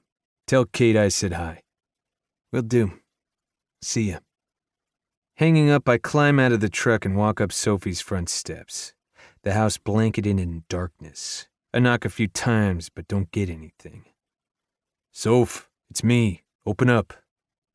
Concern plagues me when she still doesn't answer. I'm just about to bust in when I finally hear the lock unlatch. The door opens to reveal a girl I barely recognize. Dressed in sweats with a hood over her head, Sophie's face is ghost white and eyes gaunt. Jesus, you look like shit. I immediately want to kick myself as soon as the words leave my mouth. Shooting me a death glare, she begins to slam the door in my face, but I stick my foot in before she can. Wait, I didn't mean that. Yes, you did, because I do, she says, her teeth chattering. And I feel like it. I pull her trembling body against me, feeling fire radiating off her. Have you seen a doctor? No, she murmurs into my chest, leaning all her weight on me as if it's hard for her to stand. I don't need to. It's just the flu, I think. This is some fucking flu. You're telling me? She mumbles. Which is why you need to go. You can't afford to be here right now. Fuck that. I'm not going anywhere. Closing the door behind me, I bend down and scoop her up in my arms. Oh, God, she moans, burying her face in my neck. You better be careful or you're going to end up covered in whatever I tried to eat last. I've been through worse, I grunt. What was the last thing you ate anyway? She's quiet as she thinks about it. What day is it? Jesus, Sophie, are you serious? Well, excuse me, but I haven't had much energy. I've been drinking a lot of tea. Usually I find that soothes my stomach, but not this time. I was going to make myself something after my shower, but ended up falling asleep. Something you woke me from, thank you very much. Her sass would amuse me if I weren't so fucking worried about her. I'll go make you something. I enter her room and lay her down. You don't have to do that, she protests, but it's weak. I know. When I turn to leave, she grabs my hand, bringing my attention back to her.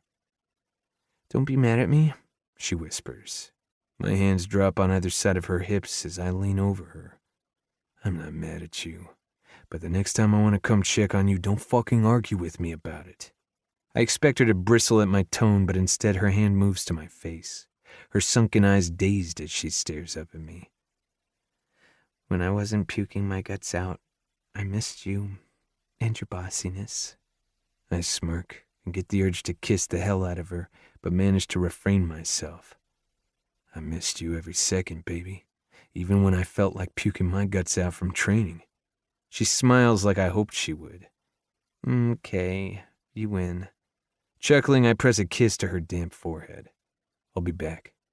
Heading into the kitchen, I start rummaging through her cupboards and find a can of soup, broth, and crackers. While I wait for it to heat, I clean up the few dishes, then get her some iced water. 10 minutes later, I walk back into her room to find her curled up on her side with an arm draped over her eyes. Sitting down next to her, I put the large mug on her nightstand, then gently shake her. Soph, wake up. I don't wanna... She whines on a tortured moan. I know, but you need to eat something. I help her sit up, then have her take some aspirin, and don't miss the way she tugs at her hood, making sure her neck is covered. After taking the water from her, I pass her the steaming cup of soup. I put it in a mug.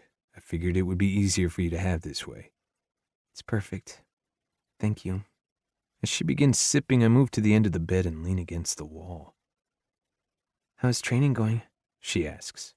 It's going. I think the kid gets a kick out of it. He enjoys seeing me bust my ass. She smiles. He's pretty excited that you're letting him go ringside with you. I had a hard time saying no when he asked. I figure it would be good for him to see what it's like, since he's been talking about wanting to work toward being a fighter. How do you feel about that? I don't know, I tell her truthfully. I guess there's nothing wrong with it, but I think that smart mouth of his is destined for bigger things. I shrug. Or maybe I'm still pissed about the way the industry fucked me over. I don't blame you for that, she says gently, sounding not only tired but also sad. Are you nervous for Saturday? No. I am, she admits softly. Why? Because I don't want anyone to hit you. Her reply amuses me, yet at the same time causes a shift in my chest. Other than my sister, no one has ever given a shit about me. When she finishes with her soup, I move to take the cup from her and set it back on the night table before putting my hands on either side of her again. Don't worry. If there's anything my old man taught me, it's how to take a punch. I regret the words as soon as I say them, especially when tears fill her eyes. That makes me sad. Don't be sad for me, baby. He may have been an asshole, but it also made me who I am. It made me stronger and fight harder. I made something of myself because of it. Silence descends as her hand moves to my jaw. How can anyone ever mistake you for being anything other than amazing and kind? She watches me, expecting an answer. Because I kick people's ass for money? A small giggle escapes her. Maybe. But they are also wrong. I feel like telling her that not everyone is wrong. I might not be the monster some people think I am, but I am definitely as fucked up as they come. Instead of admitting that to her, I steer the conversation back to the fight. Are you going to come and watch me if you're feeling better? Her expression softens, smile remaining. You want me to come? Yeah, Soph. I always want you around. Do you promise not to get hit? Now it's my turn to smirk. I promise to do most of the hitting and come out on top. She rests back on the headboard. Then yes, I'll come. As long as I'm not throwing up. My eyebrows draw in concern. If you're still this sick tomorrow, I'm taking you to the doctor. I can't. Why? Because I don't have insurance and they'll find out who I really am. Nothing matters more than your health, not even hiding your identity. She shrugs, clearly not agreeing with me.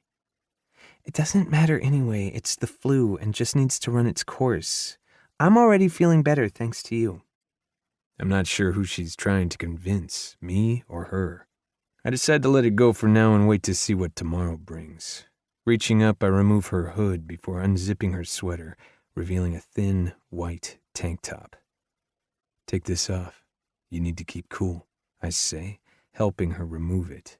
When she begins to shift her hair, I grab her delicate wrist, then lean in to brush a kiss against her scars, noticing her skin cooler than before. She wraps her arms around my neck, hugging me close. Stay with me tonight? Yeah, baby. I'm not going anywhere. Getting up, I hit the light before crawling in next to her. My arms come around her as she moves in close, and for the first time in days, I finally find peace again. A feeling I never knew was possible for me until she came along. Chapter 18. Sophie. The entire place is absolute chaos. I've never seen anything like this. Thousands of people cheer, anxiously awaiting the fight to begin. I sit in the row that's been reserved for Colan's family and friends. The entire gang is here to support him, even Ryder and Emily, who I met for the first time tonight. I'm trying to absorb it all and join in on the excitement, but I find it incredibly overwhelming, probably because I still feel like a zombie. I told Colan I was feeling better, and I was, up until a few hours before we left. Then it hit me again. I feel like I haven't slept in a week, even though that's all I've done. I think Colan could tell when I saw him in his dressing room, but I did my best to tamp it down. I want to be here for him tonight, and I don't want him worrying about anything but winning. Kate, take it easy. Everything is going to be okay. He's got this. I glance over at Caitlin, who is sitting next to me, and see her looking as nervous as I feel. Nick has one hand on her leg, while the other is draped around her shoulders. I was apprehensive to see everyone tonight, but especially Nick, since he knows about my past. However, I had no reason to be. He's been really kind to me, and it's clear he has kept the information to himself. I know, she responds quietly. I don't know why I'm so nervous. I hate that he's back here. Hate it. I do too, even though I have no idea what to expect. I think that might be what's most nerve-wracking. I've never been to a fight or watched one. Violence terrifies me. But looking around the place, it's clear this is so much more than that. The chain-link fence surrounding the octagon is even more intimidating, making me fear for Colan's life. You heard him, Kate. This is the last time. He's going to put this asshole in his place, then he'll be done. Nick soothes, kissing her cheek. My chest swells with adoration at how attentive he is with her. Actually, watching all of these couples together gives me a heavy dose of envy. The guys look rough and tough on the outside, but the way they love their wives is admirable. It reminds me of my mom and dad and the love they share. I shove the thought away when pain pricks my heart. Well, can I just say for my own selfish reasons that I love what Colan is doing tonight? Anna says, speaking up. The proceeds he's donating from this fight will benefit the center a lot.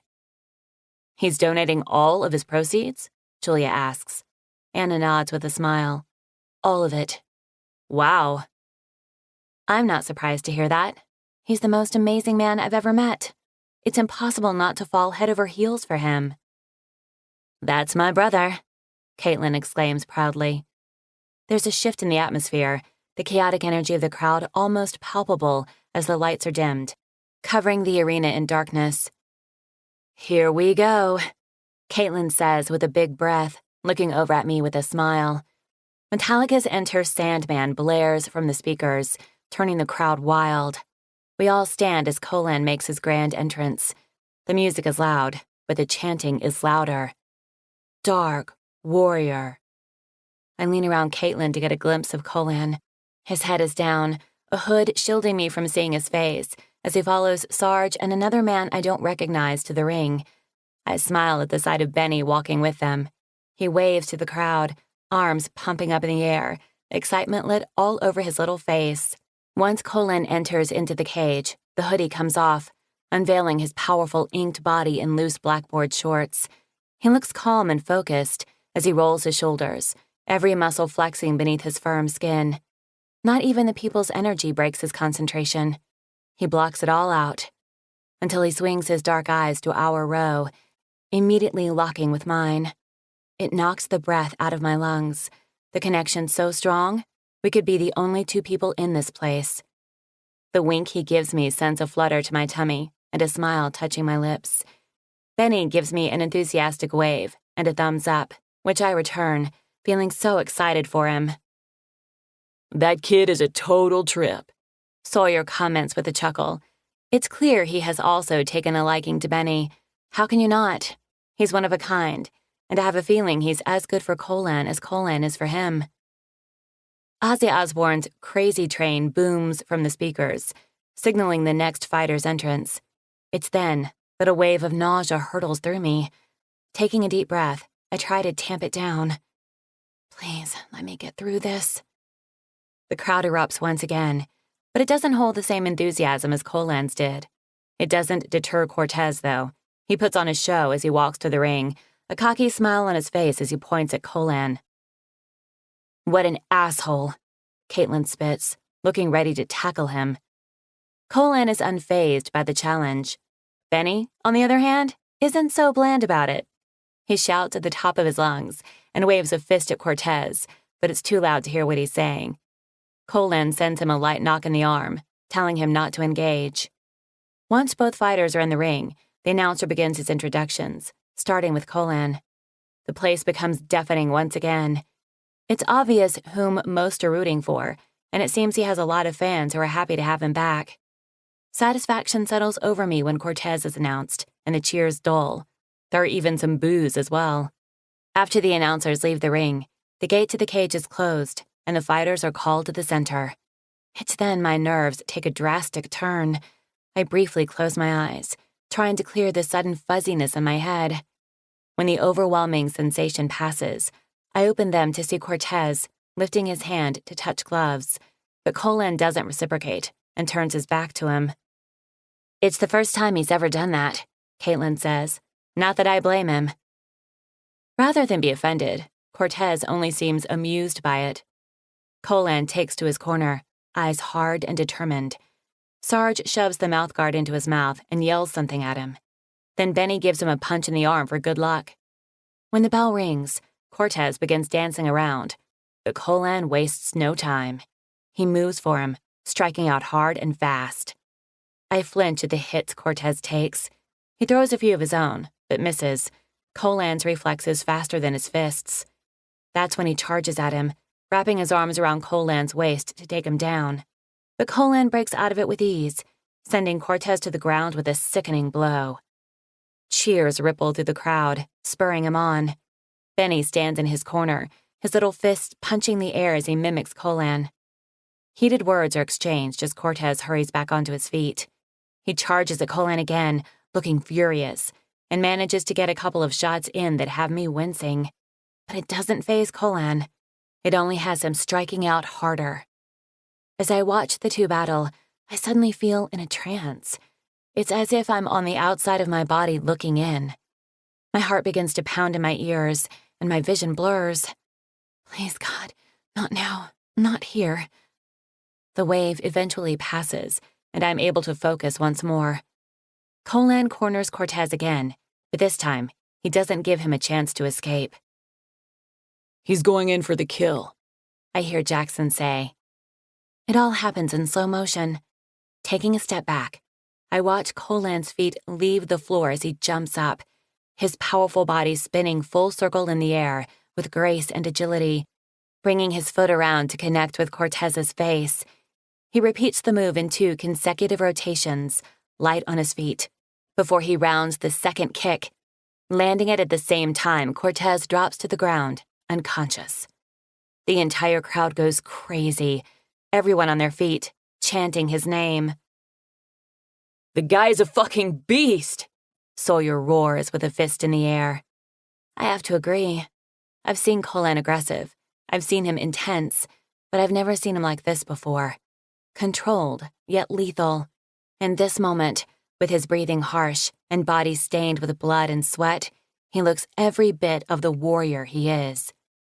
After the ref lifts his hand for the win, Benny runs at him.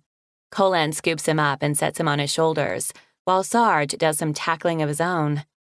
The announcer holds the mic up to his mouth, but I miss what he says when I'm hit with another dizzy spell. My head starts to pound, as if someone just took a sledgehammer to it. It mixes with the turbulent storm that's taken over my body. My hand rests on my stomach as I try to control the overwhelming sensation. You okay, Leah? Kayla asks, placing a hand on my shoulder in concern. I nod and give her a weak smile, but it's a lie. I'm not okay. Something feels wrong. I try my best to push it aside as we're escorted to a private room to wait for Colin. With every second that passes, I feel worse. When I break out into a cold sweat, I excuse myself to the bathroom and splash water on my face. It doesn't help. I inhale deep breaths, my vision blurring as I take in my reflection in the mirror. Just breathe, Sophie. Breathe, I murmur, my fingers gripping the sink to remain upright. I have no idea how much time has passed when I walk back out to join the group and find Colin, Benny, and Sarge standing with everyone else. Benny runs up to me, his eyes dancing with excitement. Did you see that, Leah? Wasn't he awesome? He totally kicked ass. I smile down at him, holding onto his shoulders not only in affection, but also for support. His voice becomes distant as I feel my heart race at a frantic pace, thrumming viciously in my ears. Hey, Leah, you okay? He asks. I shake my head, then immediately regret it when the ground begins to tilt beneath my feet. As I try to find my balance, I look up to see Colin racing for me, just before my world turns black. Colin. From the moment she walked in, I knew she wasn't okay. I could see it in her pale face and glossy eyes. As I stand to see if she's okay, she succumbs to gravity. Shit! I knock into Jackson as I rush for her. Nick moves at the same time I do, but I make it first. Alarmed gasps fill the air as I drop to my knees, catching her just before she hits the hard floor. My hand touches the side of her face, caressing her cold, clammy skin. Sophie, baby, can you hear me?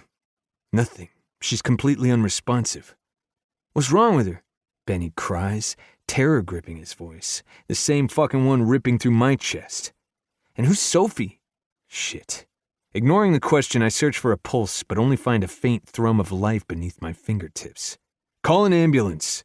They're going to take too long to get here, Cooper says, pocketing his phone. Let's go, I'll drive. I cradle her close, pushing to my feet. Just when I'm about to tear out of the room, I twist back to Benny, his wide eyes filled with tears. Caitlin wraps an arm around his small shoulders and pulls him in next to her. Go. We'll take him home. You'll be okay, with my sister, I assure him. Keep your phone with you, and I'll call you as soon as I know anything, okay? He nods, wiping his wet cheeks with the back of his small hand. Cooper sends Kayla home with Jackson and Julia. Then we're in motion, heading out the back way to avoid foot traffic.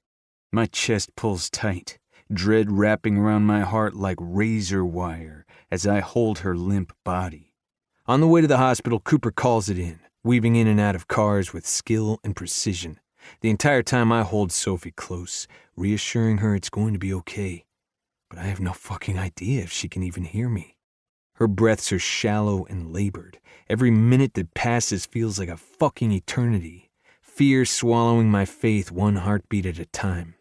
That's until she begins to stir in my arms, igniting a spark of hope in my chest. Soph, can you hear me? The only response I get is a deep, agonized moan. Leaning down, I press my lips to her damp forehead. It's okay, baby. Hold on. We're almost there. Seconds later, she begins thrashing violently in my arms, bile spilling past her lips. Fuck! I flip her to the side so she doesn't choke on it and try to keep her still. Hurry up, she can't hold on much longer. We're coming up to it now. They're waiting for us. As Cooper screeches to a halt outside, the emergency doors slide open and 3 nurses come running out with a bed. I meet them halfway, laying her thrashing body down when it's the last thing I want to do. Then I'm pushed aside. The nurses pin her down while running back through the doors. How long has she been like this? She was unconscious up until a few minutes ago, I explain, following them inside. Did she take anything? What do you mean? I ask, trying to keep pace with them. Any drugs? My eyes snap from Sophie to the nurse, my blood heating at the absurd question. No, she's sick. She's had the flu all week. The look they all exchange has my back going up. Dr. Corrigan, we need you. We have a possible overdose here. One nurse yells. What the fuck? Listen, lady, she's not a fucking drug addict. I'm telling you, she's had the flu all week. Before she can respond, a doctor bulldozes past me, following them into a room. I move to enter behind him when one of the nurses stops me with a hand on my chest. Sorry, sir, you must wait out here. I stick my foot in the door before she can close it. Hold up! What the hell is happening? What are you guys going to do to her? I can't explain that right now. We'll fill you in as soon as we can. Pushing against my chest, she closes the door in my face, leaving me with my world in shambles. Fuck! My fist connects with the hard wall, pain radiating up my arm, but it does nothing to dull the fear hammering through my veins. She'll be all right, Slade. Let them do their job. Cooper speaks up for the first time, reminding me of his presence. Did you hear that shit? They think she's fucking overdosing. He's quiet for a moment, looking a hell of a lot calmer than I feel. Are you sure she hasn't taken too much of something?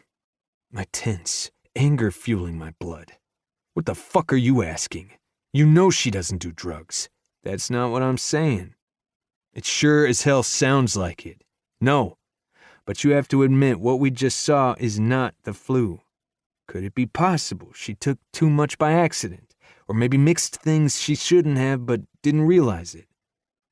Think about it for a moment, trying to remember if she took anything today. I don't know.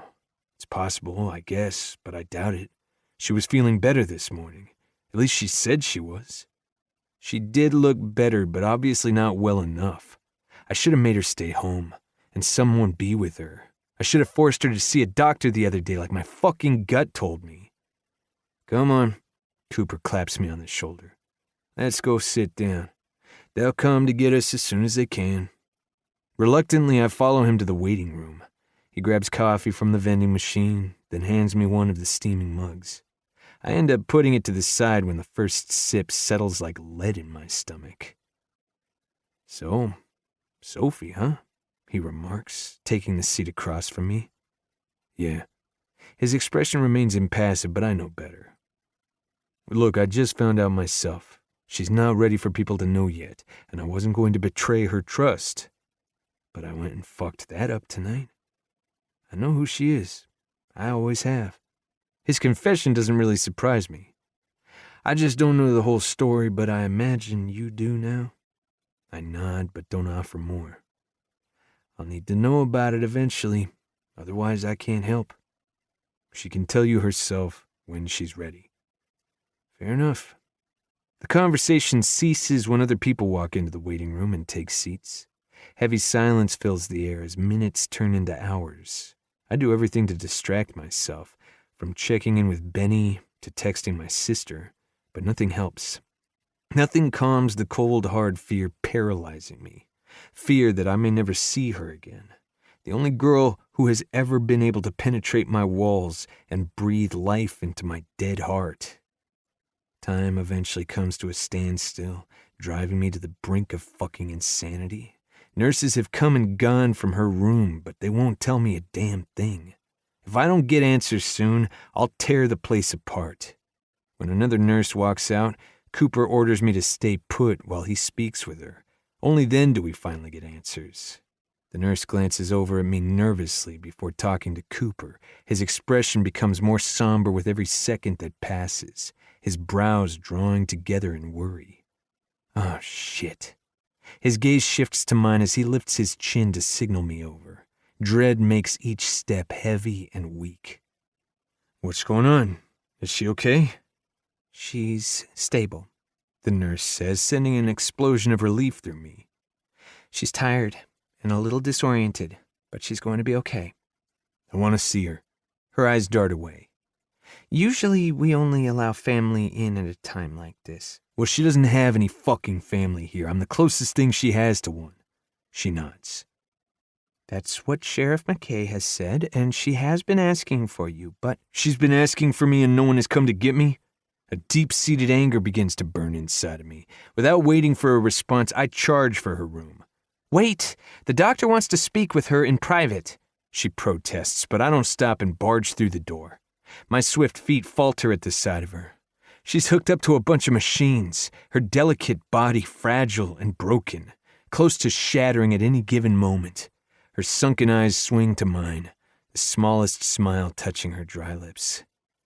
Colan, She whispers, her voice shaky and weak. A painful breath shreds my chest as I move for her. Grabbing her hand with the IV in it, I bend down and press a kiss to her forehead.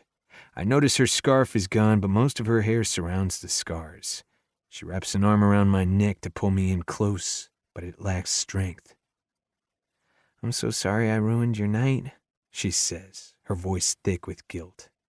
I'm the one who's sorry, Soph. I should have made you stay home and rest. No, it's not your fault. I really was feeling a little better this morning. Our exchange comes to an end when someone clears their throat. If you don't mind, I was speaking with my patient.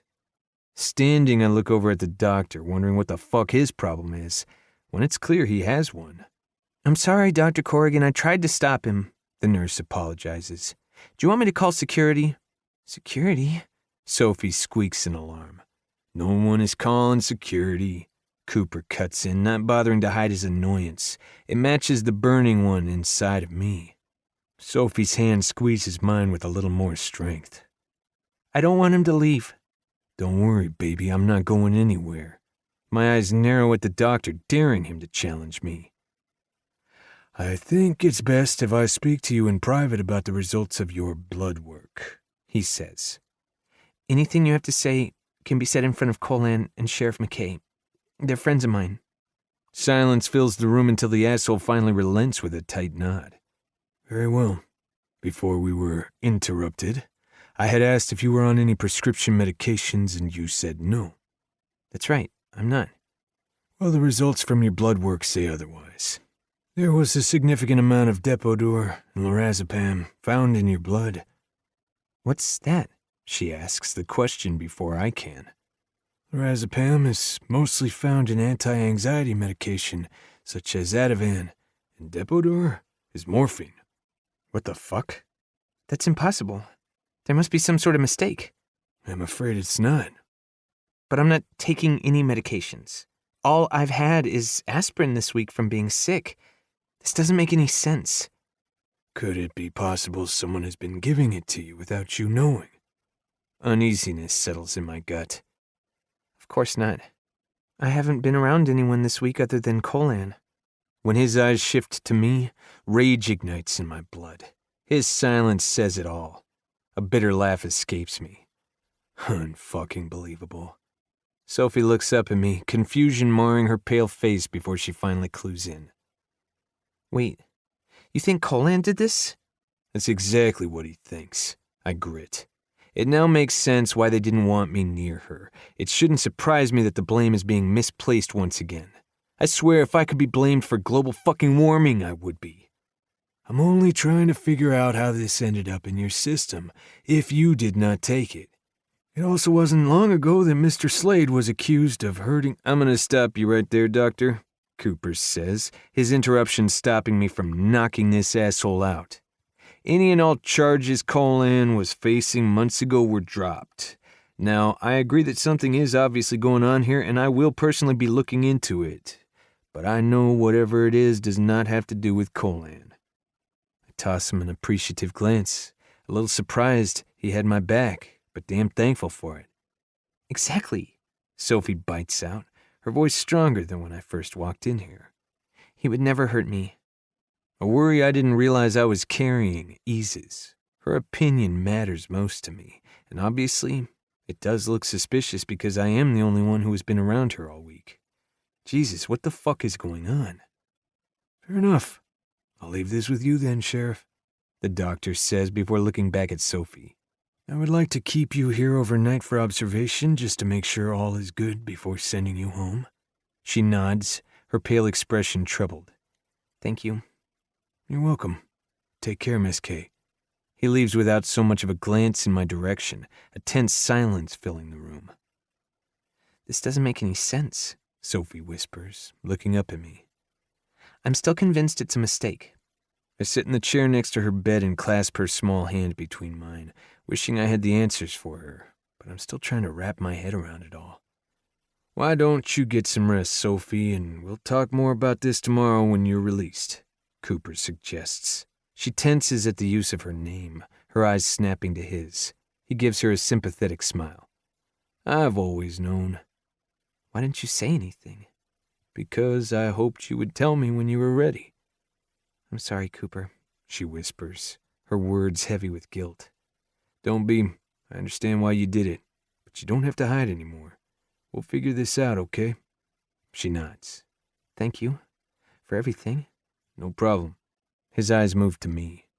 You need a ride? Sophie's delicate fingers grip my hand. No, I'm staying here tonight. I figured. I'll see you both tomorrow then. After he leaves, I look back at Sophie, her troubled eyes fixated on me. You didn't have to stay, she says. But I'm really glad you are because I need you right now. I'm here, baby. I'm not going anywhere. Her hand moves to the side of my face. You saved my life. Nah, I didn't do anything, but thanks to Cooper's badass driving, we got you here much faster than the ambulance would have. I paused, the last few hours crashing down on me full force. You scared the hell out of me, Soph. I breathe, my heart tearing apart at the thought of how I almost lost her. I'm sorry. It's not your fault. It's just... I shake my head, trying to figure out how to explain to her that I felt like my life was ending with hers. Instead of admitting that, I brush her hair aside and bury my face in her neck, my lips resting on the very place she hates, but I admire. I feel her throat bob as she holds me close. What's happening, Colan? I pull back to look at her and see fear shining bright in her eyes. It can't be him, she whispers. She doesn't need to elaborate because we both know whom she's talking about. I can't deny it's where my thoughts are right now, and it has a dangerous rage brewing inside of me. I would know if he was near. I would feel him. There's no way I wouldn't. Right? I don't know, Soph. I don't know what the fuck is going on, but I swear to you, I'm going to find out. I won't leave your side until we do. If it turns out he's back and has done this to her, I will take his last fucking breath. Chapter 19. Sophie. I'm finally discharged the next afternoon and on my way back home with Colan, thanks to his sister and Nick, who brought his truck by this morning when they came to check on me. Other than being tired and my tummy a little tender, I'm feeling better. Yet there's still this cloud of fear and uncertainty hanging over me as I continue to wonder how all of this came to be. I'm still convinced the tests are wrong. There has to be some other explanation. There is nothing logical to support that someone else has been doing this to me, especially when I haven't been around anyone. Well, except for Colan. But my mind doesn't support that idea for a second. My heart still aches that the doctor not only judged him, but also insinuated it was him. Colan brushed it off when I tried speaking to him about it, but I know it must have hurt. I will never understand how people can think he is this awful person who thrives on hurting others. They don't see the man who taught me how to defend myself, who kisses my scars like they are marks of strength rather than weakness, how he took care of me when I was sick. I don't know how I would have survived these past several weeks without him. Heck, I don't know how I've managed my whole life without him. He's come to mean so much to me, and those feelings only grew after last night, not only for saving my life, but also for staying by my side. He slept in a chair and held my hand all night. It's something I will never forget. When Colan pulls up to my house, he turns off the truck and looks at me. His eyes are soft as he reaches over to gently brush his fingers across my cheek, the small contact calming my turmoil. Let's go inside and get you settled. Then we'll call Cooper to come by, okay? I nod. Yeah, okay. Getting out of the truck, he strides over to my side and helps me down. Are you sure you don't need to do anything at the gym? I ask. Not for the first time today. I feel horrible about all the responsibility he's been putting off because of me. Soph, I told you, it's fine. The guys have everything under control, and Sarge is taking care of the youth classes. I sigh as we begin heading up my walkway. Okay, but if you need to go for anything, it's completely fine, and... My words stop abruptly when he throws an arm across my chest, halting me.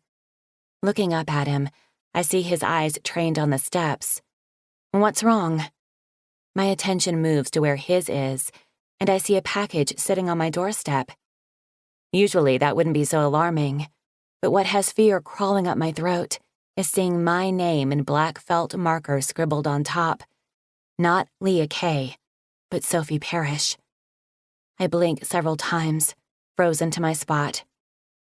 In the truck, now, Colin orders. I'm unable to get my feet moving until he grabs my arm and drags me back to the vehicle. Opening the passenger door, he covers me until I'm safely inside, then walks around to get behind the wheel. He pulls out his phone after hitting the locks, pressing a button before putting it to his ear. When he leans over to open the glove compartment, my eyes widen in shock at the gun he pulls out. Oh God, this is not happening. Get to Sophie's place, now.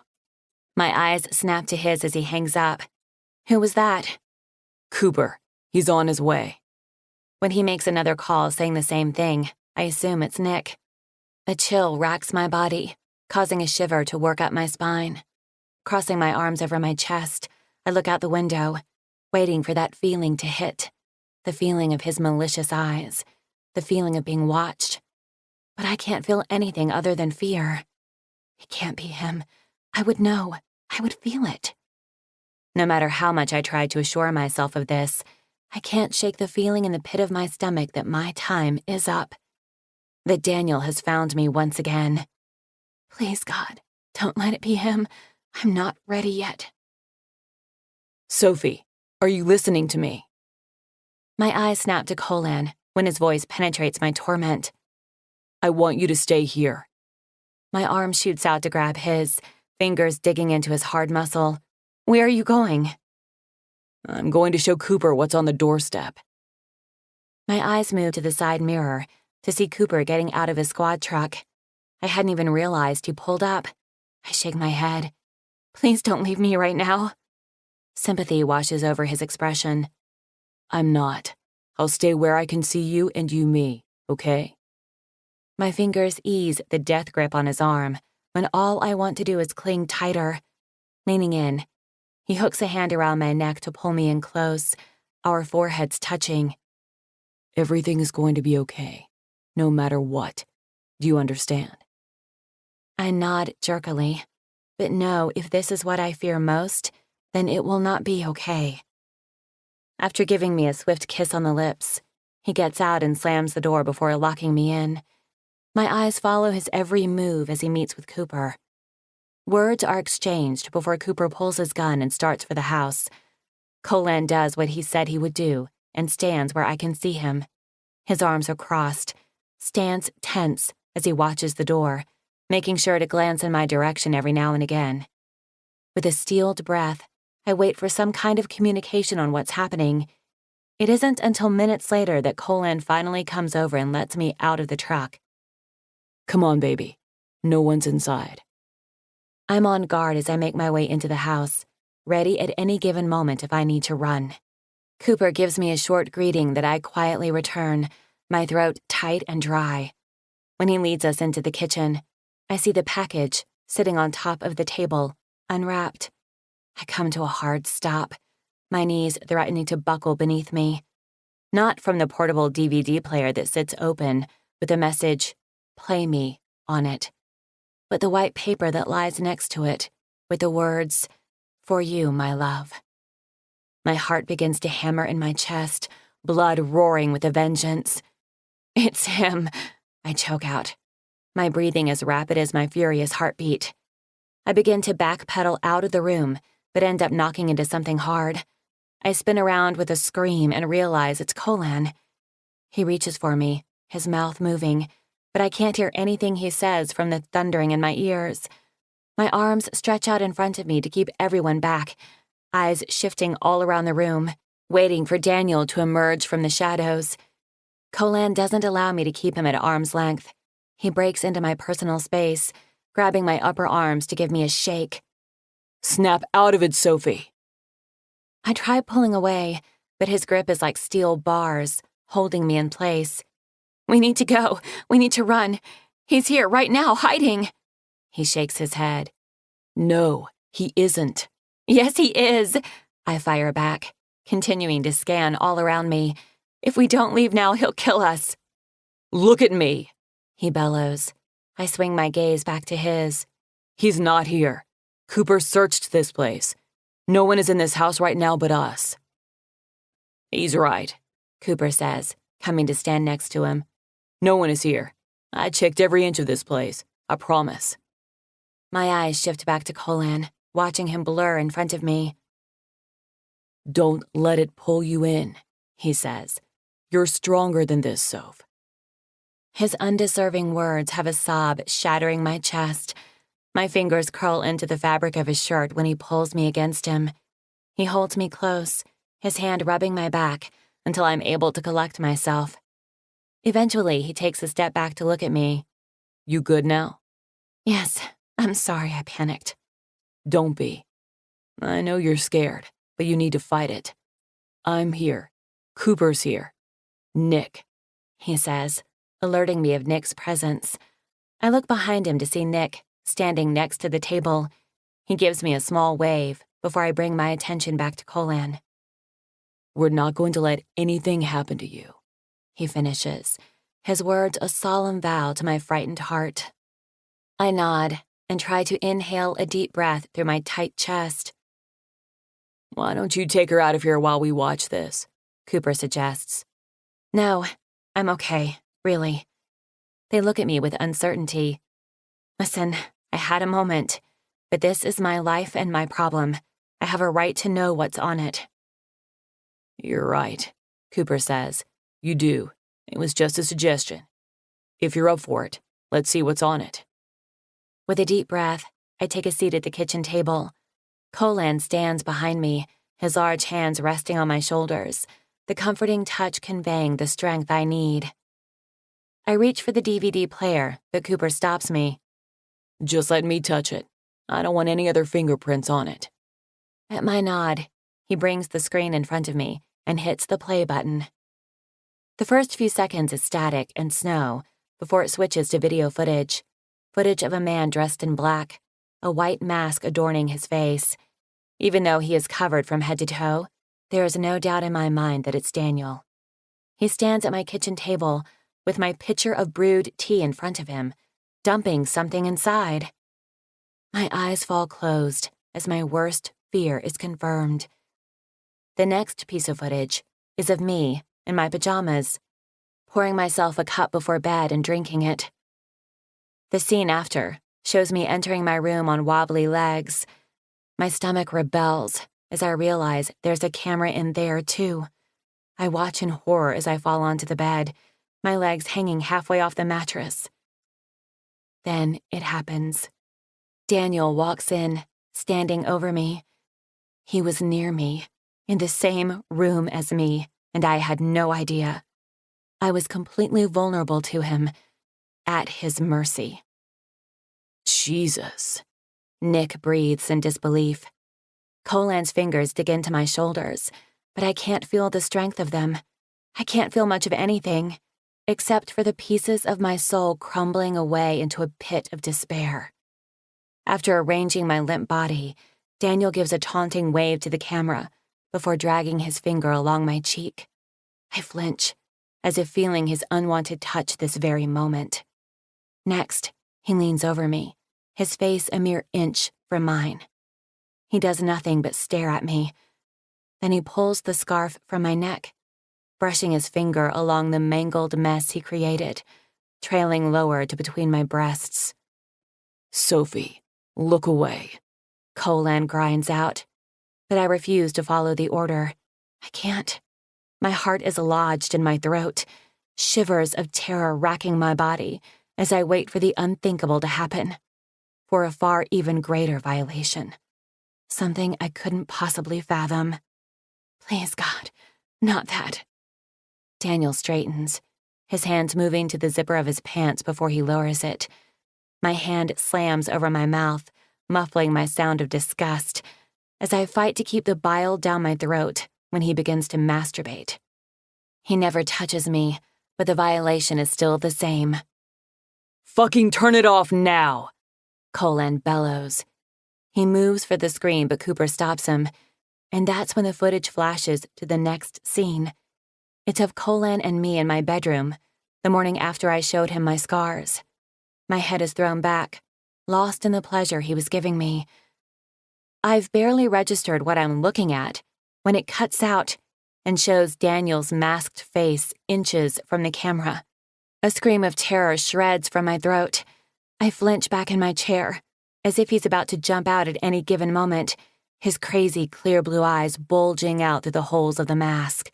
Mine, mine, mine, mine, mine! He screams over and over again, his words a deranged mantra.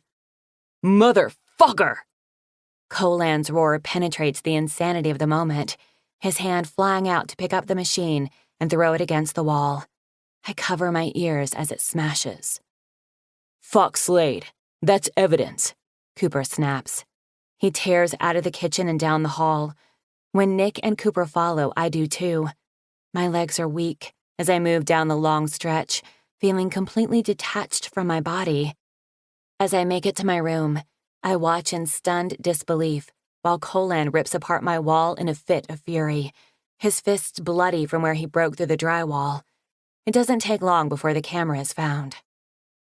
I'm going to fucking kill you, he thunders to the machine. Do you hear me, motherfucker? When I find you, you're dead. His violence penetrates my hands, where I cover my ears. Ripping the camera out, he launches it behind him before swinging open my closet. Pack, he orders, tossing my suitcase on the bed. We're getting the fuck out of here. I do as he says, my body stiff and heart numb. As I throw my clothes into the suitcase, I look over to see him get up in Nick's face. Find him. Otherwise, he's as good as dead. His words hold conviction. It's no threat. It's a promise. Chapter 20. Colan. Hours later, the rage simmering beneath my skin has only eased slightly. I've seen a lot of fucked up shit in my life, have even lived it, but nothing compares to what I saw on that monitor hours ago. The only thing stopping me from finding that twisted fuck this very second is leaving Sophie. She hasn't said more than 2 words since we got to my house. The light that had finally found its way into her eyes was now gone. That alone makes me want to kill the bastard. It probably didn't help when she saw me lose control and destroy her room like that. My red, swollen fists, a constant reminder of the violence that exploded from me earlier. I meant every word I said. If I find that asshole first, he's as good as dead. I have a pretty damn good feeling that what happened to the gym and my truck was not Cortez after all, but was this asshole. My security system is good, but now I want the best. I want cameras around the perimeter of my house. Turn the tables on that piece of shit. I send a text to Cade, knowing the guys will hook me up with whatever they have running at their properties. After pocketing my cell, I hear the shower has stopped. I head out of my room and find the hall bathroom door open, the smell of citrus wafting from the dark, empty space. Seeing my patio door half open, I walk out into the humid night air and find her sitting on one of the lounge chairs next to the pool. She's curled up with her arms wrapped around her delicate body, the pool lights dancing across her sullen face as she stares straight ahead. She looks lost, broken. I drop down next to her, my hands going on either side of her hips.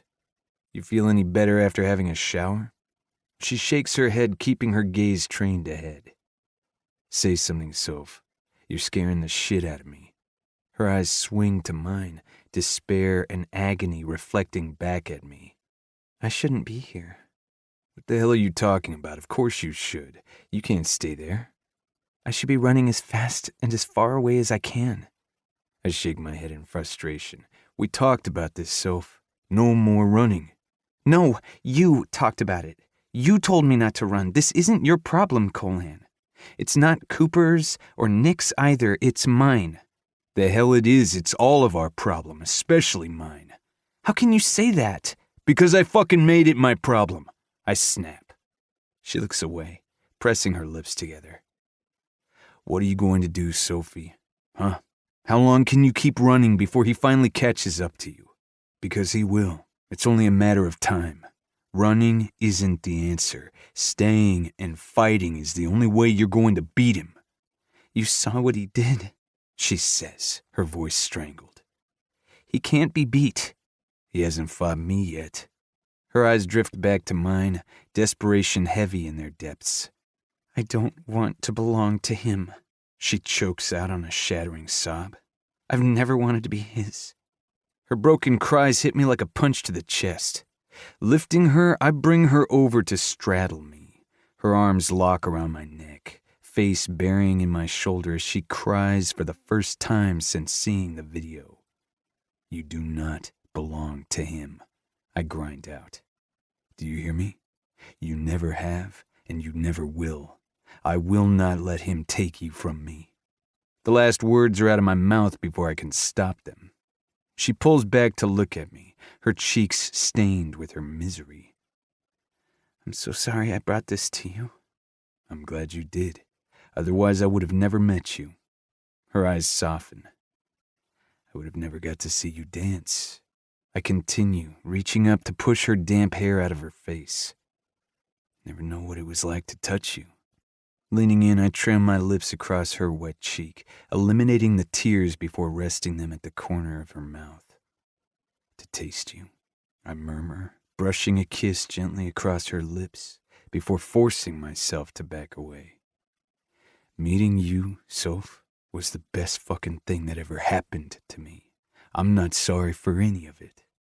Her hand encircles my wrist, forehead gently falling to mine. Make me yours? My muscles coil tight, fingers digging into her hips as I fight to restrain the need pounding through my veins. I shake my head, regret thick in my throat. I want to, so fucking bad, but I can't. That sadness in her eyes deepens, making me feel like an asshole. Why? I can tell you want me. I can feel it. Driving her point home, she grinds down on my raging hard cock. I halt her sweet torture, my forehead dropping to her shoulder. If I look at her, I won't be able to hold back. She curls an arm around my neck, turning her face in. Talk to me, Colan, please. I debate how to go about this, then settle on the truth. Lifting my head, I find her eyes, bracing myself for the disappointment I'll be sure to see. I can't give you what you want. I'm not capable of it. My lifestyle is the only one I know, and it doesn't mix with yours. Do you understand that? Not really. I don't see what that has to do with us. I want you to make love to me. That's just it. I can't. I tell her on a crushing breath, every word making me feel like the fucked up asshole I am. I have never made love to anyone before, Soph. Her eyes widen in disbelief. That's not what I'm saying. I shake my head, hating that I'm fucking this up. I'm a dominant. It's all I've ever known, and it's what I need. I wait for judgment to enter her eyes. Usually I don't give a shit what people think of me, but with her, I care. I care too fucking much.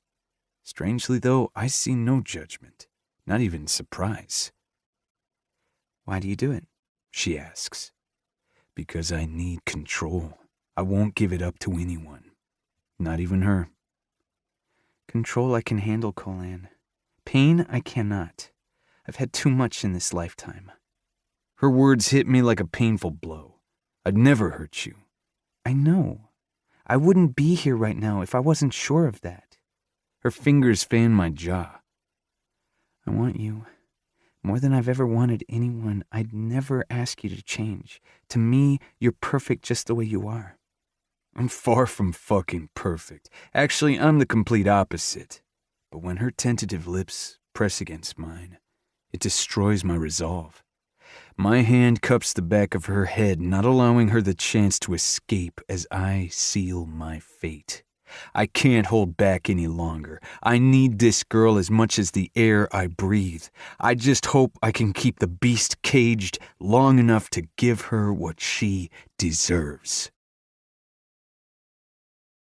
Chapter 21. Sophie. The part of my soul that I thought died earlier today flares with hope and life, reminding me that not all is lost. I am not dead. Not yet, anyway. I don't know how much time I have left. I guess none of us know that. But I do know I will not belong to Daniel. Not now, not ever. I will take what I want, and what I want is Colin, the man who taught me how to fight, who reminded me of the person I am, who makes me feel beautiful, scars and all, the one who has captured my heart like no other ever has. If my time does come to an end in the near future, then I will at least have experienced this, to know a loving touch, a wanted one. My fingers thread through Colin's hair as his lips command mine. He may have the control, but together we breathe life into each other's battered souls. The raw pain and violation I felt earlier slowly melts away as I lose myself in him. No pain, no fear, no past, nothing in this moment but us. My arms wrap around his neck and my legs around his waist as he stands, his large hands cupping my bottom to keep me close. Let's take this inside, baby. I sigh my agreement against his lips, not wanting to sever contact for even a second. Unfortunately, there's no other option when he closes the door and locks the house up by entering some numbers into a keypad. While his attention is on that, mine strays out the window, wondering if he's out there at this very moment, watching us. A shiver runs down my spine at the thought. Hey. My gaze swings back to Colin's. He's not out there, but even if he was, he's not getting in. How do you know there's no cameras in here? Maybe he broke in while you were at the gym. He shakes his head. He's too much of a fucking coward to come into my house. There's also no way he penetrated my alarm system. It's one of the best, and it's going to be even better come tomorrow. I swear, Soph, you're safe here. I bury my face in his neck, not wanting to think about Daniel anymore. As he walks us down the hall to his room, my lips find the hard angle of his jaw, feeling the day's stubble as I kiss my way to his ear. My tongue darts out with a soft lick before I nip ever so gently with my teeth. The growl that erupts from him hits me between my legs. Be careful, baby. When it comes to you, it won't take much to push me over the edge.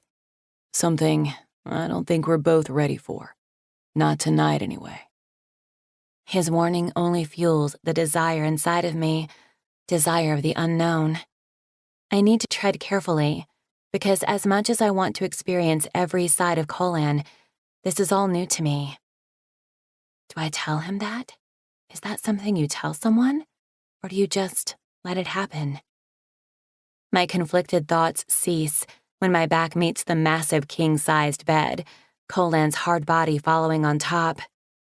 What's going on in that pretty head of yours? He asks. A smile touches my lips, my hand moving to his swollen jaw from his fight with Cortez last night. Was it really only last night? I'm thinking about how lucky I am to have met you, I tell him, which is true. I think about that all the time. And I'm also hoping I don't disappoint you. The admission falls on a whisper as I debate whether or not to tell him everything. His eyes narrow with disapproval. There's not a goddamn thing you could do to disappoint me, Soph. I already know having my cock buried deep inside of you is going to be the best fucking thing I ever do. His mouth swoops in to capture mine, silencing any more doubt or insecurity. A moan tears from me, my hips lifting at the feel of his erection. You feel that, baby? He croons, pressing down further at the junction of my thighs. This is how hard I am for you. How hard I've been for you from the first night you walked into the gym. Elation fills me, knowing he's wanted me for that long. I tilt my head to give him more access as his mouth trails lower. For the first time, I don't feel the urge to recoil from his touch on my throat. Instead, I relish in the way his lips caress and love every wound, healing the ones I also bear on my soul. My hands reach down for the hem of his shirt, tugging it up. Take this off. I want to feel your skin against mine." With a groan, he sets to his knees, getting rid of the shirt with a swift pull from behind his head. Before he can come over top of me again, I sit up, my hands finding their place on his hard abdomen. His muscles flex beneath my fingertips as I trace his tattoo above the waistline of his sweats. A word I will forever associate with Colin because he is everything a warrior should be. Strong, brave. I bring my lips to follow the path of my fingers, but his hand snags my wrist before I make it too far. My eyes lift to his, finding them dark and hooded. "Please let me touch you." It's the one thing I've regretted from our previous times together. I want to touch him too, know every line, curve, and flaw. There's a small tick of his jaw before he releases my wrist.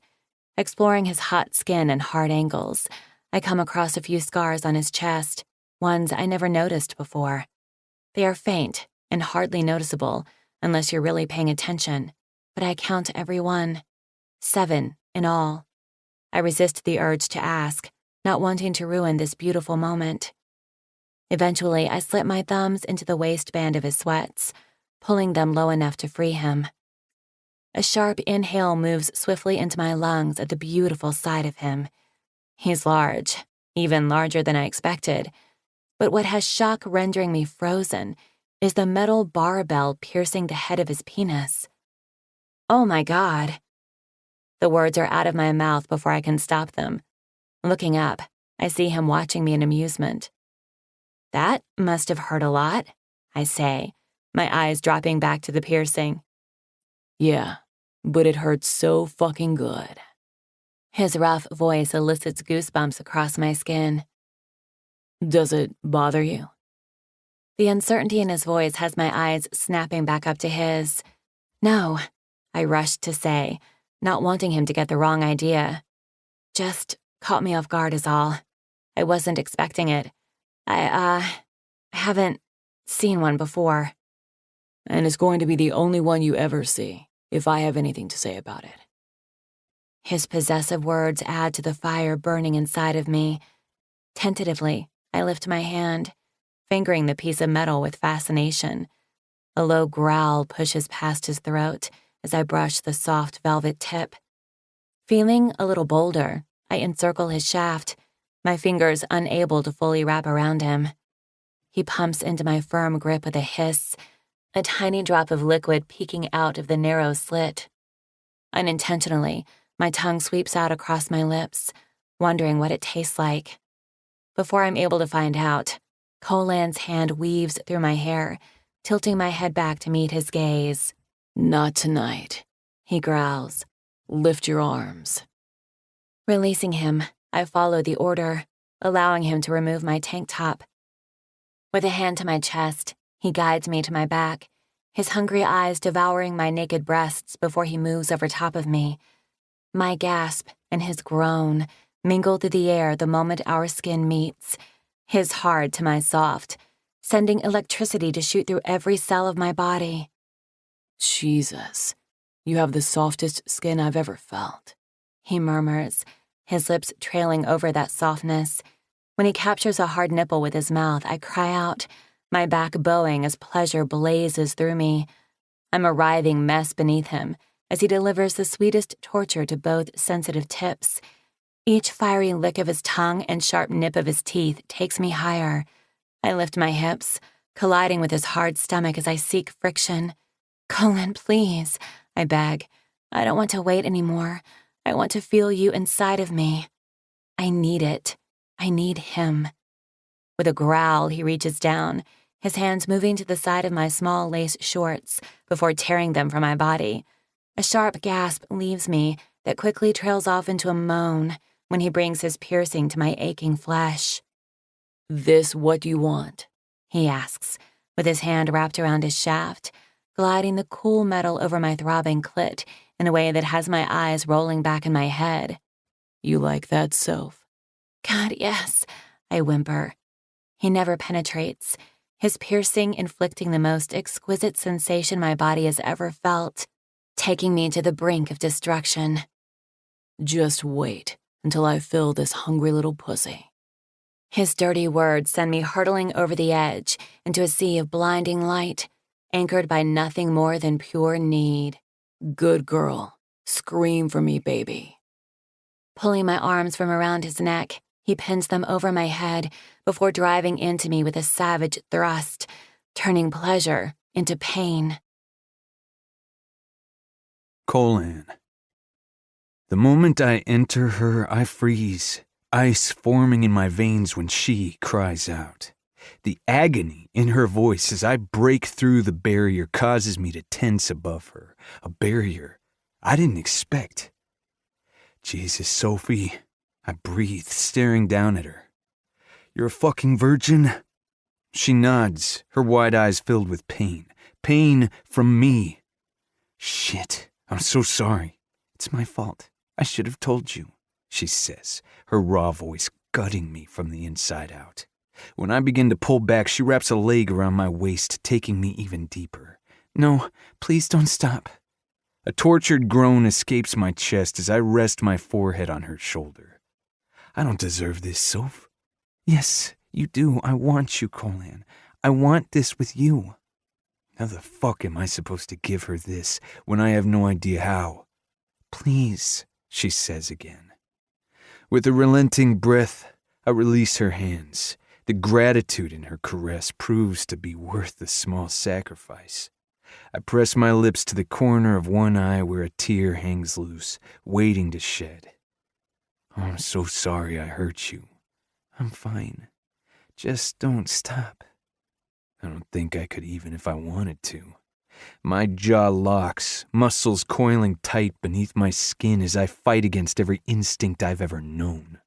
Instead, I move slow and steady, careful to set a pace I think she would be comfortable with, not wanting to fuck this up worse than I already have. Confident hands map out the planes of my back, encouraging every gentle stroke. Being touched while inside of a woman is foreign to me. It's something I'd never allow, but if there's anyone in the world whose touch I want, it's hers. She gazes up at me, her eyes filled with trust, and something else. Something I've never seen from someone before. This okay? I ask. It's perfect. You're perfect. I shake my head, so undeserving of this, undeserving of her.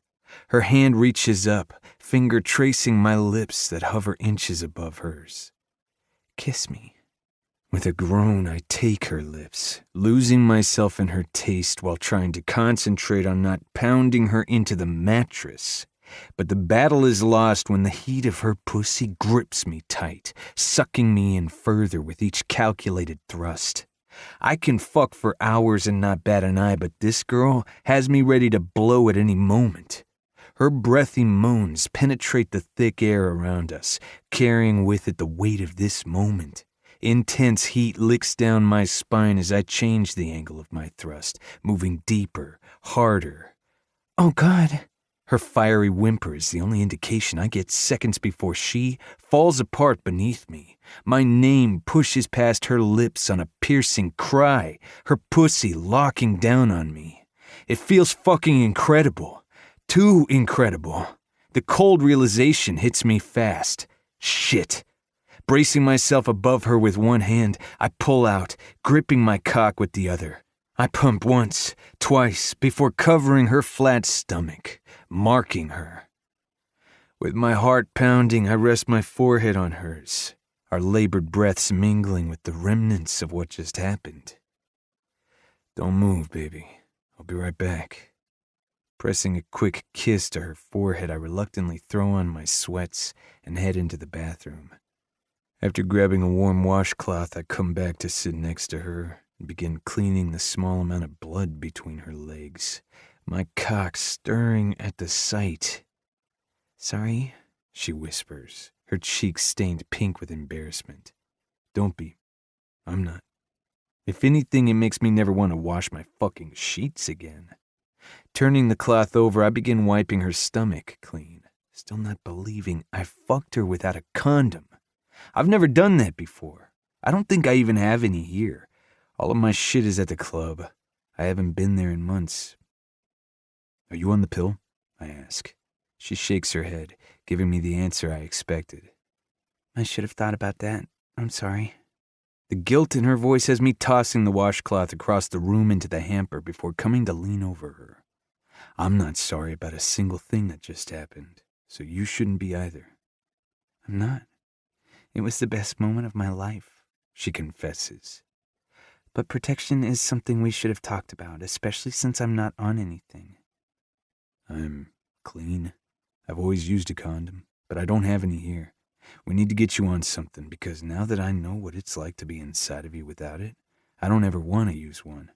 She bites her lip as the beginning of a smile lifts the corners. So that means there will be a second time? Is she serious? Yeah, baby. I rest my lips against her cheek.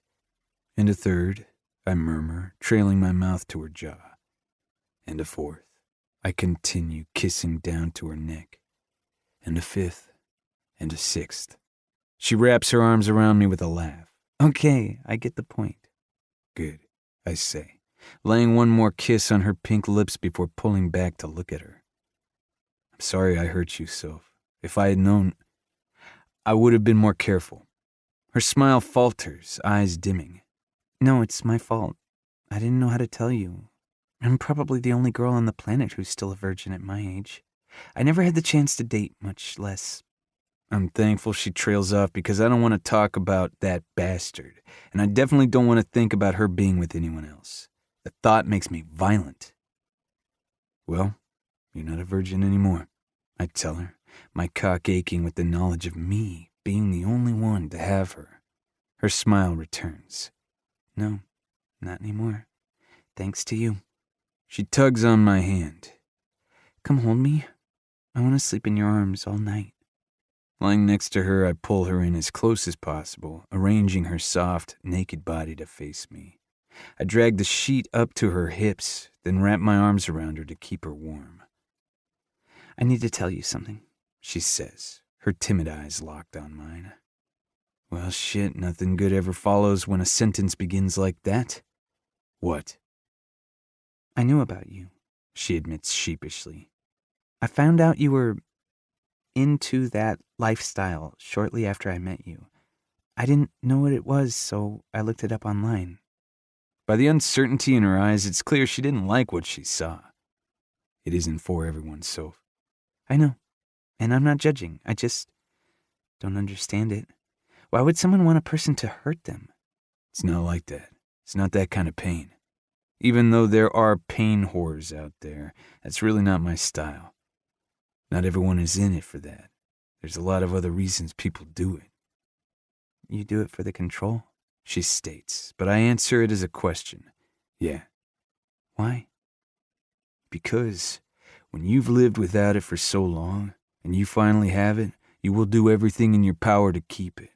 It's something I won't ever live without again. I hate admitting that to her. I don't want to scare her away, but it's something I need her to understand. I'd do almost anything for her, but giving up control isn't one of them, especially when she has the power to completely destroy me. Her hand lifts to my face, hazel eyes holding mine. I'll never take it from you, Colan. I'd never do anything to hurt you. I know. You've been doing it for a really long time, huh? She whispers. The tone of her voice lets me know exactly where her thoughts are. Flipping her to her back, I come over top of her. Yeah, I have. But make no mistake, Sophie, you are different. Tonight was different. We are different. Nothing or no one has ever compared to you, you get me? I may have fucked a lot of chicks, but that's all it ever was. I never felt shit for any of them. The girl beneath me is the only one I've ever cared about. A bright smile lights up her face as she wraps her arms around my neck. I get you, and I feel the same way. No one will ever compare to you. Damn straight they won't, I say, eliciting a laugh out of her like I hoped to. Kiss me, Colan, and don't stop. With a growl, I seal my mouth over hers, my cock stirring for a second round with her. Knowing she can't handle any more tonight, I decide to worship every part of her body with my mouth instead, devouring her pussy until she screams my name for the third time. After I've laid claim to every inch of her body, I hold her in my arms until she falls asleep and decide this very second that I'm going to keep her forever. Chapter 22. Sophie. The last 3 days have been a whirlwind. Between the security team installing new locks and more cameras than the White House probably has, people have been coming and going. I haven't been back to work. Colin and Cooper both don't think it's a good idea until Daniel is found. Even though the police station is probably the safest place I could be other than here, they still didn't want to risk it. The lengths everyone has taken to ensure my safety warms my heart, yet I can't help but feel guilty. The money Colin has put into his house to make it safer, and the time he has taken off work makes me feel horrible, but I don't say anything. Otherwise, he gets all cranky about it. The thought has a smile tugging at my lips. I can't deny, the one good thing to come from this mess is getting to spend so much time with him. I've fallen head over heels for that man.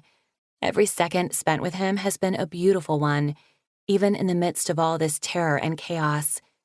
In the mornings, we walk along the beach, sometimes even early enough to watch the sunrise. Then, in the evenings, we watch that same sunset. But my most favorite of all is when we are exploring each other in the most intimate way. Every time he's inside of me, it's as if I'm getting a piece of myself back that I never knew was missing. I've never felt this connected to another person before. It's freeing, but scary at the same time, because if I ever lost him, I'm not sure I would ever be whole again. Well, how much fucking longer? It's been 3 days already, for Christ's sake. Colan's heated voice carries in through the open patio door, breaking into my thoughts. Walking through the kitchen, I step out into the backyard, the late afternoon sun warming my skin. In a pair of black board shorts and a white muscle tank, Colan stands by the pool, his body rigid and expression hard. The moment his eyes meet mine, his features soften as he tries to conceal his anger from me. Yeah, fine. I'll see you tomorrow. He ends the call, pocketing his phone, then locks an arm around my waist and brings me against his hard body. Nick? I ask, looking up at him. He gives me a tight nod. He and Ryder are coming by tomorrow with Cooper. Sounds like they have some information, just not the news we're hoping for. Meaning they still don't know where Daniel is. I didn't expect them to. He's too good at hiding. He's been doing it for so long. As long as I have. Colin and I have been avoiding the topic as much as possible, never wanting to talk about him. Instead, we've been losing ourselves in each other every chance we get. But there's no denying the dark, heavy cloud looming over us. I'm waiting for the day he will strike again. We might never find him, I whisper. We will. I wish I felt as confident. Cupping my bottom in both his large hands, he hoists me up. My legs wrap around his trim waist and arms around his neck. Enough about this shit. What are we doing tonight? With a smile, I swipe the black backwards hat from his head and put it on mine, angling it the same way. My fingers run through his messy hair as I brush a kiss across his lips. I have a few ideas in mind. A growl erupts from him, his fingers digging into my supple flesh. Me too. For starters, I'm going to fuck you with nothing but my hat on your head. He silences my giggle with a fiery kiss, stealing my breath and kicking my heart into overdrive. Just before things can get too hot and heavy, a buzzer sounds, alerting us someone is at the door. Colin pulls back with a heated curse. Wait here. Don't move, he orders, placing me on my feet and turning to walk away. Yes, sir, I salute him. His strides stop, body tensing before he twists back to me. My breath catches at the stark hunger burning in his eyes. Be careful, Sophie. That smart mouth can get you in a whole lot of trouble. The warning hangs heavy in the air as he walks away. I'd be lying if I said I wasn't curious about that trouble. He's been holding back with me, but the more I see him conceal that darkness, the more I want it unleashed. I want to know all of him, even the dark parts, but I'm not sure I'm ready yet. What the hell are you doing here? Colan's surprised voice interrupts my thoughts. Frowning, I walk into the house to see Benny standing at the front door with his backpack on and a gift bag in his hand. Hello to you too, champ, he greets Colan with a punch in the arm. For your information, I'm here to see your girlfriend. A smile forms on my lips as he passes by Colan, moving toward me. It dies quickly, though, when his young brown eyes drop to my neck and widen in horror. It's then I remember I'm not wearing a scarf. I get the urge to cover my throat, but know it's too late. Hi, Benny. I greet him quietly. His eyes snap back up to mine. Hey, Leah. Sophie. Guilt strikes me deep. I hate that I deceived him, even if it was necessary. He comes to stand in front of me. I'm sorry about what happened to you at your house. How do you know about that? Colan asks. Benny turns back to him. I heard Sarge and the guys talking about it in the office, he explains. So what are we going to do about this mofo? I'm ready to kick some ass. He follows up his words by punching a tiny fist into his open hand. We are not doing anything, Colan tells him. What do you mean? He messed with our girl. We gotta do something. As much as his comment warms my heart, it also has dread settling in my stomach. The last thing I want is Benny getting mixed up in this. I will take care of it, Colan says. You are staying out of it. I mean it, Benny. This isn't a joke. He's right. I cut in. I love you for having my back, Benny, but we need to let the police handle this, okay? His little shoulders slump in defeat. Yeah, okay. He hands me the small gift bag in his hand. I came by to check on you and give you this. My smile returns as I accept it, my heart lighting up. Thank you. You didn't have to do that. He shrugs, as if it isn't a big deal. It's nothing much. Just something I made in one of my class workshops. Intrigued, I kneel down on the floor to open it. Reaching into the bag, I pull out a metal bangle bracelet. It's thicker than most and molded crooked. There's a single dangling heart charm that's been glued on. It's messy and the most beautiful thing I've ever seen. You made this for me? I ask, emotion working its way up my throat. His feet shuffle nervously. Yeah, you don't have to wear it or anything. I would have bought you something nice, but I don't have any money. My blurry eyes snap to his. Oh no, Benny, this is perfect. It's much more special than anything you could have bought for me, I tell him. It's the nicest thing anyone has ever given me. Really? He asks. Really? He looks over at Colan. Hear that, champ? Nicest thing she's ever gotten. A grunt escapes him, but there's no denying how proud he is of Benny's gesture. With a watery laugh, I pull Benny into a hug. Thank you so much. I will cherish this forever. You're welcome, he responds quietly, his small arms squeezing me tight. Colan ends up breaking our moment. If you're done hitting on my woman, you mind telling me how you got here? By taxi, he says. A taxi? Colan asks in disbelief. How the hell did you pay for that? I haven't. He's outside waiting for you. You better hurry because the meter's running. A laugh burst out of me at the incredulous expression on Colan's face. Are you kidding me right now? Nope. Shaking his head, he mutters something before opening the front door and walking outside. Benny flashes me that cheeky grin of his. I think he missed me. I think so too. I know I did. Every time I'm around this boy, he lights up my heart and makes me laugh like no other. My admission earns me another radiant smile. Colan storms back in the house, not sharing in our amusement. You owe me $100. How about we call it even for me helping you kick Cortez's ass? Colan looks less than enthused about that idea. Does your mom even know you're here? Yep, but she doesn't know it was by taxi. She thinks you came and picked me up, so stick with the story, will ya? Why didn't you call or text me? That's why I bought you the damn phone. Because I knew you probably wouldn't let me come. You're greedy when it comes to her, he says, jerking his thumb at me. I cover my mouth to muffle my laughter, knowing it won't be appreciated at the moment. Colan shakes his head, getting more frustrated by the second. Do you have any idea how dangerous it is that you just took a cab here by yourself? Come on, champ, ease up. My mom's working late tonight. I brought my swim trunks. Thought we could have a pool party and get some grub. What do you think, Sophie? He asks, looking at me hopefully. I think it sounds like a lot of fun, if it's okay with Colin. See, even your girlfriend wants to. You don't want to disappoint her, do you? I worry for Benny's safety when Colin starts toward him, his eyes hard. Grabbing the front of his shirt, he lifts the small boy off his feet, bringing him eye level. Benny kicks the air with a laugh, his small hands wrapping around Colin's wrist. Next time, you call before you come, Colin says, and you never take a taxi alone again. Got it? Got it!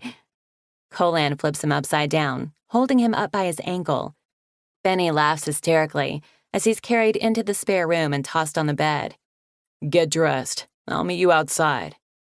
Make sure you order lots of pizza. I'm hungry, he yells, just as Colin closes the door. My teeth sink into my bottom lip, trying to hold back my laughter as Colin turns to look at me. You have to admit, he's quite resourceful. With a grunt, he strides over to me, taking me in his arms. Yeah, he's resourceful and a cockblocker. Another laugh leaves me.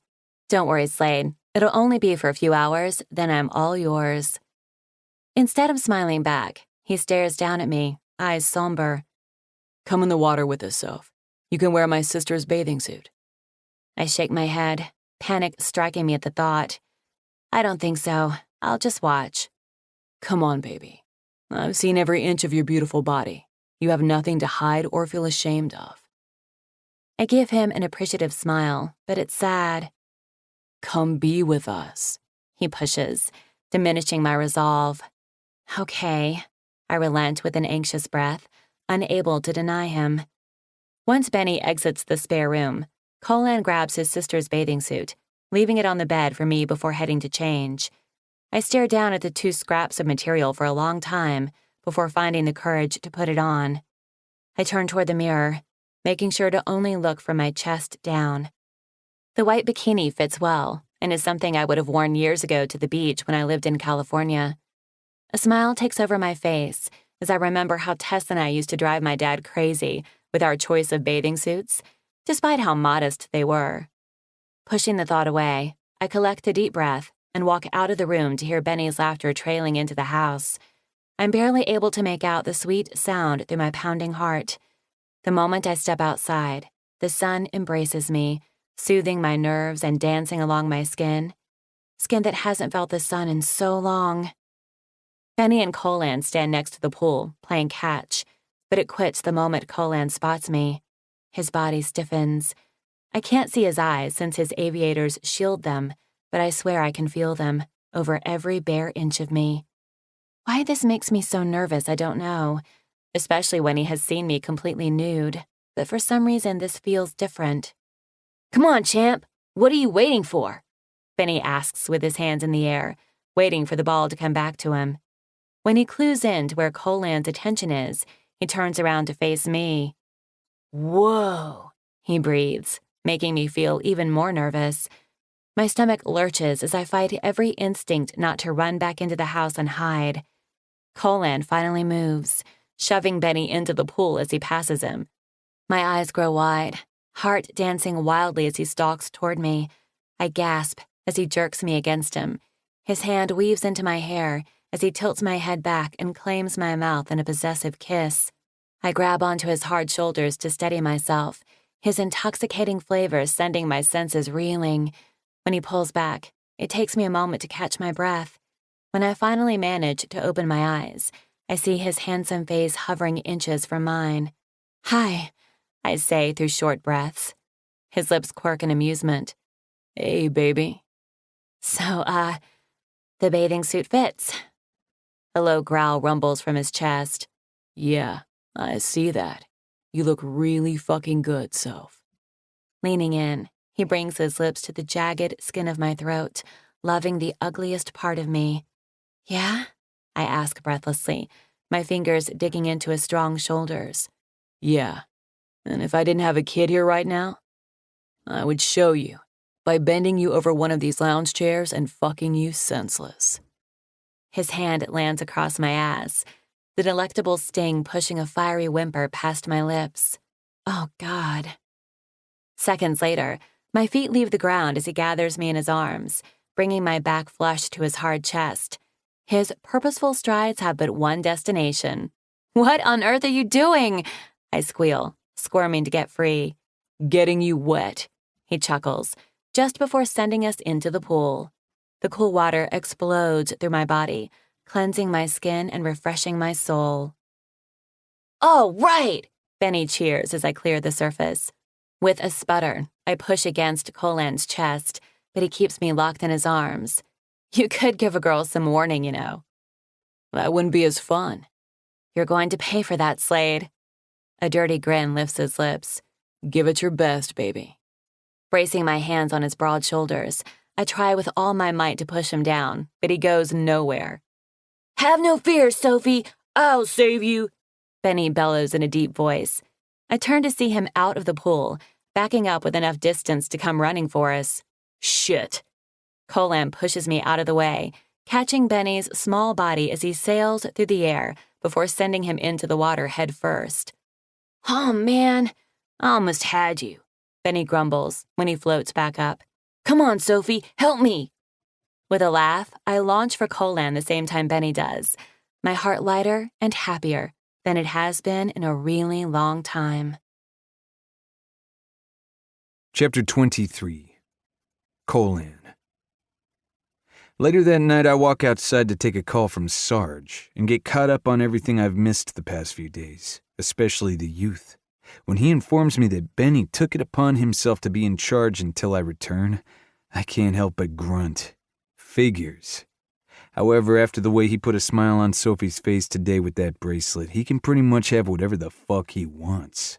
That kid might be a pain in my ass, but I have to admit, he's smooth. It made me wish I had thought to do something like that. Instead, I've been burying myself in her every chance I get, making her moan and scream my name. The thought has me adjusting myself. I've been as hard as a goddamn rock since she walked out in that bathing suit this afternoon. It took every ounce of restraint I had not to rip that scrap of material from her sweet body and fuck her like I wanted to. I took her to the doctor the day after we were together and got her on birth control.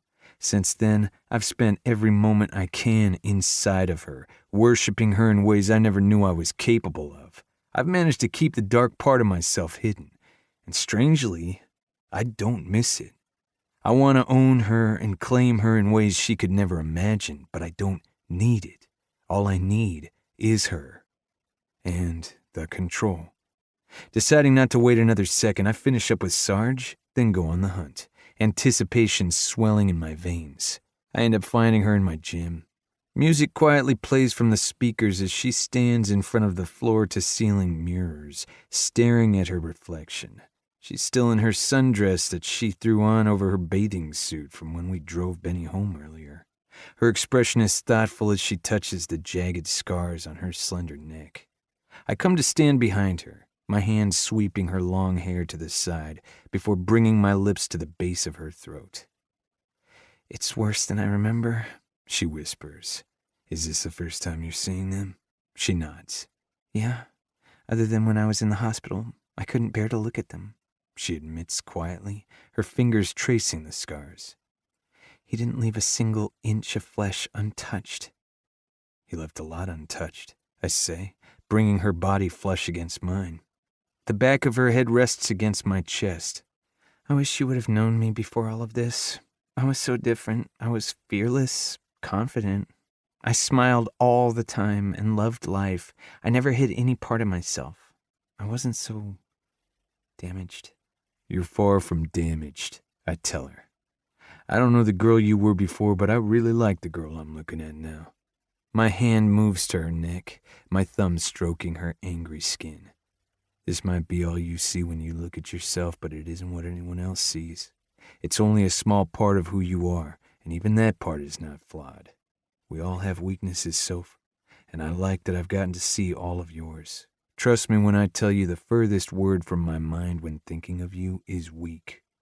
A smile stretches her pretty lips seconds before she turns around to face me, her arms winding around my neck. You say the most perfect things. I pull her in close. I just speak the truth. It's all you ever get from me. Rising up on her tiptoes, she feathers her lips across mine. Dance with me. Eminem coming from the speakers is far from danceable, but I find myself unable to deny her. I'd give her anything she asked for if it made her smile. My feet shift, moving us side to side in the most awkward rhythm. I really suck at this shit, I tell her. Every muscle in my body's stiff. Usually I'm good on my feet, especially when I'm in the ring, but not at this. However, if I were between her legs right now, rhythm wouldn't be a fucking issue. No, you don't, she lies, gazing up at me with a smile on her face. If I could choose one person to dance with for the rest of my life, it would be you, Colan Slade. I drop my hands to her ass, bringing her flush against my straining cock. I have a better idea. And what might that be? You dance for me. She stills in my arms. Are you serious? Instead of repeating myself, I unwind her arms from around my neck and go grab the chair I have sitting in the corner, bringing it to the center of the room before taking a seat. A shy laugh escapes her.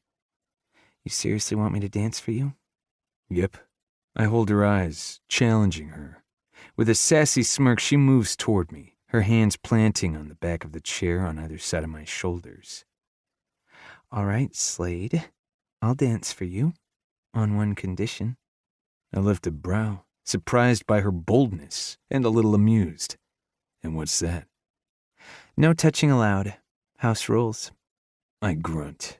There are no rules, baby, because I'm the one who makes them. Her smirk spreads into a full smile.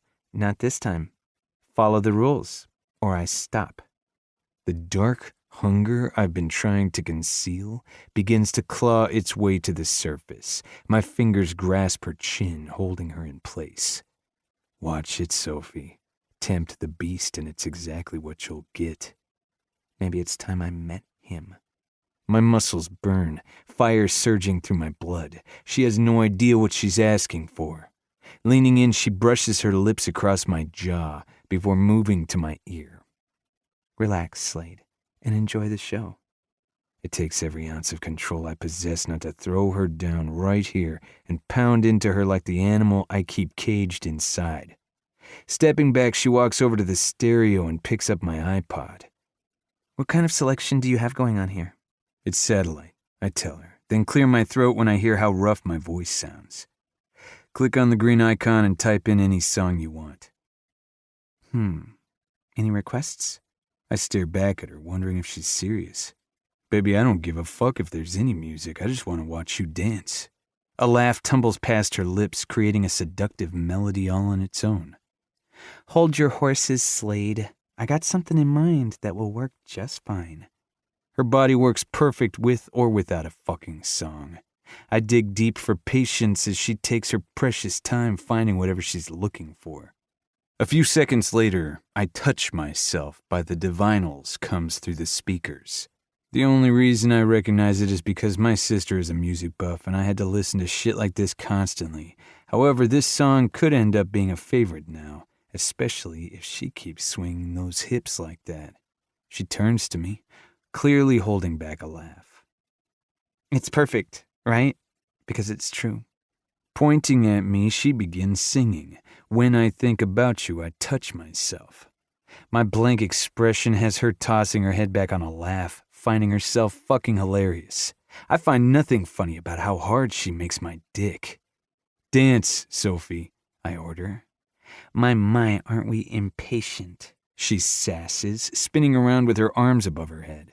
She starts toward me, each swing and dip of her hips tempting, sexy, driving me to the edge of fucking insanity. She silently sings along with the song, trying to be cute, but my mind can't seem to focus on anything else except the words falling from her lips, evoking images of her, spread out, fingers buried in her sweet little pussy while thinking about me. The fantasy fades as she gets closer, her addictive scent rushing through my blood like a favorite drug. She stops a few feet in front of me just out of reach. Her fingers tease the tops of her silky thighs as she drags her dress up, then down, up, then down, offering me only a peek of the sweet spot I crave. Slowly, and I do mean so fucking slowly, she peels the dress from her body, tossing it in a heap at my feet. Okay, maybe this wasn't such a good idea after all. Eyes hooded and flickering with desire, she turns her back to me, pulling the string of her bikini loose as she does. Every muscle in my body is tense, hard, as she circles that perky ass of hers. The best ass I've ever laid eyes on. My fingers curl into my palm as I get the urge to slap it, to hear the sound crack through the air and watch her pretty flesh stain with my mark. Once her top falls to the floor, she covers herself with her hands, shielding them from my view in the mirror she faces. With a taunting smile, she tosses me her seductive eyes over her shoulder. Turn around, I order. She gives me a shake of her head, her defiance raging in my blood. Holding her gaze, I shed my shirt from my body, then unzip my jeans and pull out my stiff cock, pumping it with a firm grip. A gasp parts her lips, a sweet flush heating her cheeks. Turn around, Sophie. This time, she follows the order. Drop your hands. My voice is deep and controlled, despite the chaos roaring through my veins. She does, revealing full, round tits and tight, pink nipples that are begging for my mouth. Closer. She moves to stand in front of me, her gaze remaining glued to my hand, watching every stroke, gauging from her quickened breaths. She's enjoying the show as much as I am. You like knowing you do this to me? Like seeing me hard for you? Yes, she whispers. Hooking 2 fingers into her swim bottoms, I jerk her between my legs and take a sharp nip of one stiff peak, drawing a harsh gasp from her. She grabs onto my shoulders, nails biting into my hard flesh, the sting calling to the primal need I keep buried inside. Releasing my cock, I pull the strings at the side of her bathing suit bottoms, my lips trailing down her flat stomach as the material falls to the floor. I groan at the sight of her, bare and slick with her juices, my mouth watering as her sweet scent impales my senses. I spread her open from my view, blowing gently on her clit. A fiery whimper purges past her lips, her body trembling. Colin, please, she begs. It's not nice when someone teases, is it, Soph? Depends, she responds on a ragged breath. It was fun to do it to you. I glance up at her, watching a sassy smile dance across her lips. It breaks my restraint. Spinning her around, I lay a hard and heavy hand to her ass, the resounding smack echoing throughout the room. Oh, God! Her cry of pleasure pierces the air, knees threatening to buckle beneath her. I grab her hips to steady her, watching the pale flesh stain the same color as her lips. She doesn't pull away. She pushes back from me. Again, I rasp. Yes.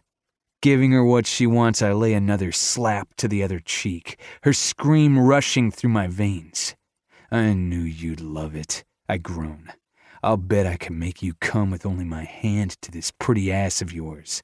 God, Colin, she moans, her hands braced on my knees. Twining her long, wavy hair around my fist, I tug her head back, bringing my lips to her ear. Isn't this what you wanted, Sophie? To have me lose control and see this side of me? Yes, because I want every part of you. She has it, especially the part in my chest. I will never fully lose control with her. It's not who she is, but if she wants a taste of the beast, then I'll gladly give it to her. My lips brush a soft kiss to the base of her throat, the last act of tenderness she's about to get from me. Then hold on, baby, because that's exactly what you're about to get. Without another word, I drive her down on my throbbing cock. A growl rips from my throat, mixing with the sweet sound of her cry as I bury myself so goddamn deep I'm not sure I'll ever dig myself out. I arrange her legs to drop over my knees, then wrap a gentle hand around her throat to tilt her head up. Look at us. Look in the mirror, I instruct her. Look how pretty you are with my cock filling your pussy. She whimpers, eyes riveted to the spot between her legs. We look good, don't we? I say, nipping her earlobe. We're beautiful together. Her words fall on a strangled whisper, her heavy-lidded gaze shining with emotion. Yeah, baby, we are. My lips press against her throat, hands moving to cup the heavy weight of her perfect tits, gripping and pulling on her stiff peaks. Colin, she whimpers, her ass shifting against my hips. Say it, Soph. Tell me what you want, baby. A moment of silence captures the air, only the sound of our harsh breaths being heard. Until she breaks it. Fuck me and don't stop. Growling, I begin fucking her without abandon, selfishly claiming what I will never allow someone else to have. Our sweat-slicked bodies slapping in urgency, her cries of pleasure fueling each frantic thrust. My fingers dig into her hips, gripping as I pound up into her, watching her tits bounce in the mirror. Bringing one hand between her legs, I rear it back and slap her wet flesh. Oh God, she wails, her pussy fluttering around me as she teeters on the edge. I rear back, delivering another slap, hard enough that it sends her over the edge. Colin! That's it, scream my fucking name, baby. Let the whole world know who you belong to. I keep my momentum, fucking her through her orgasm. It isn't until her final tremor subsides that I let go, filling her hot depth with everything I have. A moan leaves her as her sweat-slicked body sags against me. I brace an arm across her chest, feeling her frantic heartbeat. You okay? I ask, dropping a kiss to her shoulder, hoping it wasn't too much for her, especially that last mark between her legs. You know that saying, you've been fucked within an inch of your life? She mumbles. I'm pretty sure that just happened to me. My mouth splits into a grin. So that means you're good? Ask me in a few minutes when I can form a thought. With a chuckle, I lift her off my cock, wanting to whimper like a pussy from the loss. Dragging my pants back up, I keep her against me with one arm, then lean over to snatch up my shirt, using it to clean her before gathering her slender body in my arms. Oh, good, you're carrying me because my legs won't work at the moment. Don't worry, baby, I have you. Her hands move to my jaw, bringing my attention down to her soft expression. I know. You always do. I kiss her fingertips as they brush my lips. Striding into my bathroom, I take us into the shower, hating to wash any of myself off of her, but I figure she doesn't want to sleep with my cum running between her silky thighs. The thought has me growing hard again. I finish quickly before I end up taking her again, something I don't think she would appreciate at the moment since I'm the one keeping her upright. Once I'm done drying her off, I lay her naked body out on my mattress. You look so fucking good in my bed, I growl, taking my spot next to her and pulling her in my arms. You probably say that to all the women. She tries to play it off with a teasing smile, but I know better. Reaching between us, I grab her chin, forcing her to look at me.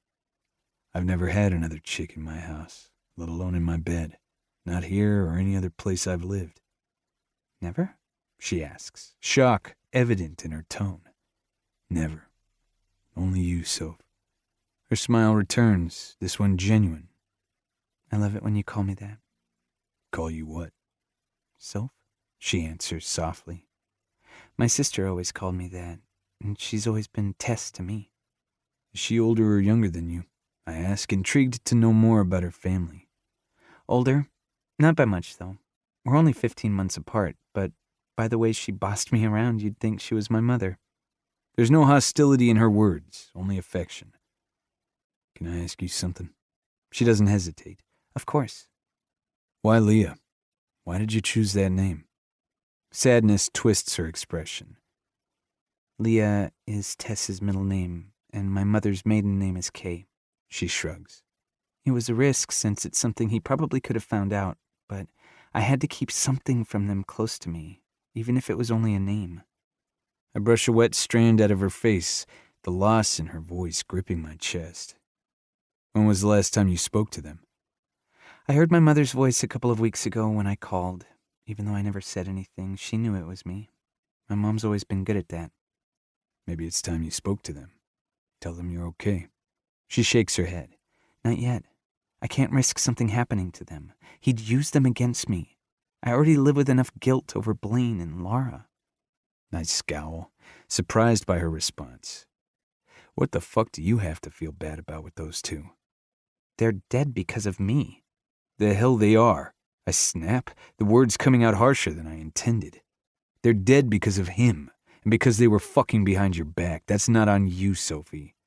There's a brief moment of silence as she gazes up at me, her expression pinched with pain.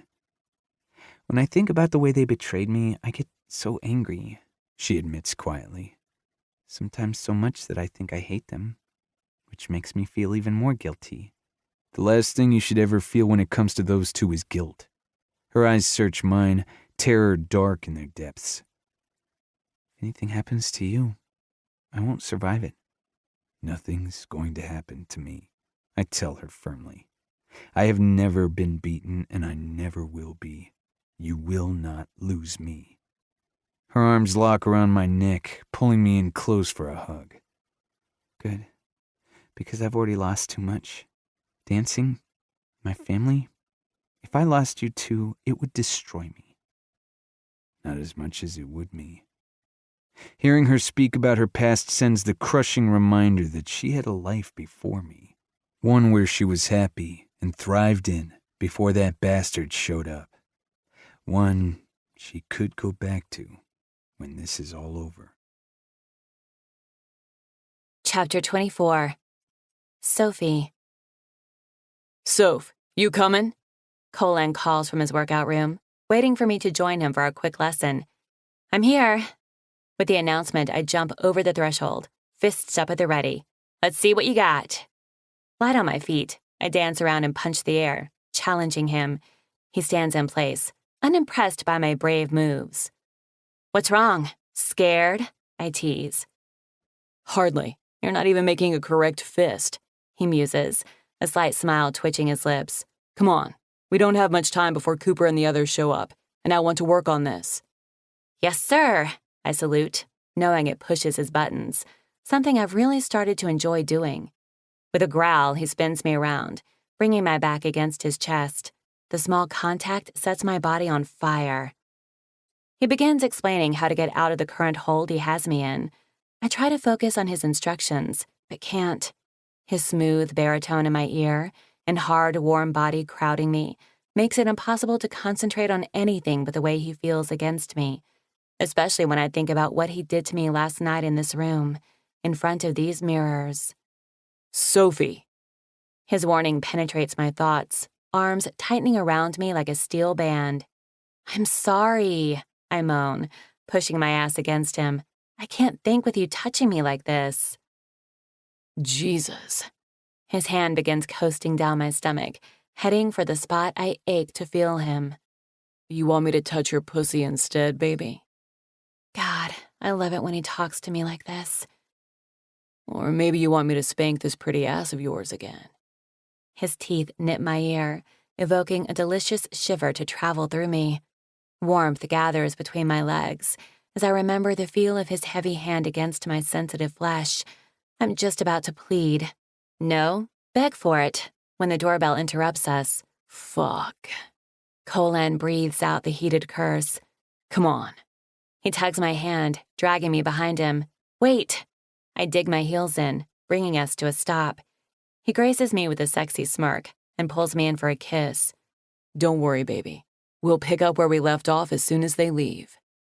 When he turns away again, I cling to his hand, feet planted. It's not that.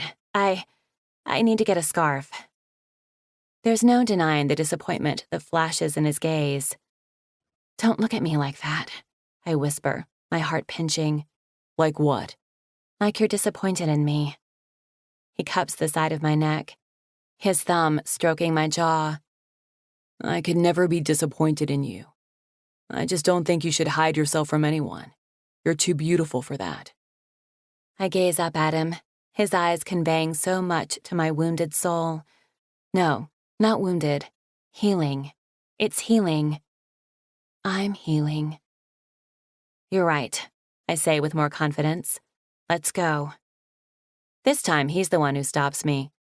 Don't do it for me, Soph. Do it for yourself. I am. It's time. I give him a reassuring smile. Good. He slings an arm around my shoulders and drops a kiss on my head before leading me out.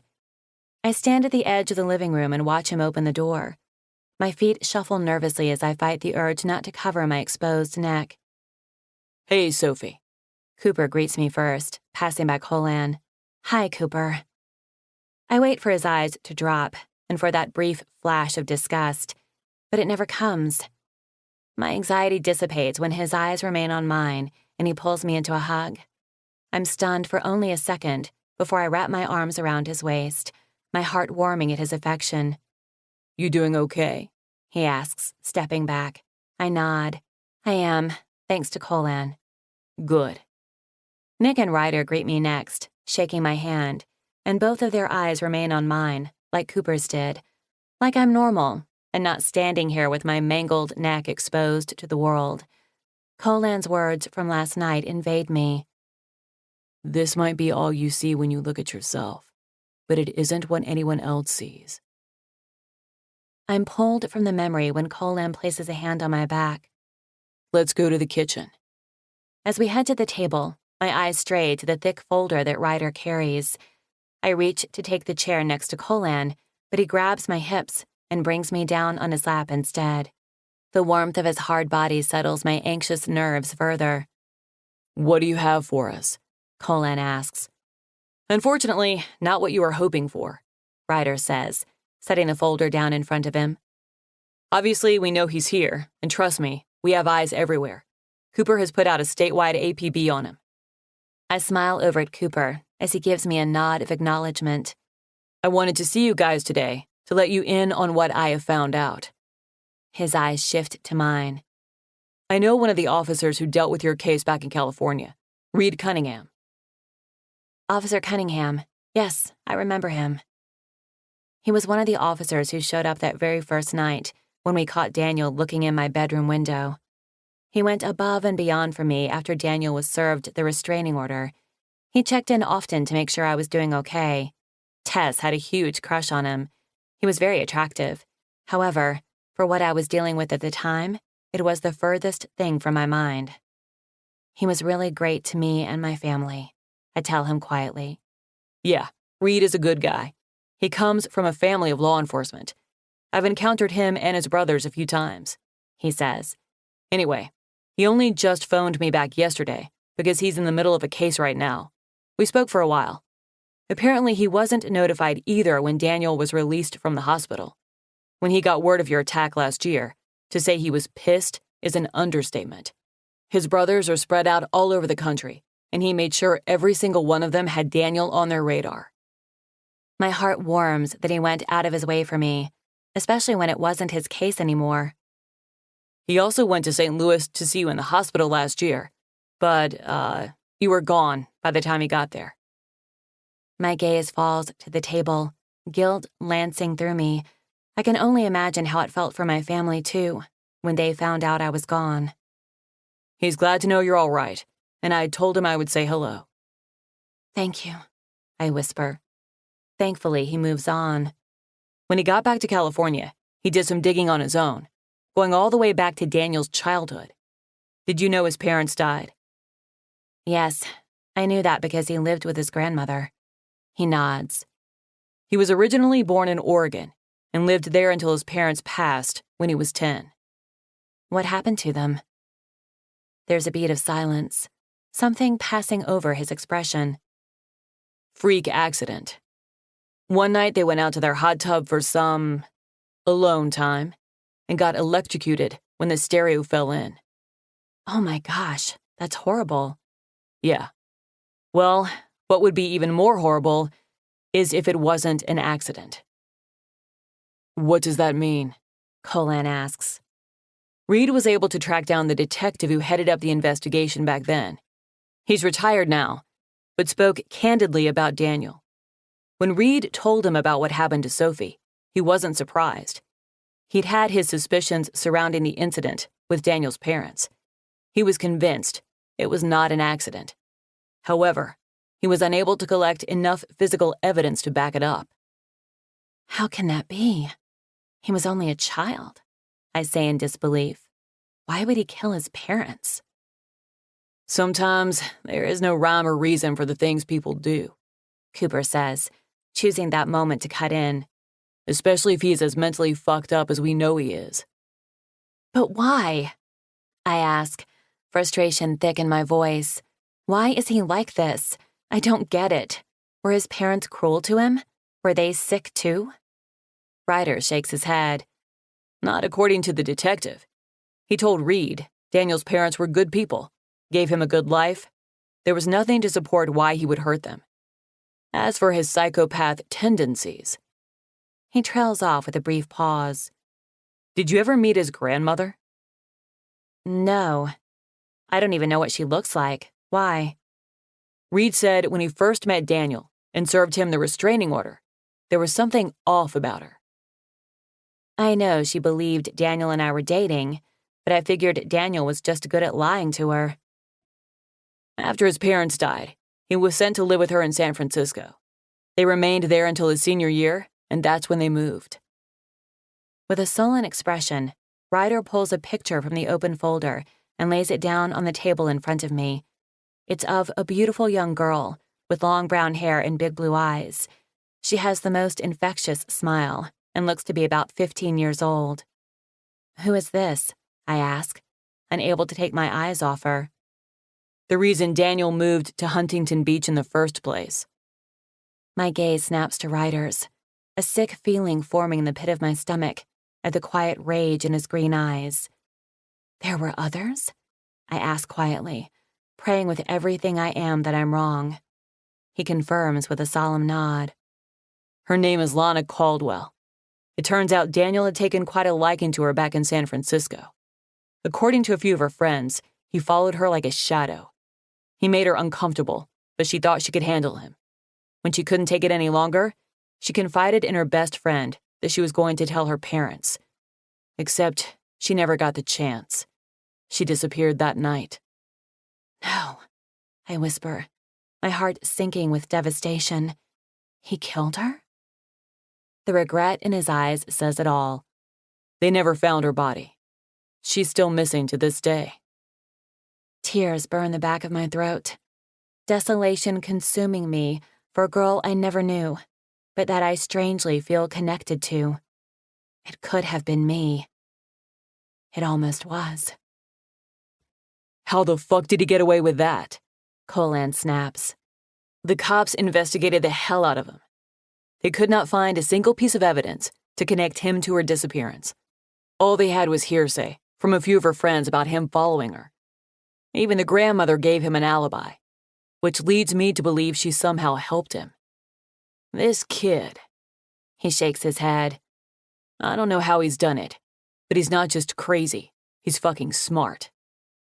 He's right, I say, wiping away the few tears that managed to escape. He's more than smart. He's outplayed everyone, including his doctors. He's unstoppable. No, he's not. Colan pulls me against his chest, his arms hugging me tight while his lips press a gentle kiss to my temple. We'll stop him, baby. I promise. We will, Nick says. We know where he is now, and that's more info than we had before. Everyone trips up sooner or later, and we'll be ready when he does. I wish I felt as confident. I expect it will be sooner rather than later, Cooper says. The longer he's away from you, the more desperate he'll become. It's important you don't leave Colan's side for a second. Not for any reason. Do you understand? I nod. I won't. My eyes land on Lana Caldwell's blue irises one last time before Ryder takes her picture back and begins gathering up the files. Suddenly, I feel Colan's body tense beneath me. Whoa. Hold up, he says, reaching across the table. go back. A confused scowl pulls at Ryder's face. What? Turn back the fucking pages, he bellows. Slowly, Ryder flips back through. There. What, her? Ryder asks, holding up the picture of an old lady. Yeah, her. Who the hell is that? His grandmother. Why? Colan's body turns to stone, the room dropping in temperature.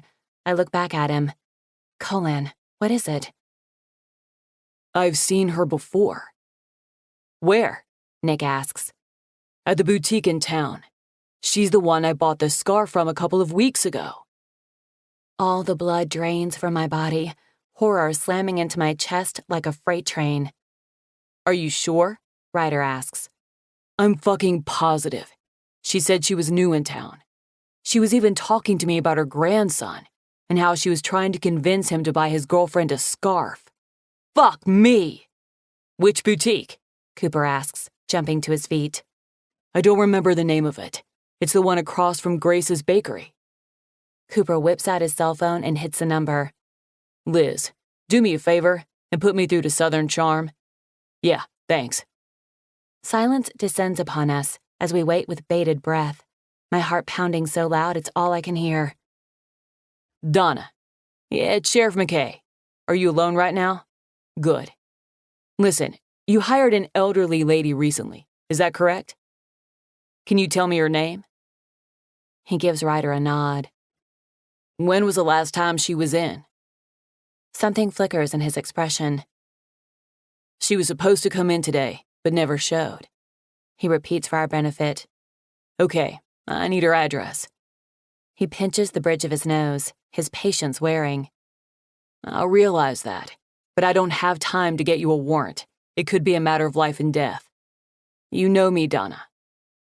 Great, thanks. He covers the speaker. She's getting it for us.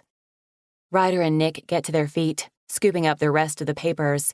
Colan takes the opportunity to stand as well, placing me on my feet while he paces like a caged animal. Yeah, I'm here, Cooper says, drawing our attention back to him. Got it. If for some reason she comes by there, do not tell her about our discussion. Go somewhere private and call me immediately. Thanks.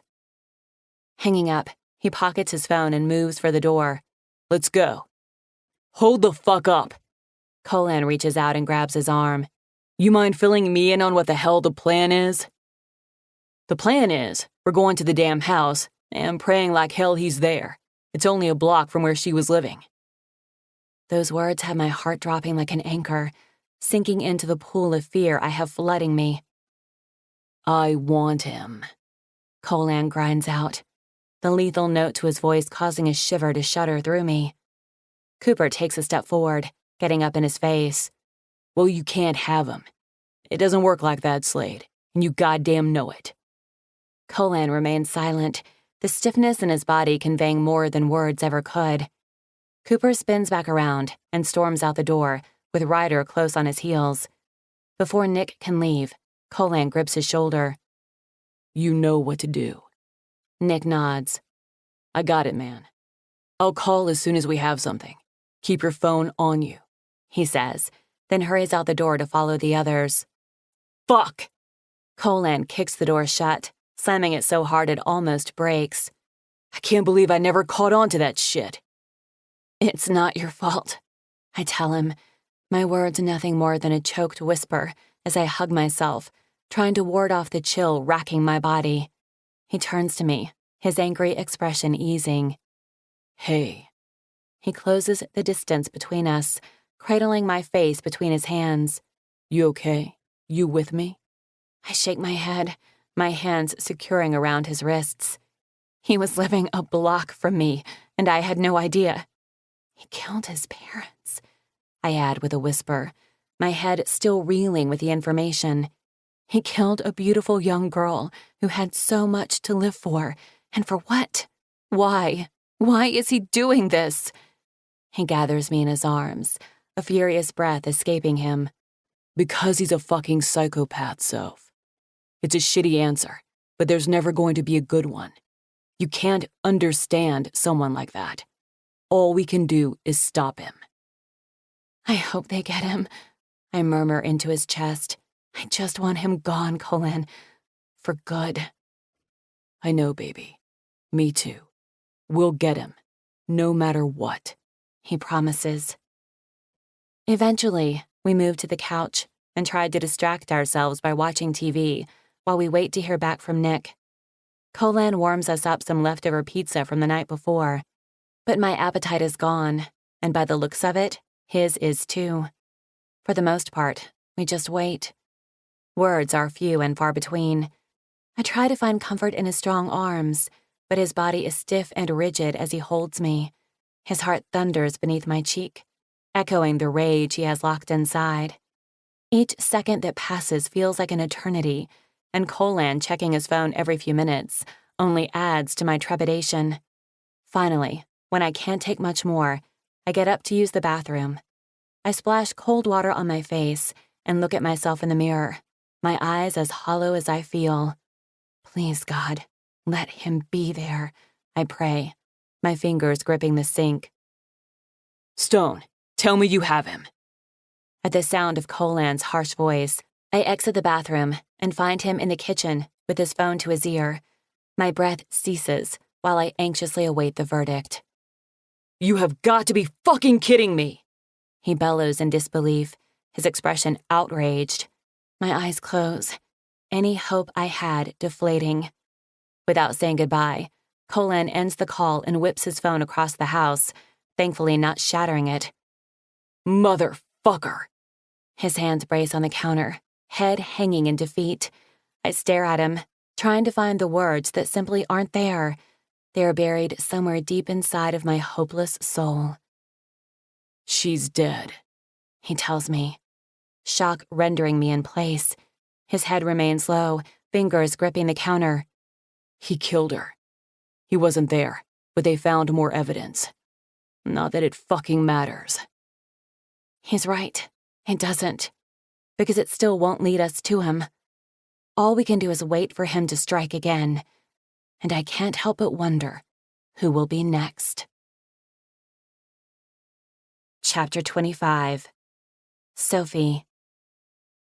I awaken in the middle of the night to an empty bed, missing the warmth that had curled around me before I fell asleep. My bleary eyes glance at the clock to see it's 3 a.m. Wondering where he is, I pull the covers away and push from the bed, my bare feet hitting the cold hardwood floor.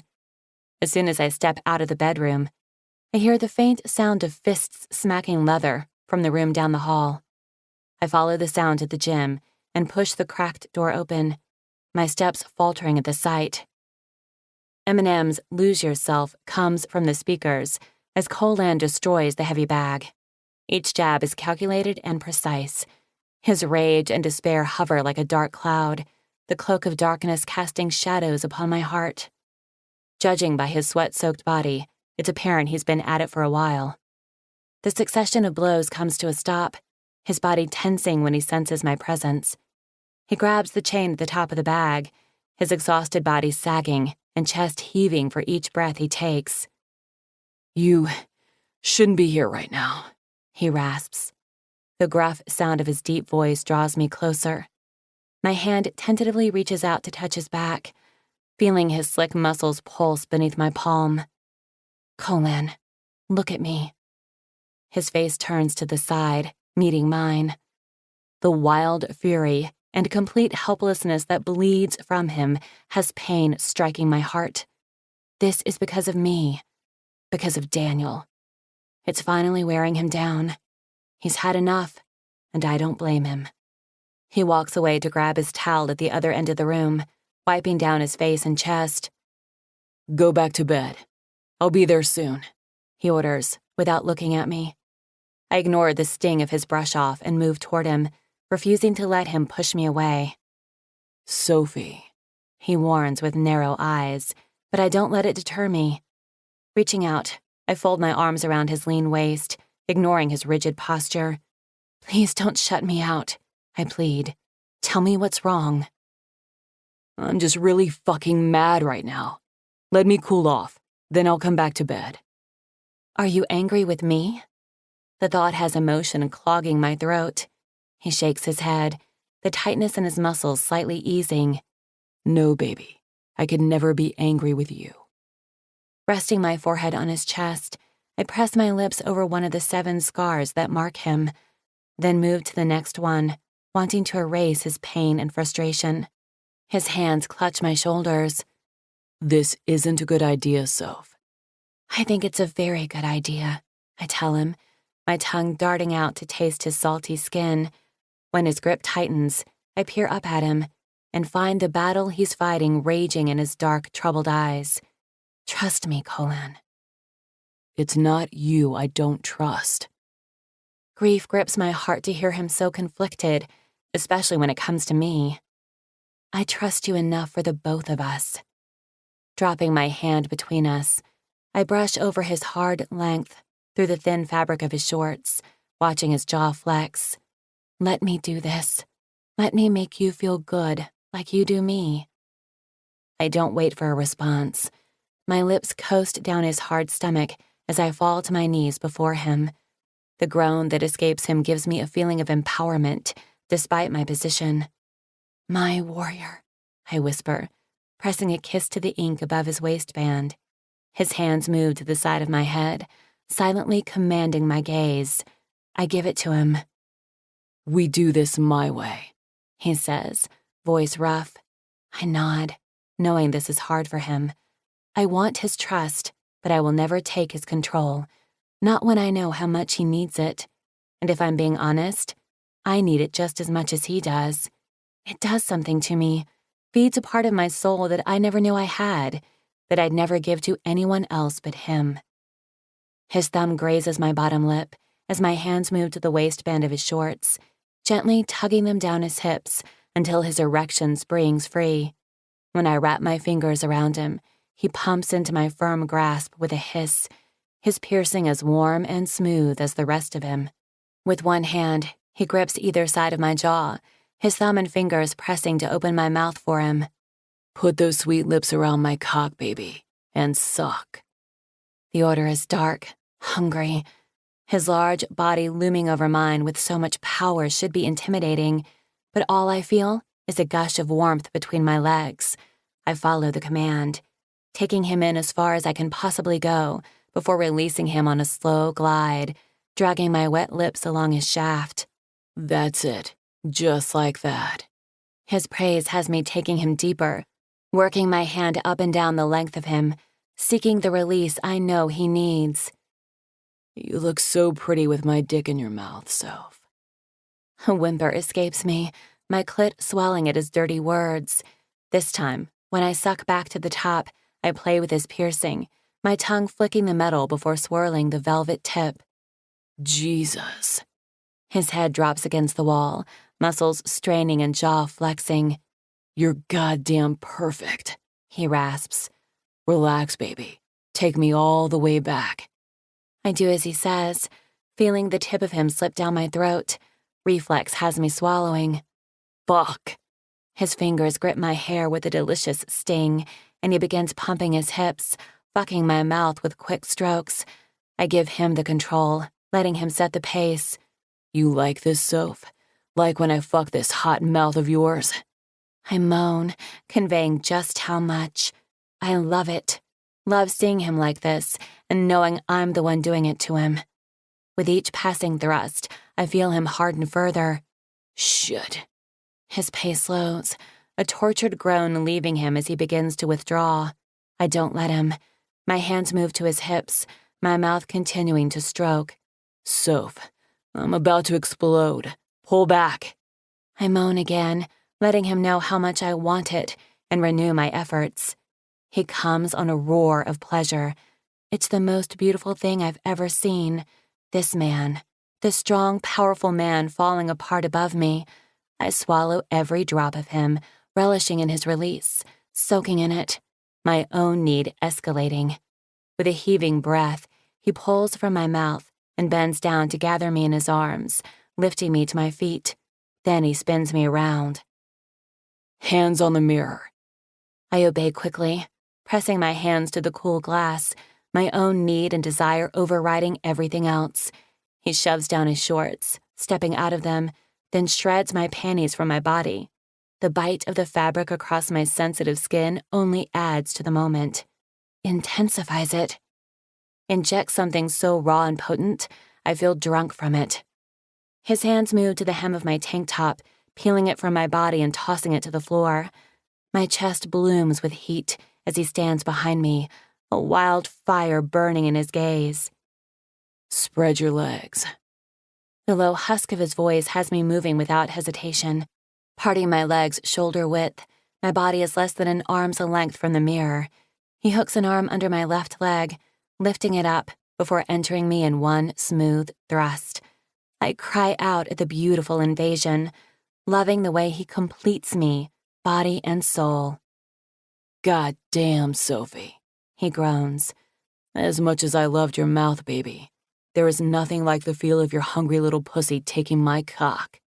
So good, I agree with a whimper, my gaze focused on our connection, watching him disappear in and out of me. That's because I fucking own it. It's mine, He says, his possessive words fueling the flames claiming my body. Yes, I moan. just like you are, right? The change in his voice has me dragging my eyes up to find his, and what I discover there has my heart swelling in my chest. He looks unsure, scared, something I've never seen in him before. Tell me, Soph, He demands, his voice rough. Tell me you're mine. I'm yours, I say, not because he told me to, but because it's true. He owns every part of me, especially my heart. Because you want to be. Yes, I want to be, more than anything in the world. He buries his face in my hair. I'll never let anyone take you from me. It all suddenly becomes clear. How I found him tonight in here. He's more than angry. He's scared. Not of Daniel, but of losing me. My arm lifts to wrap around his neck, my throat too clogged to speak, because it's my biggest fear too. I'm not even afraid of dying anymore. My biggest fear is never feeling this again, of not being with him. Pulling out of me, he breaks our connection for only a second before spinning me around and lifting me off my feet. The moment my legs hug his lean hips, he drives up into me, shattering me for a second time. I want to look at you while I'm fucking you. To look in your eyes as you take all of me, and know that I have you the same way you do me. I rest my forehead gently against his, feeling his warm breath whisper across my lips. You have me, Colin. Never doubt that. You have every single part of me. My lips seal over his with the promise of forever, because I'm too afraid to say it out loud. With a growl, he changes the angle of his thrust, my back kissing the cool surface as he buries himself deeper, harder. My head drops back on a moan as he takes me to the brink of destruction. Give me what I want, baby. Let me watch you fall apart for me. I give into it, letting my orgasm hurtle through me like a tidal wave. As Colin gives into his own release, I hold him close through it all, burying my face into his shoulder and praying I'll never know what it's like to go without this man's touch. Once we've caught our breath, he carries us to the shower. His touch is soft and gentle as he washes me, a complete contradiction to how he was minutes before. I love both sides of him. When he kneels before me, his forehead rests on my stomach, lips catching the rivulets of water as steam fills the enclosed space. I thread my fingers through his wet hair, holding him close. Silence hangs between us, thick and heavy, but no words are needed in this moment. Afterward, he holds me in bed, his arms like a protective shell that I want to live in forever. My fingers trace the scars on his chest. What are these? I ask, breaking the silence. Cigarette burns. I stiffen, pain slicing through my heart like a ruthless blade. His voice is hollow, no emotion, no pain, nothing. Your father? Yeah. Tears blur my eyes, no matter how hard I try to hold back. How could anyone hurt him, now or as a child? It's something I just can't fathom. It only proves just how many cruel people walk this earth. I hate him, I whisper. We both know I'm not only talking about his father. Me too, baby, He says on a heavy breath. me too. I burrow my head closer to his heart, resting my lips against one of the puckered scars, vowing to always watch over him, just like he does me. Chapter 26. Colan. Things have been quiet. Too quiet. It's like the motherfucker just vanished into thin air, and it has me even more on edge. It's been days since finding out the old lady is dead. A statewide APB is out on this bastard, and yet no one can find him. It makes me fucking nervous. I haven't let Sophie out of my sight, and I won't until he's caught, but then what? What happens next? That question has been plaguing me, and it's something I don't like to think about. Will she go back to her old life? Go back to school and dance? She should. She deserves to reclaim everything she's lost. But then, I lose. The thought is a sharp pain piercing my chest. I push the thought aside and continue sorting through the moving boxes in my garage, when I hear Sophie scream, terror thick in her voice. "Colan!" Dropping what's in my hand, I charge through the door and run into the living room to find her on her ass, frantically scooting back from the window. I kneel behind her, grabbing her waist. "Soph, hey, what's wrong?" Someone's out there. "What?" Someone was looking at me through the window. Standing, I go look through the glass but can't see a goddamn thing, with it being so dark out. He's out there. I know it, she says, voice trembling. I quickly head into the kitchen and open my laptop, pulling up the surveillance cameras. Sure enough, there on camera 4, I catch a flash of movement, headed down the beach. Son of a bitch. "Call Cooper now," I order before rushing out the back door. Colan, wait! Her voice is faint, barely penetrating the humid air as my bare feet leave the patio and hit sand. I refuse to turn back. It could be our only chance at catching him, and I'm done waiting. He came onto my fucking property, so that makes him mine. I head in the direction of where I saw him, fury fueling my speed. A solid minute passes before I have him in my sights. He's a good distance away but lacks agility. With my heart pounding and blood roaring, I push myself harder but don't catch up to him until the public beach. There's a party going on. Groups of people sporadically spread out that are either sitting by fires or dancing. He tries to weave into the crowd but doesn't make it far. Reaching out, my fingers catch his hood. A few girls jump out of the way with a scream as I tackle him, dropping him to his back with a sharp yank. I straddle him, ready to deliver the beating of a lifetime, but my fist stops midair when I realize it's a kid. Don't hit me, he pleads, his hands out protectively in front of his face. "Who the fuck are you, and why were you looking in my window?" He remains silent, trying to catch his breath. Gripping the front of his sweatshirt, I yank him up to my face. "Start talking or I'll knock your fucking teeth into the back of your head." His eyes bulge out in fear. "No, please, I wasn't going to do anything to her, I swear," he says through labored breaths. "Some dude paid me $100 to look in your window at her, that's it." Every muscle in my body freezes, ice forming in my veins. "Who?" I shove out, despite the fear lodged in my throat. "I don't know. I only met him tonight." Fuck! Dropping him from my grasp, I start back to the house. My feet pounding the packed wet sand, running faster than I thought myself possible. Sophie. "Colan, wait!" I call out to him, my heart pounding in fear. Running to the open back door with my cell phone in hand, I watch as he jumps from the patio and hits the beach, his determined feet moving swiftly across the soft sand. Oh God. Lifting my trembling hand, I swipe the screen to call Cooper when the wind is suddenly knocked out of me. I hit the kitchen floor and land on my back, the hard impact pushing the air from my lungs. The phone skitters across the room as I try to take in a breath, but I'm not able to, with the crushing weight on top of me. "We meet again, my love." Terror settles over me with heavy force as I come face to face with my worst nightmare. Daniel's hand covers my mouth, the pressure of his clammy palm muffling my scream as I thrash beneath him.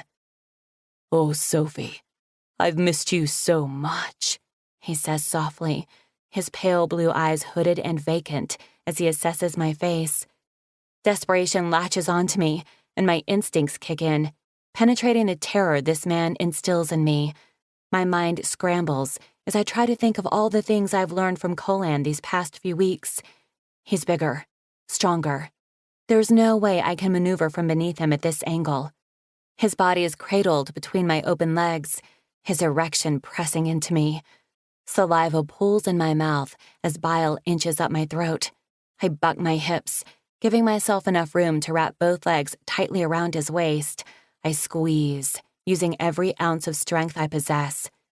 Daniel shoots up on a horrid gasp, the air in his lungs restricted by my tight hold. His hands move to my knees in an effort to pry them loose, and that's when I thrust my palm up, connecting with the base of his nose. Blood sprays, the tiny bone shattering. When he howls in pain, I release my legs and flip to my stomach. "Colan!" I scream, praying he can hear me before he's too far away. I kick myself out from beneath Daniel, my foot connecting with his face, adding to the injury I've already inflicted. Just as I make it to my feet, my ankle is snagged. "You fucking bitch!" With a swift pull, I'm jerked back down, landing on my belly with a painful thud. "Colan!" His name breaches my lips once more as I feel Daniel crawl up my back. There's a sharp sting to my scalp as he grabs a fistful of my hair and yanks my head back, bringing his mouth to my ear. "He cannot save you. No one can. By the time anyone finds us, we'll be at the bottom of the ocean, fulfilling our destiny." Oh, God. "It's time, Sophie. Time for us to be together forever, just like we were always meant to be." "Never," I grind out. "I will never be yours." Pain explodes through my head when my face collides with a ceramic tile. Warm blood trickles down my forehead as black spots dance in my vision. A moan of agony escapes me as I'm flipped to my back, his sinister face blurring before my eyes. "You've always been mine." I'm completely helpless when he gathers me in his arms, my body as limp as a rag doll. Darkness hovers, threatening to pull me down into its black abyss as he carries me out of the house. Chapter 27. Colan. My lungs are on fire by the time I make it back to my section of the beach. A fear I've never known raging deep inside my chest. It only escalates when I see the back door wide open. "Sophie!" I jump onto the patio, my swift feet faltering as I enter my house. Jesus! Panic constricts my throat from the amount of blood staining my floor. Her cell phone lying only feet away. Motherfucker! In a fit of rage, I flip over my kitchen table, the glass top shattering into a million pieces. "I'm gonna fucking kill you!" My rage echoes through the empty house as I grab the flashlight from the kitchen drawer. Hitting the panic button on my alarm, I bolt back outside and head in the opposite direction I came from, her name tearing from my throat. She has to be close. I wasn't gone that long. Long enough. I shove aside my guilt and concentrate on finding her, my flashlight moving wildly over the dark beach. The distant sound of a motor trying to turn over catches my attention.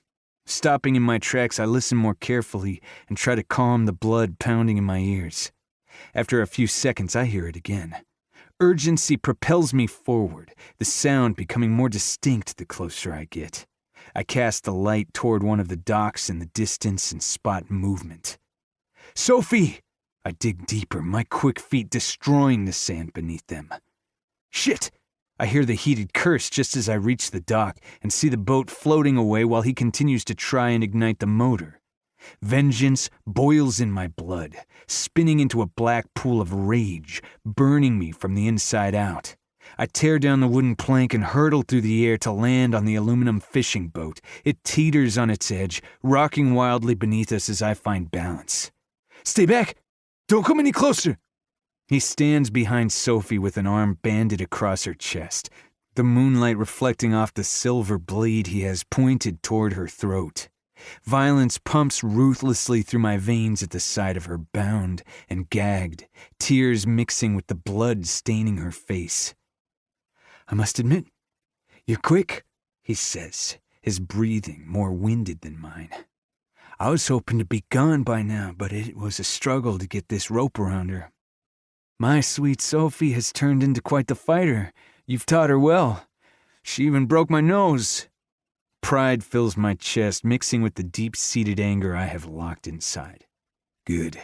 It leaves less for me to destroy because I'm going to do a hell of a lot worse to you than what she did. My voice is calm, contradicting the rage pounding through me. He chuckles, the maniacal sound floating through the salty air. "Sorry, I'm going to have to take a rain check. My love and I have big plans. We have a destiny to fill." "You're not taking her anywhere." "Yes, I am," he snaps, his blue eyes holding an edge of darkness. "You have no say. She's mine, and she will die as mine." "She's not yours. She never has been." "Yes, she is," he screams back, his cool facade shredding. "She's always been mine, and you're going to pay for tainting her with your touch." I spread my arms wide, praying he takes the bait. It's my only hope at the moment. "I'm ready, asshole. Give me your best shot." All I need is an opening, for him to move that knife, then I can steal my chance. He hesitates like the coward he is. My attention moves to Sophie, her terrified sobs penetrating the movement. "Sophie, baby, look at me." "Don't you fucking do it!" He gathers a fistful of her hair, forcing her head down. "Don't you look at him, bitch! You are mine!"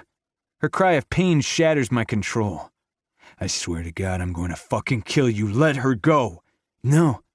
You are going to watch her die as mine and know we are spending eternity together."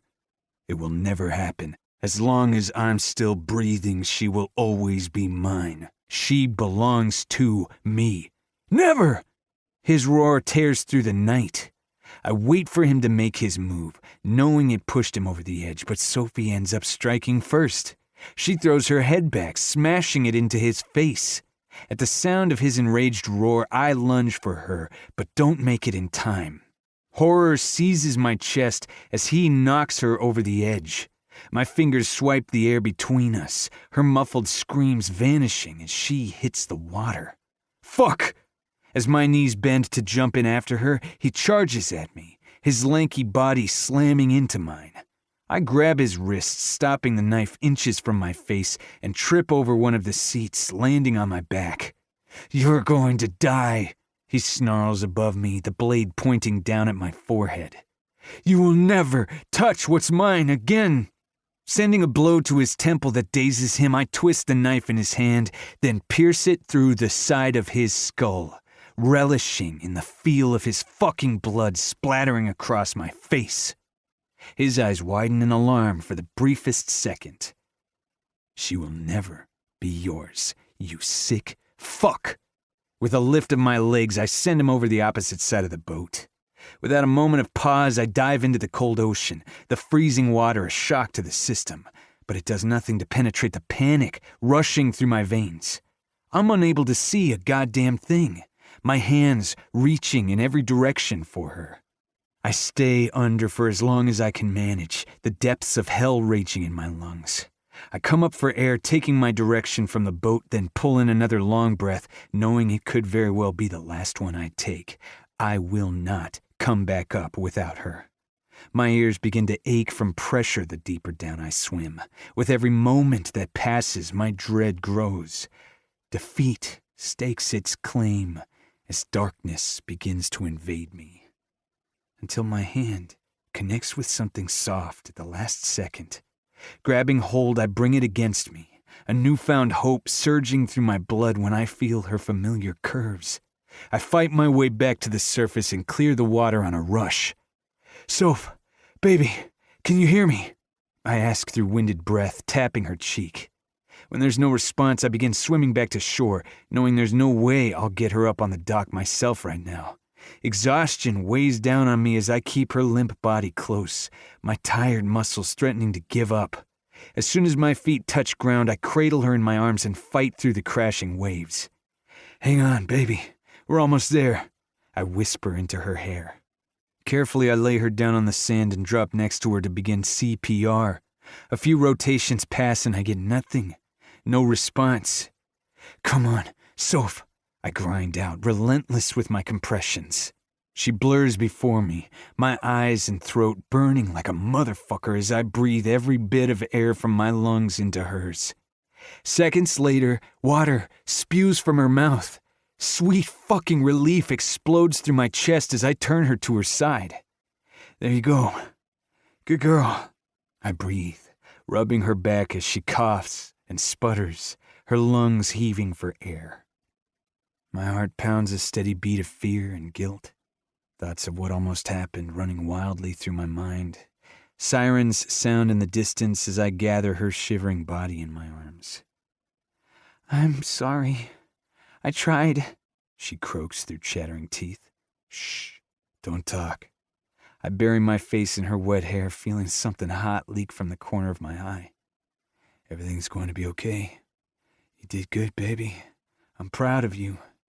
I hold her until the paramedics show up, my chest becoming hollow once again when she's taken from my arms.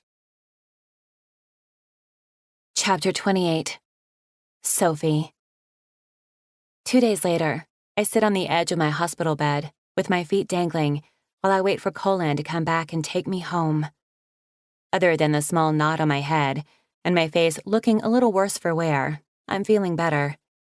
I've lived to see another day, and I will continue to, because Daniel is finally gone for good. He's dead.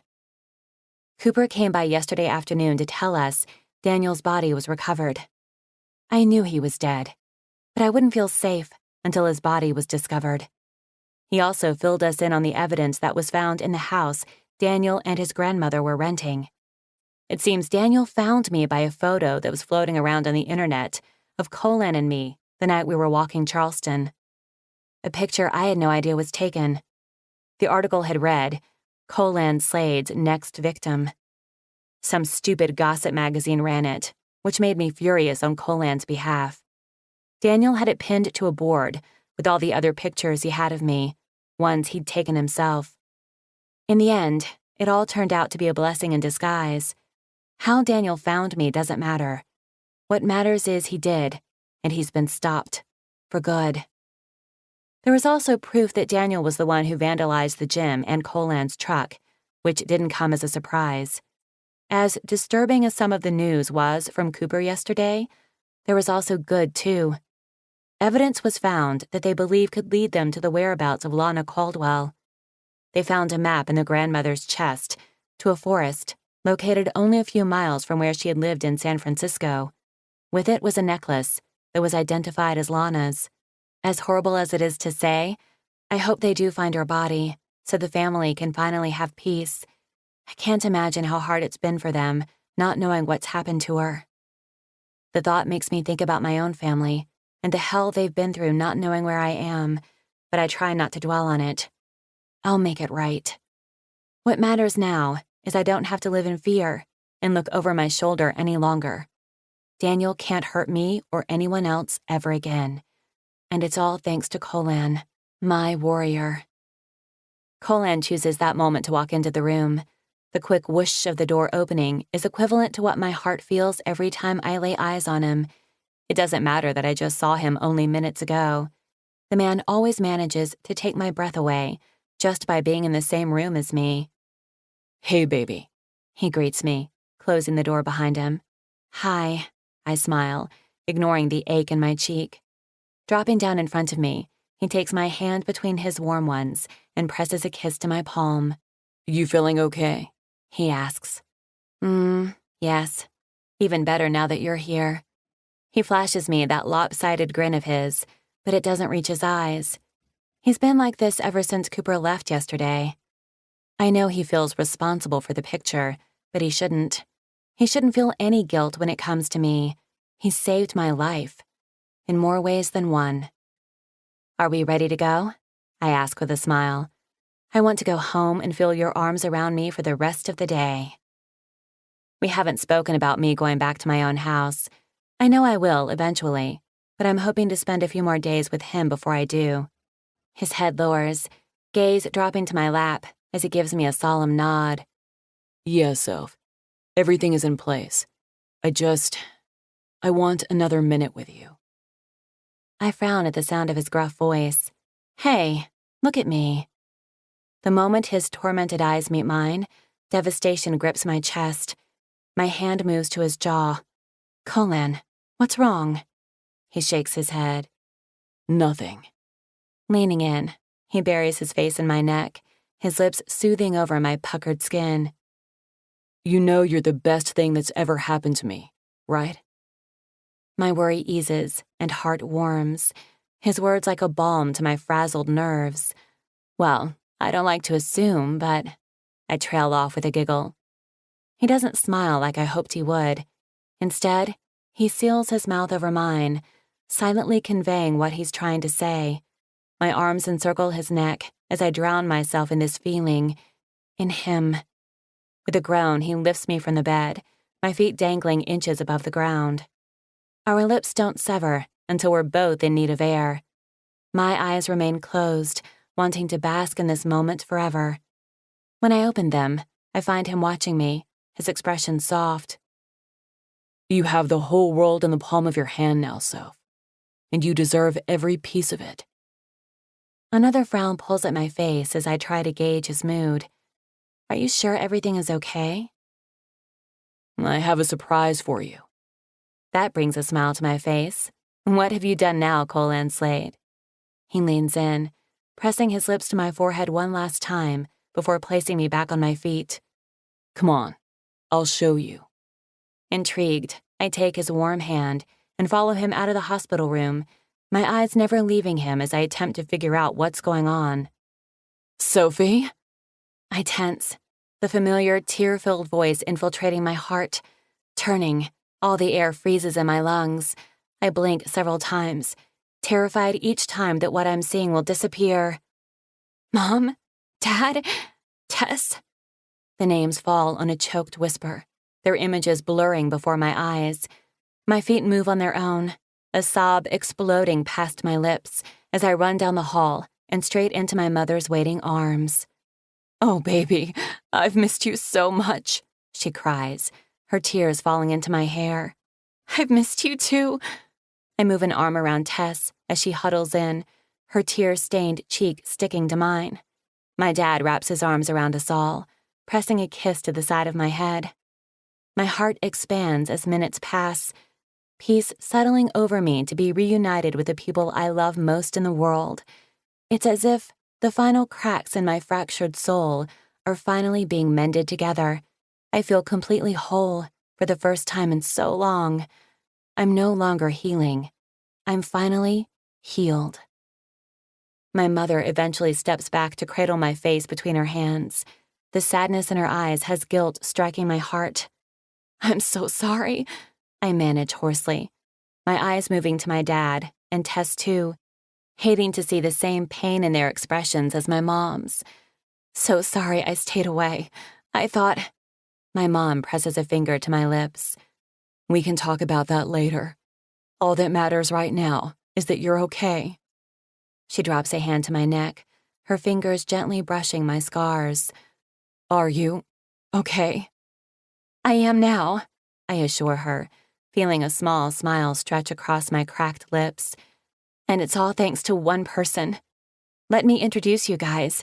You're going to love him. My words fade when I turn around to find Colin gone. I start toward the nurse's station, wondering if there's some leftover paperwork, but my mother snags my wrist. Colin? Yeah, you met him? Of course. How do you think we knew you were here?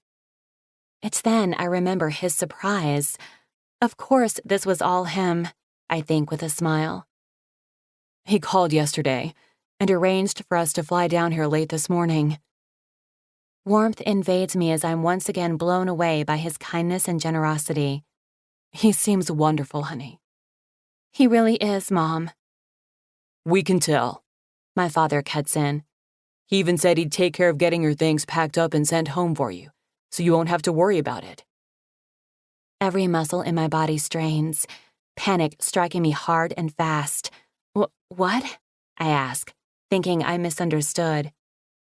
I know, my mother says. Your father offered to pay for it, but he insisted he would take care of it. But I trail off, not knowing what to say, my heart shattering into a million pieces. He doesn't want me? That doesn't make sense. He just said I'm the best thing that ever happened to him. It suddenly all becomes clear how upset he was, why he wanted to spend more time with me. Did he think I was just going to go back home? Is that what he wants? Tears burn the back of my throat as utter devastation consumes me. Come on, sweetheart. My dad wraps an arm around my shoulder and begins leading me down the hall. You look exhausted. Let's go back to the hotel so you can rest. Our flight leaves tomorrow afternoon. Tess links her arm with mine as we make our way toward the exit, her head resting on my shoulder.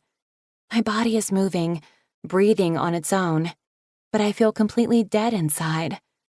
I'm lost to a man who owns my heart, the one crumbling inside of my aching chest the farther away we walk. One he doesn't want. Chapter 29. Colin. Sometimes doing the right thing fucking sucks. Night is long since fallen as I stand on the beach, listening to the waves crash against the shore. I came out here shortly after arriving home because I couldn't stand the silence in my house, and I haven't moved since. It's been hours since I last saw her, touched her, held her, and I'm already a fucking mess. Walking out of that hospital without her was the hardest thing I've ever done in my life. I never intended to give her up. It was only nights ago that I was buried in her sweet body, confessing how I would never let anyone take her from me. Yet here I stand, alone, because I love her enough to let her go, to let her have the life she deserves, the one that was stolen from her. Nothing else matters except her happiness, and I know what makes her most happy is being with her family and dancing. It isn't here with me. The thought only sharpens the ache that has taken up a permanent residence inside my chest. Shaking my head, I decide that drowning my sorrows in a bottle of Jack is a hell of a lot better than wallowing in them. My feet sink into the cool sand as I make my way back up to the house. Climbing up the few steps to my patio, I come to an abrupt halt, my chest seizing at the sight of her standing next to my pool. Arms wrapped around her middle, the hem of her soft yellow dress whispers across her thighs as the slight breeze catches her long, wavy hair. Brushing it against her tear-stained cheeks, if not for the misery on her pretty face, I'd think I was fucking hallucinating. But in my fantasies, she would never look as sad as she does right now. It takes every ounce of control I have not to take her in my arms and kiss the hell out of her right now. How did you get here? Smooth start, asshole. Taxi, she responds quietly. I was going to call, but I didn't think you would answer. I remain quiet because she's right. I probably wouldn't have. Why did you just leave me like that? The tremble in her voice tugs at my heart, and I fight like hell against the pull. The one that's been there since she came into my life. One that will never go away. I wanted to give you time with your family. So, you were going to come back for me? Silence descends again because we both know the answer to that, and I can't bring myself to say it. Did you really think I was just going to get on a plane tomorrow and pretend the past couple of months never happened? You should, I tell her, the words feeling bitter on my tongue. That's really what you want? This isn't about what I fucking want, I snap. This is about you, Sophie. It's about taking your life back and living out all the dreams you had before that sick fuck took them from you. Well, dreams change, she cries out. What about us? What about all the time we've spent together? I'm in love with you, Colin. Her words hit me like a ton of bricks, a forceful blow to the chest. I shake my head. You don't know what you're talking about. The hell I don't. Don't tell me what I feel. Don't treat me like I'm some stupid girl who can't make her own decisions. Then don't make stupid decisions. Why is it stupid? She asks. Huh? Why is it so hard for you to believe I love you? Because no one else ever has. My jaw snaps shut, teeth grinding as I bite back that reply. So this is it? She asks, tears beginning to stream down her beautiful face. You're going to throw it all away just like that? My hands fist at my sides, throat on fucking fire as I refrain from dropping down in front of her and begging her to stay. Jesus, I don't know if I can do this, even if it's the right thing. She shakes her head bitterly. Well, you can think I'm stupid all you want, but at least I'm not a coward. Her words hang in the tense air between us before she turns around and moves for my back door. Panic grips my chest and sends me into motion. My bare feet eat up the concrete as I catch up to her. I slam my hand on the sliding glass door before she can open it and crowd her against it, feeling her back tremble with her stifled sobs. Please don't cry, Soph. I plead, my throat feeling raw. I'm trying to do the right thing here. All you're doing is breaking my heart. I bury my face in her hair, her agony igniting a fire in my chest. I'm so fucking sorry. I don't want this. I'm just trying to give you back everything you lost. I know how much you've missed your family. Wiping her cheeks with the back of her hand, she turns around in my caged arms and peers up at me, her sad eyes knocking the wind straight out of my lungs. Of course I have. But this isn't the same as last time. I can talk to them every day. They can come here and I can visit them. It doesn't have to be one or the other, Colan. I can have you both. And what about dancing, huh? What about everything you were working toward? I'm not letting you give that up for me. I don't have to. I can dance anywhere. It won't be the same, and you know it. Sure it will. But even if it wasn't, even if I had to choose, I'd choose you. I would always choose you, Colan, because I love you more than dancing. I shake my head in disbelief, feeling completely undeserving of her. Do you feel anything for me? She asks, her voice wavering. Have the past couple of months meant anything to you?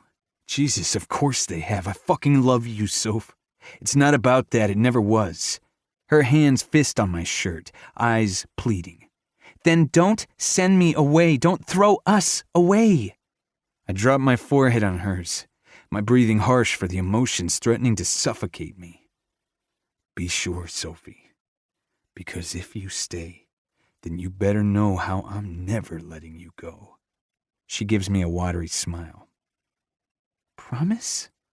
Instead of responding with useless words, I cup her neck and bring her in mouth to mouth, sealing both of our fates. I inhale her cry of longing, tasting the saltiness of her tears, and swallow every bit of pain I've caused her. I love you so much, she whimpers, locking her arms around my neck. I love you too, baby. So fucking much. My hands slip under her dress, a strained groan ripping from my chest when I feel the scrap of silk between her round, bare globes. God damn, I need you. Then take me. With a growl, I cup her bare ass and hoist her up, her long legs hugging my waist. I reach for the door and I'm about to charge into my house like the fucking Flash when she stops me. No. Here. What? I ask, like an idiot. I'm so fucking blind with need that I can't think straight. Here. Make love to me out here. Groaning, I carry her over to the double chase lounge and gently lay her down, never losing contact with her mouth as I position myself between her sweet thighs. I rip the top of her dress down, tearing the strap from her shoulder. Oh, this is my sister's. She worries, her voice breathless. I'll buy her a new one, I promise. And I'll buy you one too because it looks really fucking good on you. Her laughter trails off into a harsh gasp when I take a pink nipple in my mouth, my tongue rolling and teeth grazing the tight bead. Yes.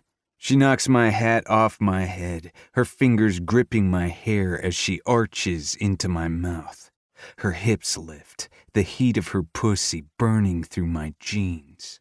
Damn, Soph, you're on fucking fire, baby. She reaches for my shirt, tugging it up my back. take this off. I need to feel your skin. I lift only enough to let her pull my shirt over my head before I take my place again, another groan vibrating from my chest at the feel of her soft curves. Her nails bite into my back, the sting of pain shooting straight to my dick.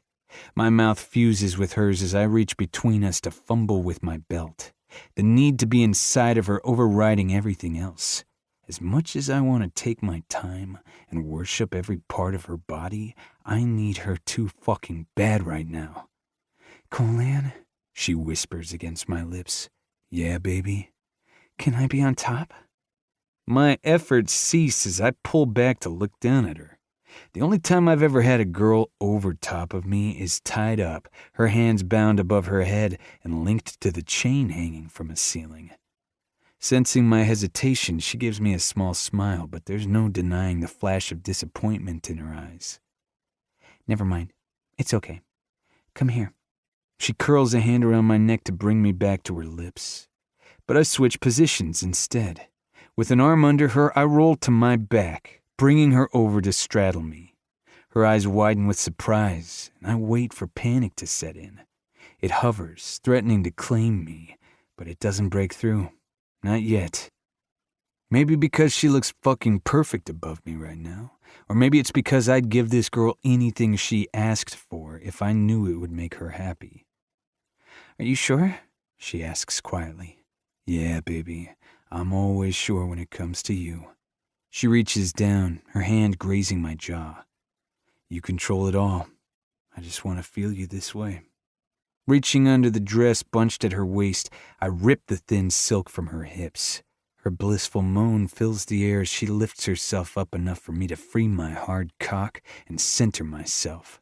Slowly, I lower her down on me, the heat of her hot pussy yanking a hiss from my mouth.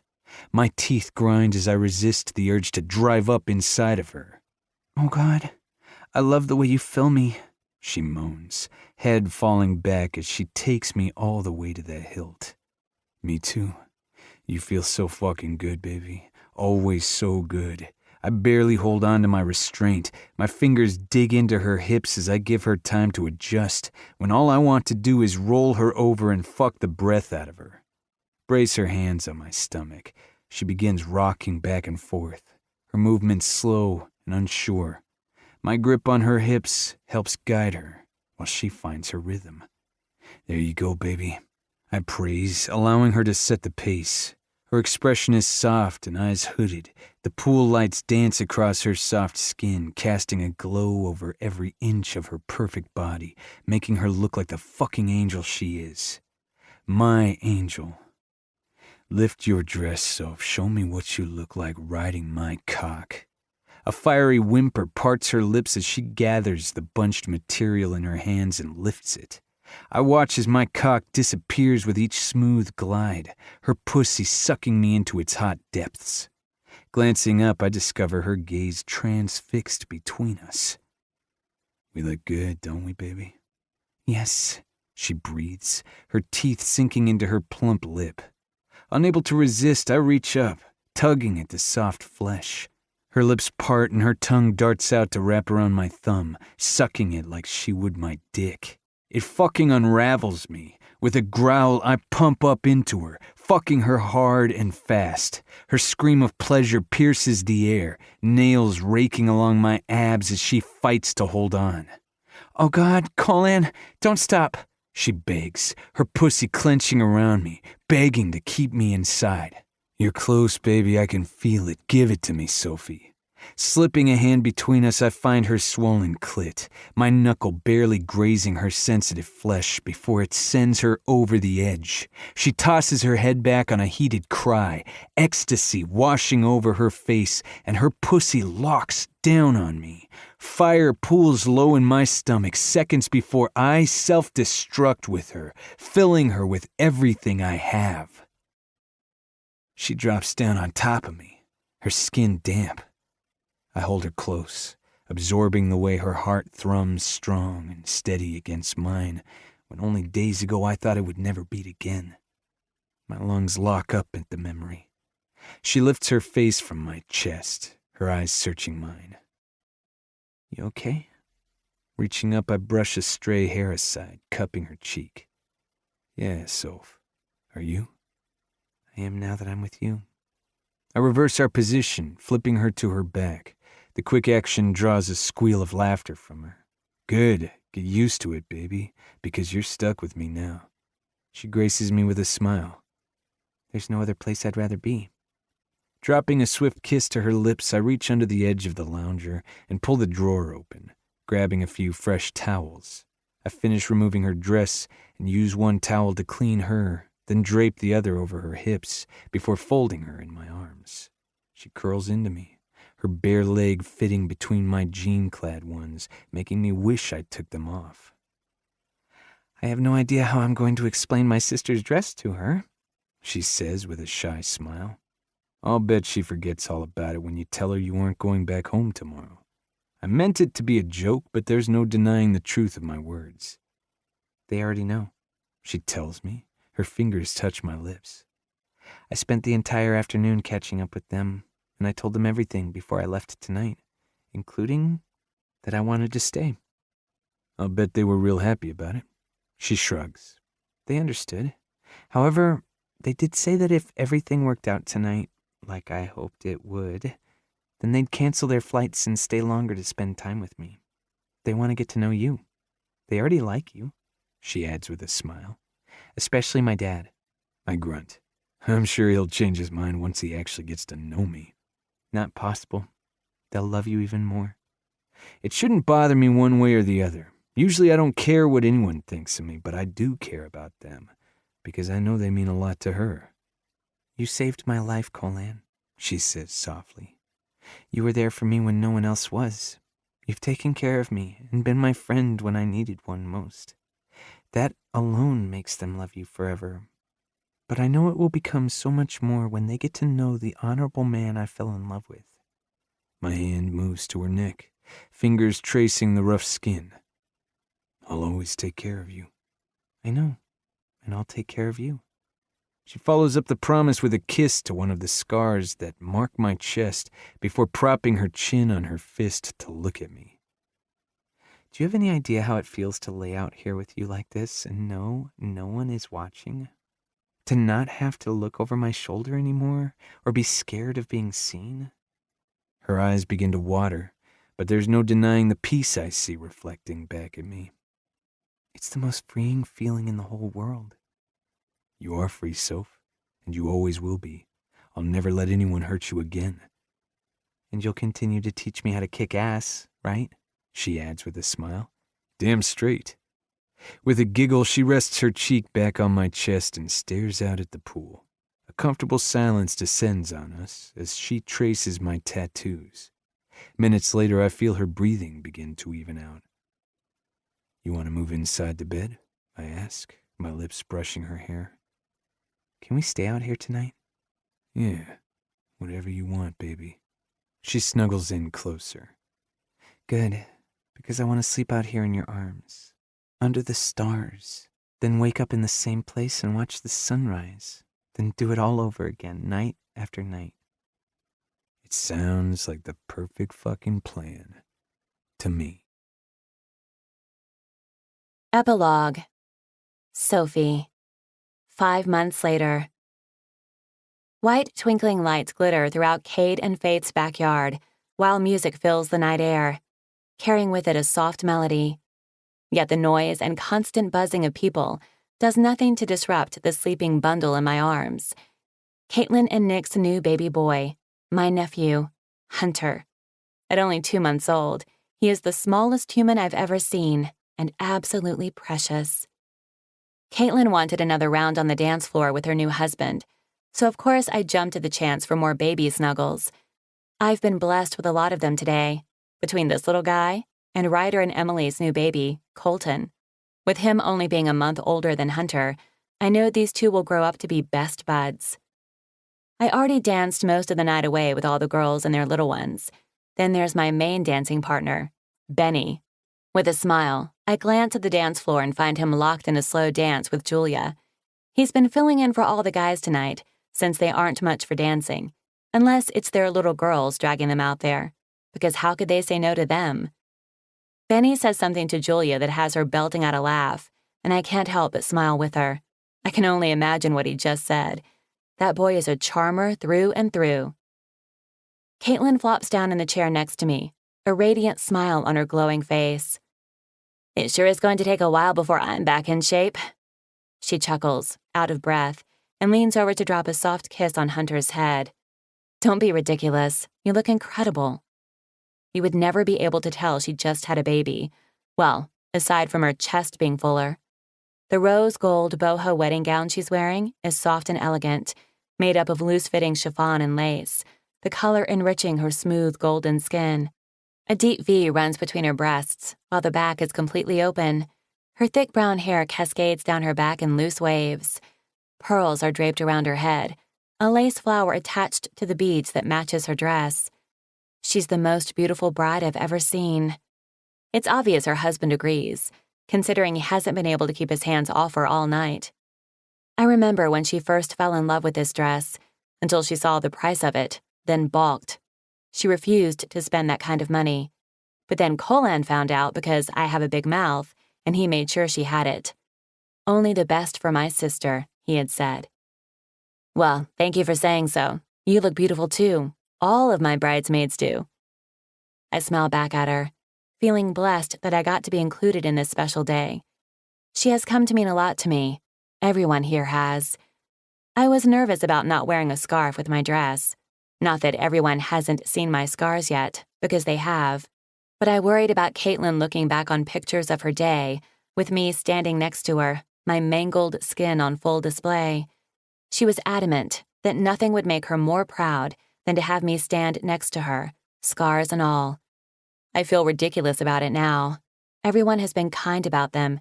Just like Colan said, when they look at me, it isn't all they see, and it's starting to be that way for me too.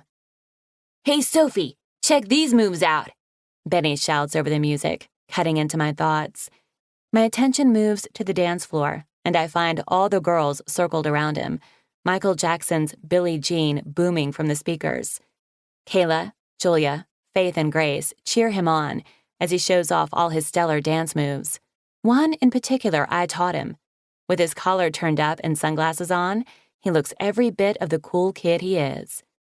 I gave him a thumbs up before looking back at Caitlin. Both of us burst into a fit of laughter, and I instantly feel guilty when I wake Hunter. Oh, shoot. I'm so sorry, little guy. It's okay. Here.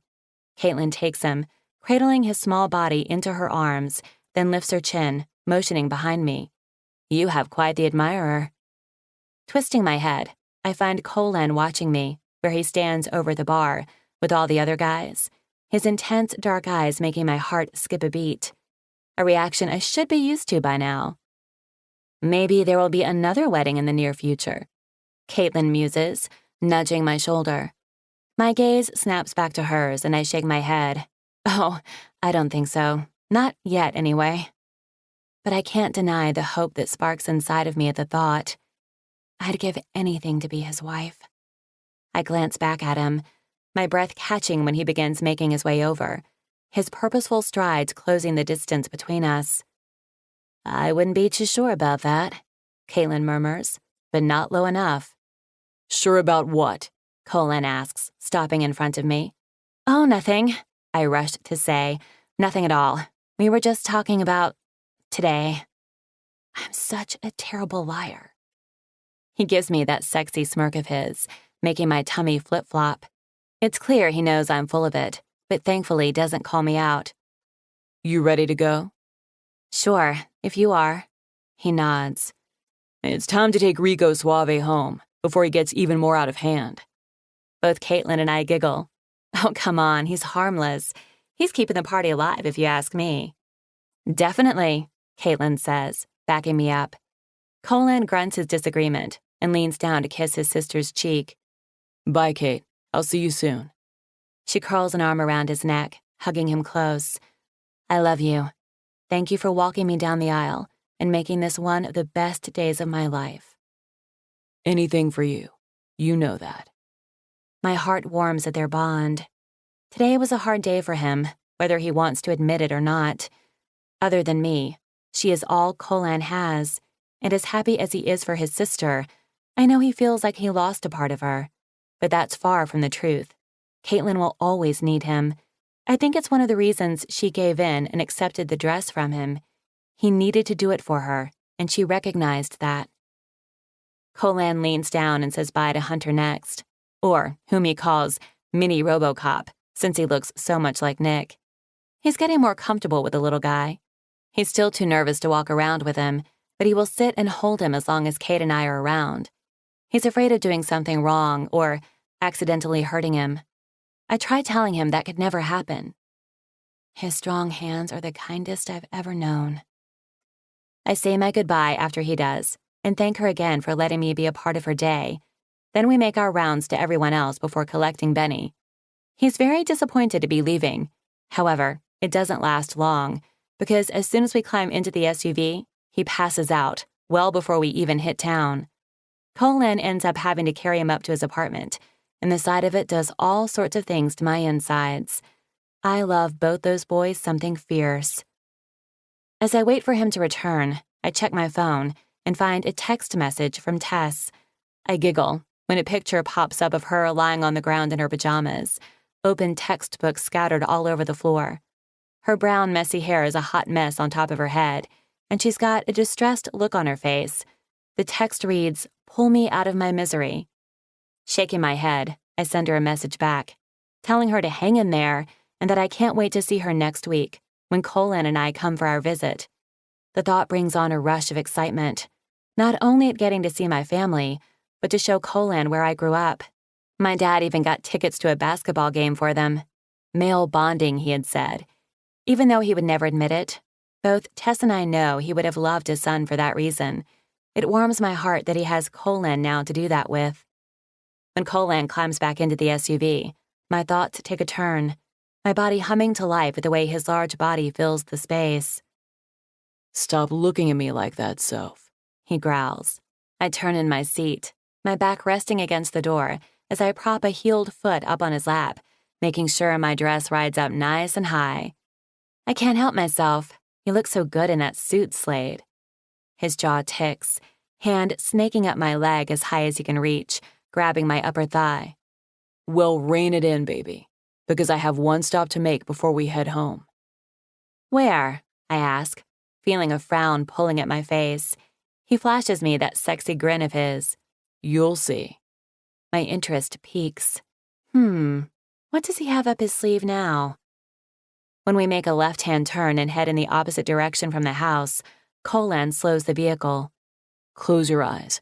Don't open them until I tell you to. I do as he says, a smile forming on my lips. What are you up to? Just sit tight, baby, and you'll find out soon. As time ticks by, I only become more intrigued and impatient. Thankfully, it's not long before we come to a stop. Can I open them now? No, not yet. I hear him exit the vehicle, then feel my door open a few moments later. When his hands span my waist to help me down, I wrap my arms around his neck and find his lips with mine, the need to kiss him overriding my excitement. A blissful sigh escapes me, peace invading my soul like always. I pull back, making sure to keep my eyes closed. What was that for? He asks, voice husky. Because I love you, and I always want to kiss you. Silence fills the air, his warm breath whispering across my lips. I wait for him to speak, but he doesn't. Instead, he sweeps up my dangling legs and cradles me in his arms. Keep your eyes closed, he murmurs. I follow the order, hearing the truck door slam and horn beep with the alarm as he locks it up. He takes a few steps before I hear him fiddle with a locked door. The sound of metal hits the ground. Shit. I let out a squawk and cling to his neck as he bends down to reach for what I'm assuming are his keys. Are you sure you don't want me to walk? I ask. I can still keep my eyes closed and you can lead me. No, I got you. He always does. Eventually, he manages to unlock the door and walks us in, the sound of his dress shoes clicking on the floor. I'm putting you on your feet now, he whispers in my ear, sending a shiver to skitter down my spine. But keep your eyes closed. I'm dying here, Colan. He chuckles quietly against my neck, right before his lips leave a soft kiss. Just a few more seconds, I promise. I hear him walk away, then the sound of a light switch being flicked on, the darkness behind my eyes becoming just a little brighter.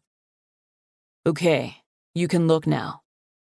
Opening my eyes, the first thing I notice is the soft mood lighting. Then, it's the pink rose petals that are scattered all over the wooden floor. And then the floor-to-ceiling mirrors and dance bar that wraps around the studio. I look at Colan, my smile so big my cheeks ache, even though I still have no idea what's happening. What is this place? It's yours. My smile slips, heart pounding double time in my chest and echoing in my ears. Huh? I say, thinking I misheard him. Now it's his turn to smile. It's yours, Soph. I bought it for you. I begin to wonder if I fell asleep in the truck and I'm dreaming. But for what?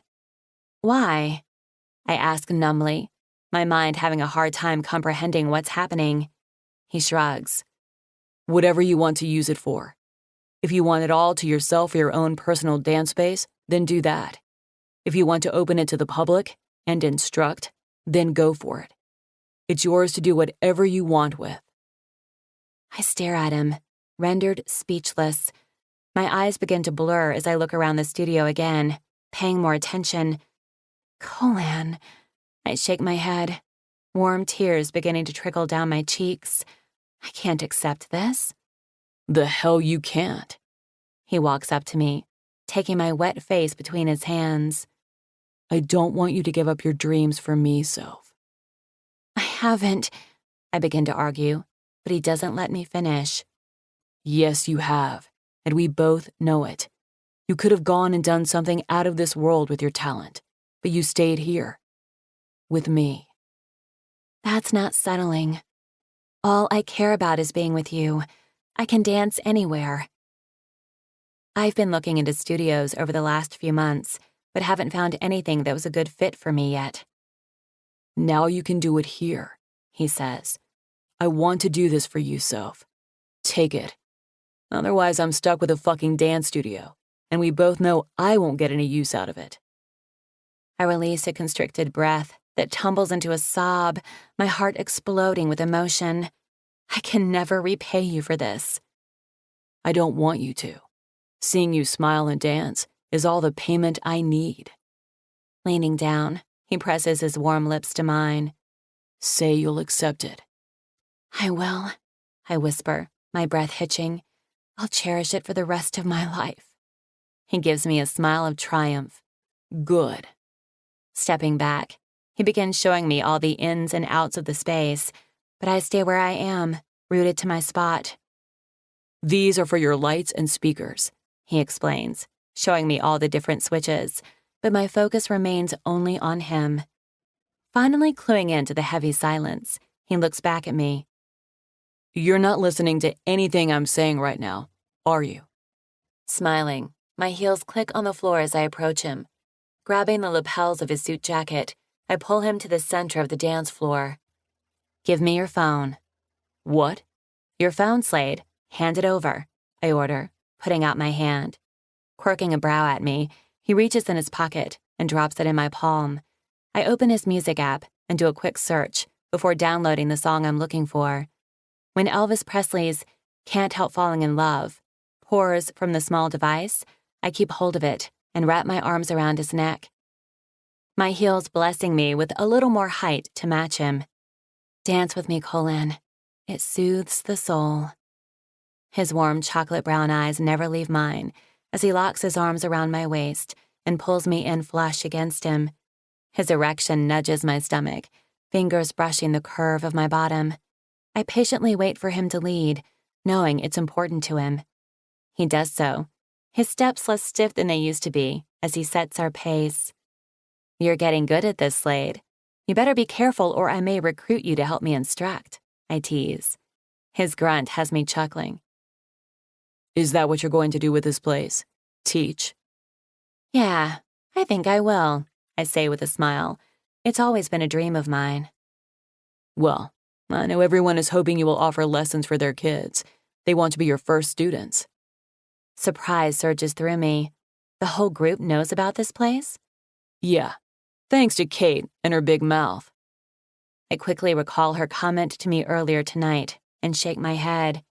I should have known something was up. I would love to have youth programs.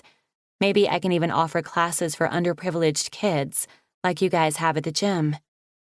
He nods and is about to say something, but I talk over him. Oh, and maybe I could reach out to those guys you sent to nationals. I'll bet they would want to be involved with it. He nods again. And maybe we can... My words trail off when I realize I'm rambling. Sorry, I'm getting ahead of myself. I apologize sheepishly. He graces me with a sexy smirk. Don't be sorry, Soph. This is why I bought it for you, so you can live your passion every day. Warmth invades my soul with how much this man loves me. I didn't even know it was possible for someone to love me as much as he does. Loving you is my passion, I tell him. You will always be my first choice. He stares down at me, his expression somber. Marry me. Our dance comes to a stop as I still in his arms, my heart stalling in my chest. What? I ask, my voice barely above a whisper. Marry me, he says again, strong and sure. I gape at him, my breath lodged in my throat along with my words. Doubt flickers in his eyes as he mistakes my silence for something else. Why are you thinking so hard about this? A laugh bursts out of me, but it cracks as emotion takes hold of me again. I'm not thinking about it, I shake my head. Is this real life? It's as real as it's ever going to get. I don't have a ring, because I've spent the last few months looking for one, but none of them were good enough for you. I'll take you to choose your own. I don't need one. Yes, you do. Everyone needs to look down at your hand and know you belong to me. I continue to stare at him, unable to find words sufficient enough for what I'm feeling right now. He lifts me up, my feet dangling off the ground, as he brings me eye level. Tell me what I want to hear, Sophie. I smile, his bossiness making me love him that much more. I will marry you, Colin, on one condition. He quirks an amused brow. What's that? That you dance with me, every day, for the rest of my life. I watch his eyes narrow as he thinks about it. Can it be horizontal dancing, without clothes on? Another laugh tumbles out of me, before settling into the happiest smile I've ever had. Yes, it can. I'm graced with another sexy smirk. Then it's a deal, baby. His mouth descends upon mine, sealing his words with a kiss that steals my breath and makes all my dreams come true. Soon we're shedding our clothes and making love in a place that used to be my sanctuary until he came along. Now that place is in his arms and his heart. Forever. This concludes An Act of Obsession by Casey Lynn, narrated by Callie Dalton and Teddy Hamilton. Copyright 2016 by Casey Lynn. This unabridged audiobook is published by arrangement with Casey Lynn and was produced in the year 2021 by Tantor Media Incorporated, a division of Recorded Books, which holds the copyright thereto. Please visit tantor.com for more information on our growing library of unabridged audiobooks.